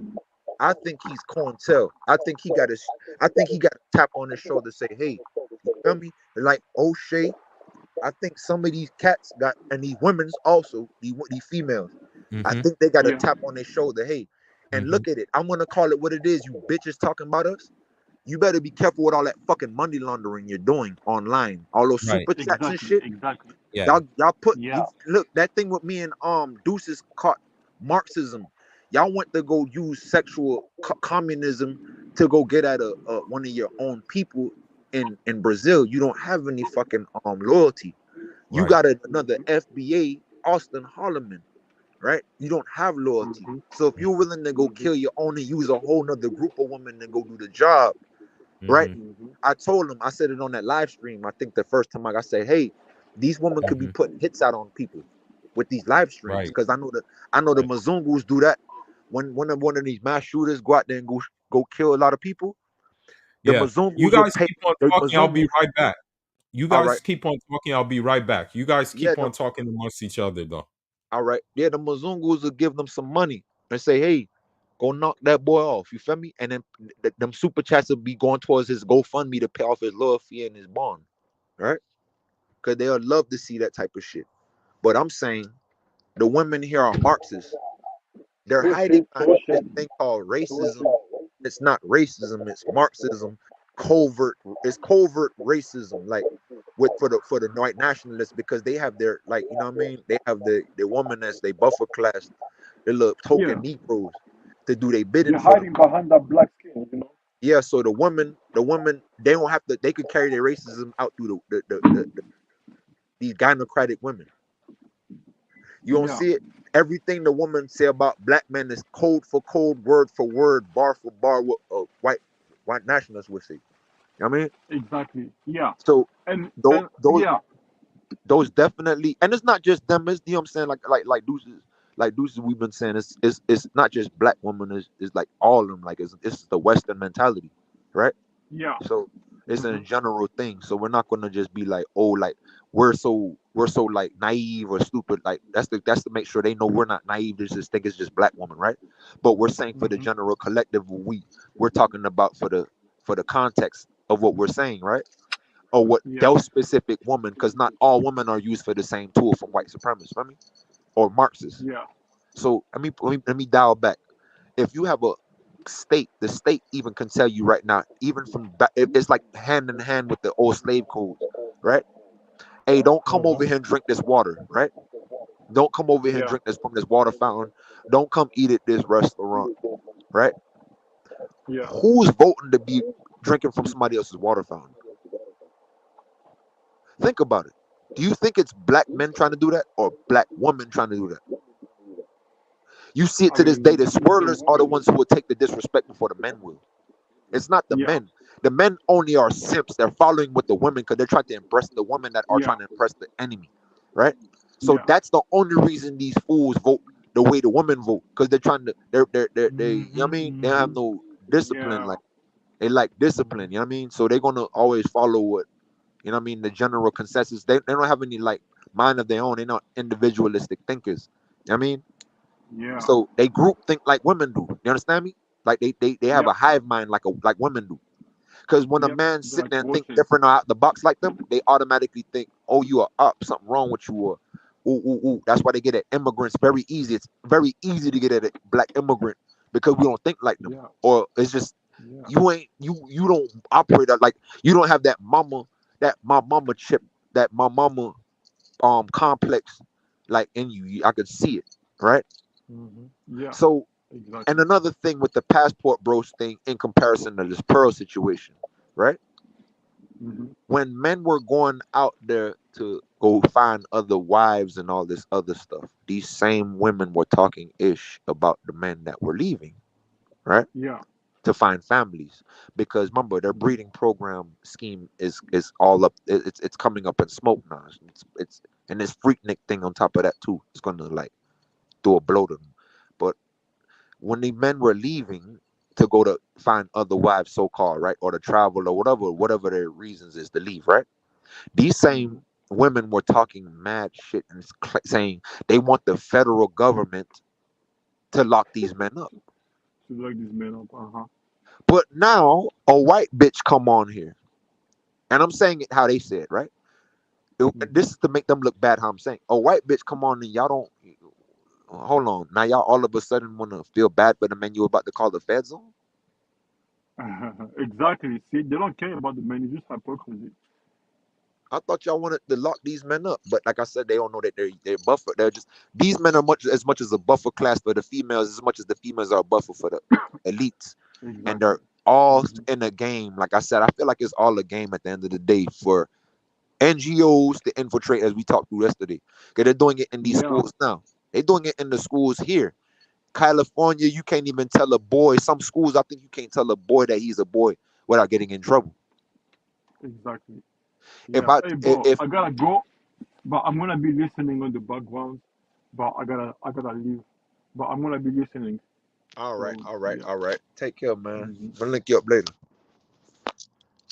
Yeah, man. A lot of these people are like trained, as they openly said they're trained Marxists, right?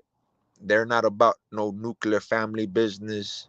They're about shutting down any form of manhood present in any home, any institution, any group think, any type of thing that dealing with men first or boys, it's the welfare of boys or even the equality of children, because they'll be quick to tell you, oh, I'm only for the girls and the welfare of girls, as if women aren't you know what I mean, aware that there are female predators currently right now, back to back to back to back, particularly these Karens are just touching up these little boys at school, but there's no protection for the boys. But we're like, we need to get to the girls, the girls, the girls, the girls. But no girls, I don't see no girls getting played with. I see a lot of grown women dealing with the boys and getting little to no sentence, no sentence at all, no punishment for doing this, this pedo stuff.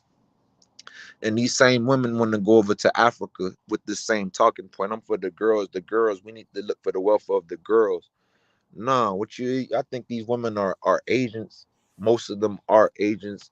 Yeah. Whether they know it or not, they even admit to being agents. To me, you're just a puppet with the government's hand up your ass doing the bidding of elites, you know what I mean, pro Marxist, pro nationalist.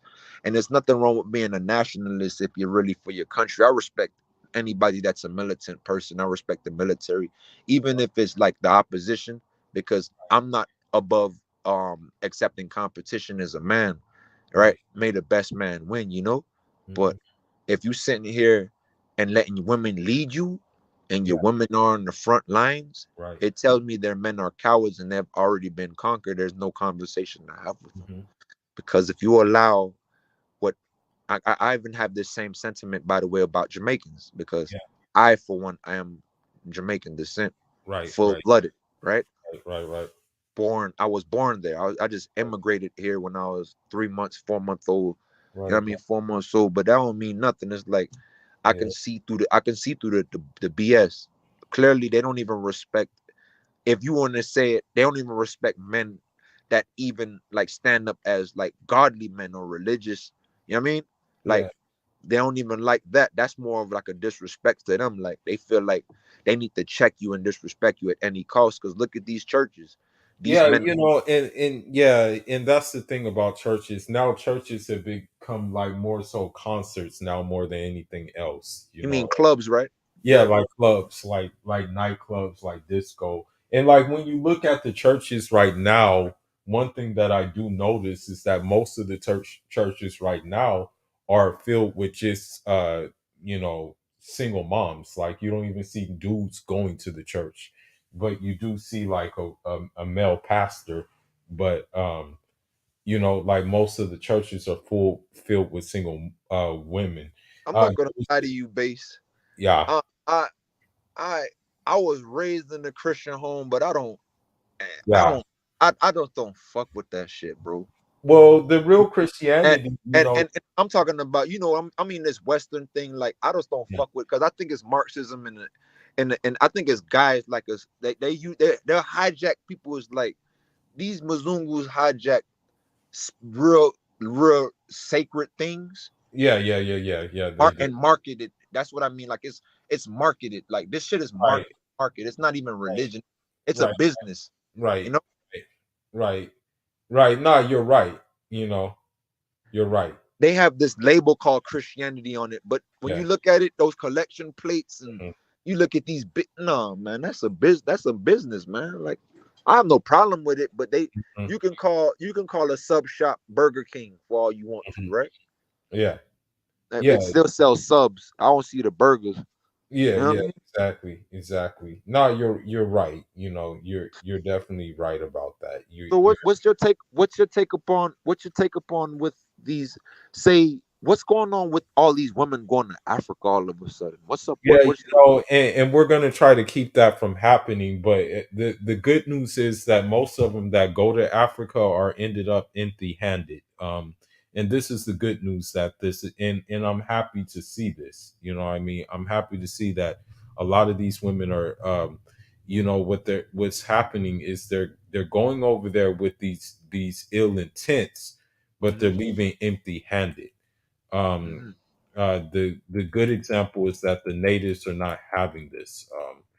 I can find many examples on the computer about like how like the natives are like, nah, this isn't going this isn't going down like that.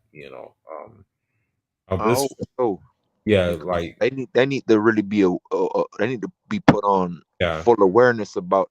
Yeah. These people coming in sheep's clothing, man, like Yeah. wolves in sheep's clothing and stuff. Yeah. A Like lot of that's going on. for example, this is happening. Uh, this is actually happening. Uh, hold on, just a minute. Take your time. What happened is, for example, uh, you're seeing this happen now. Uh, one had his house bulldozed in Oh Ghana. yeah, I heard about that. Yeah, You and know, so let me now, tell you, they tried to really shit on Ghanaians. hmm Nah, let me tell you what I know about these people. hmm You went over there, and hmm I know this because I'm talking to a Zambian woman right now. But I need to be really like, I'm vetting as much as I'm vetting her. yeah, I'm getting vetted too. You right, know, it's right, like I have to assimilate. There's no, oh, I'm coming over there with me. Like I have to completely forget about right, what right. the hell. So, anyways, but learning about even the culture, the government, the food, the like things you really want to know about as if you were going there to live by yourself, right? Like Yeah, the important, the essential things, yeah. right? But in particular land, right? What I've noticed that they don't I'm looking on a lot of these YouTube channels and I see is a lot of Black American females, a swarm of them, and under our nose. Like I hmm didn't know so much of them travel like that, right? No, yeah, they do, and a lot of it happens from the child support that they get. Yeah, because I'm Um, sitting here, I'm looking back at even some women in my family. It's like disgusting, man. I'm yeah, I'm I'm thinking back. Damn, you used to go to Jamaica back to back, yeah, yeah, and like so you like this Freaknik thing coming out, like this thing starting to pop up, like makes sense now. So yeah, and so what's happening though is that like they're gonna put a stop to this. They're going to put like this is gonna like come to a abrupt end because there was this one woman who went to Ivory Coast, and I mean it didn't end well for her. So this is gonna keep on happening with these like for example like it's happening in Gambia too. They're having like infighting with each other. Uh uh like there's videos coming out. Uh, so for example, there was a woman who was robbed. I'm not saying this is a good thing. I'm not saying this is a good thing. who You know? says not? Yeah, It depends on the context. no, but there was a woman who was robbed in Gambia. She said they stole everything. That's it. I'm leaving from Africa and never coming back. So this is what we need to see. This is what we need to see. Um, uh, Now I don't know where this is, but it looks like more people are catching up in Hmm.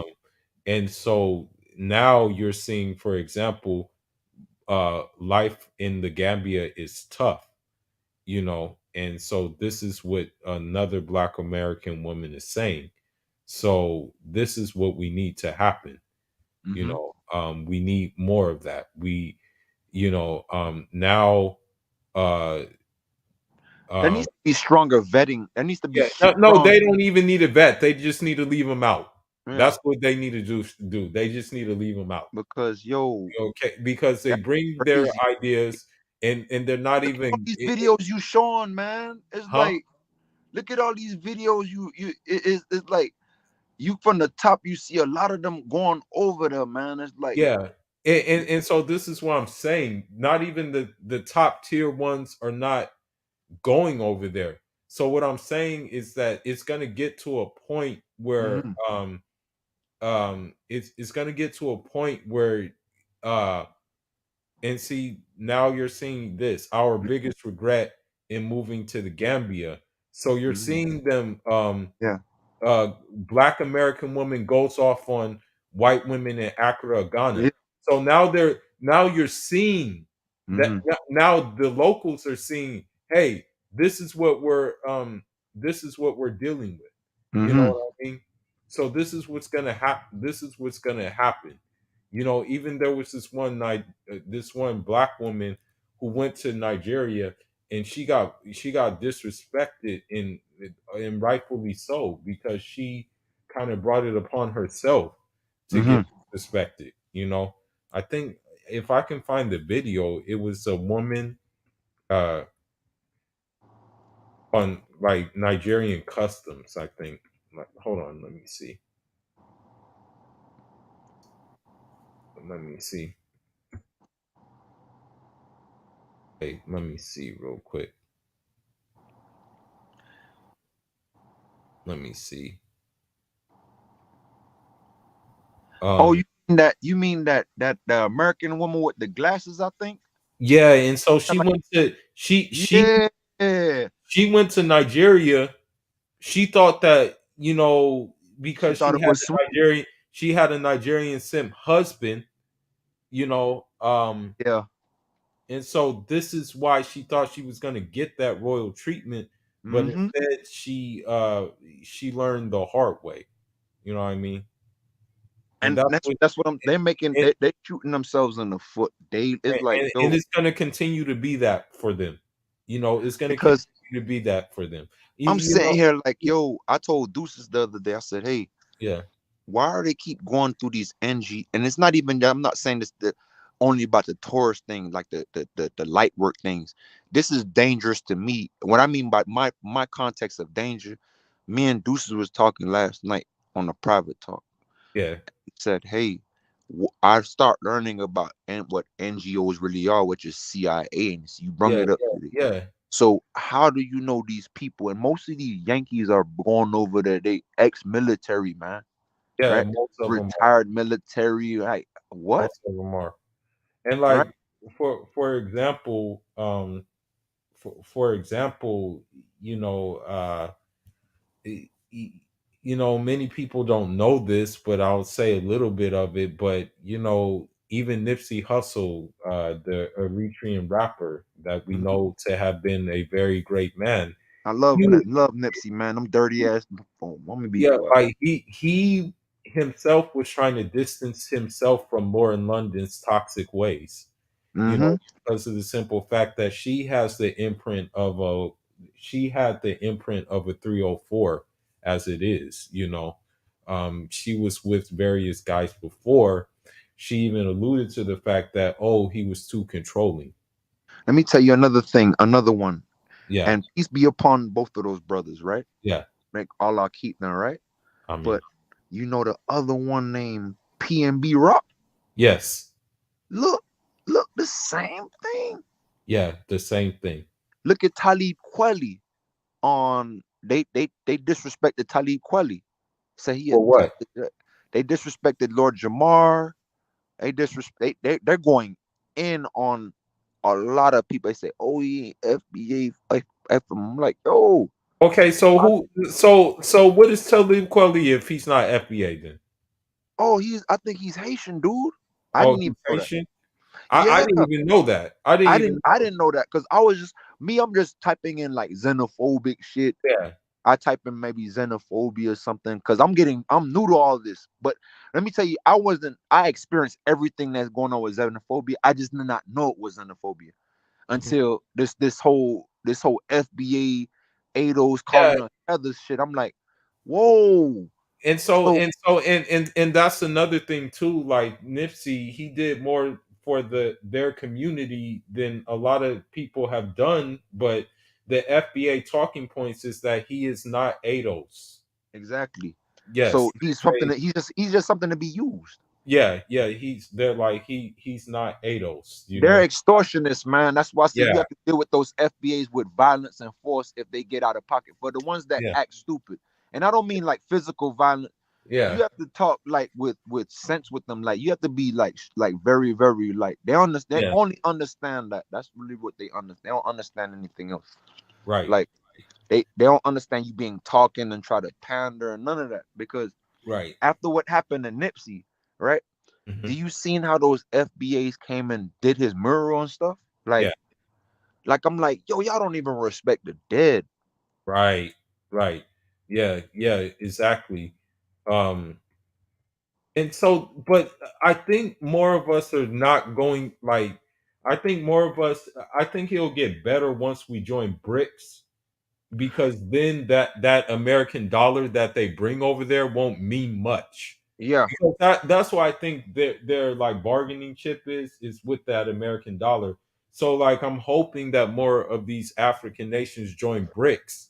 So it'll be like, Facts. these black American women come over and it's like, well, okay, you have dollars, but it's not really meaning Even that much. Jamaica, I was hearing like, even though like my prime minister, Yeah. yo, I heard him. Hey, South Africa hollered at him, right? Yeah. Yo, hey man, you need to come because for a long time before everything, Yeah. China been in Jamaica too, and Yeah, I India. know. Yeah, yeah. So it's like we don't look at all right. For example, I'm not. If I were to say this in an FBA style, I'm gonna be corning or something, right? If I Mhm. see when we interact with like other nationals, Mhm. like other foreign nationals, Right. we're not on this. You're white, I'm black.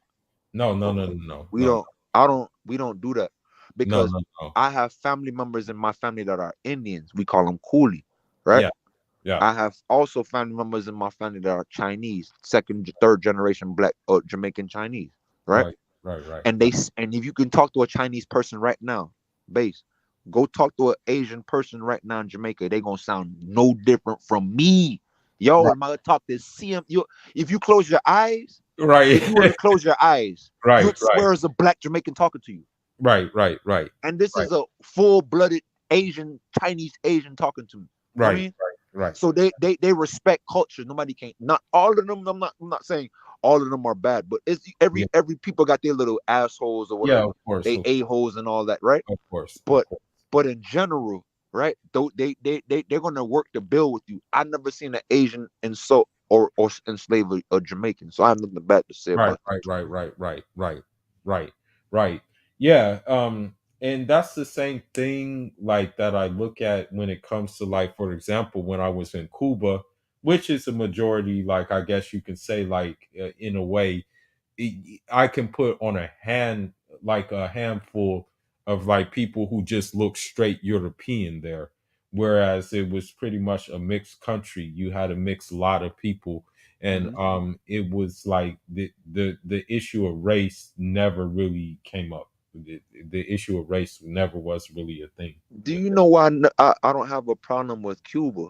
Yeah. Because as I said, I'm historically inclined with certain things, especially with like like war, Hmm. history, religion, Right, um, right, other right. stuff. Other stuff, a Hmm. lot of things. But Malcolm went down to Cuba, right? Yeah. Or he A met lot of Fidel Castro, and they had a good relation with each mm-mm. other. But in general, I'm saying when you look at the leader Hmm. and the person he's like, you know what I mean? He's he's conversating with. It's not the importance of being Malcolm. It's the importance of the person that he's speaking to, Hmm. or what he represents. Now, at the time, I mean, at the climate of that time, right? Hmm. Also, in more modern time, after Malcolm in the '70s, you had a. These are FBA prone people that pro FBA, pro Black American. Malcolm too, right? I'm saying this they speaking for them, right? We talking. These are people who they say even Cubans are racist, right? They hate Latinos, right? Right, right, right. They say they hate Latinos coming into their country as much as they hate us black black like foreigners coming into their country, right? Hmm. So, but this same Cuban, right, dictator allowed Assata Shakur, right, Asylum. asylum, Hmm. right? But you FBAs voted Obama in, right, to put $1 million on her head. Look it up. The bounty is still there. They Hmm. increased the bounty from a few 100,000 to 1 million. Hmm. So when you say, and even Gaddafi, situation with Gaddafi, you Yeah. voted this person in to go not only look for a man, but they go kill innocent people on the way to that, Hmm. right? And Hmm. no war crime, no ICC, no court martials, no nothing, Hmm. right? But everybody's supposed to follow these people and these are what the woman driving force of voting bloc is. Mhm. They vote for these people. So when I see these NGOs, there's how many of these women are not CIA and all that stuff? Because all of Right. them in the military getting trains ran on them too. Yeah, that's another. They're in That's they're in the correctional facilities having sex with inmates. they do. They do. They do. They do. That's a fact. That's a fact. They do have that going on. There's a lot of that. They do like to have that being done. Debaucherous stuff going Yeah, on. yeah. So I'm gonna go right now. We've been on for a long time, but I appreciate y'all coming by. But I will do another live stream probably on Tuesday. Yeah, I'll probably do it on Tuesday, or I'll do it on Wednesday. And if you want, I'll put my email. And if there are some talking points that you guys want to talk about, then we can talk about them. And I will address the elephant in the room. And Yeah, so, man. I'm glad I chimed in. I was kind of shy. I ain't gonna lie. I was no, like, don't be shy. It's I an look. open. I don't know how old you are, but I look up to you a lot too. No, it's a open thing. It's an open thing. I look up to you, Deuces, and Afrodamus heavy. It's No, like heavy. I got to wake up 2 in the morning. I'm listening to one of y'all 3 videos. yeah, no, it's free. This is a judgment free place. And I even want to hear opposing viewpoints so I can hear to see if it makes sense. Yeah. And if it doesn't make sense, then Put it on obviously, the table. yeah. But most of the things that these women say, especially these Keishas, don't make sense. And most of these things that these Karens say don't make sense. No. Most of the time. But Irrelevant. yeah, but you guys, thank you for tuning in. And yeah, I'm gonna get off here, and we'll wrap again. All right, man. Inshallah, man. Take care of yourself. Love, brother. Stay safe. Peace up. You too. All right.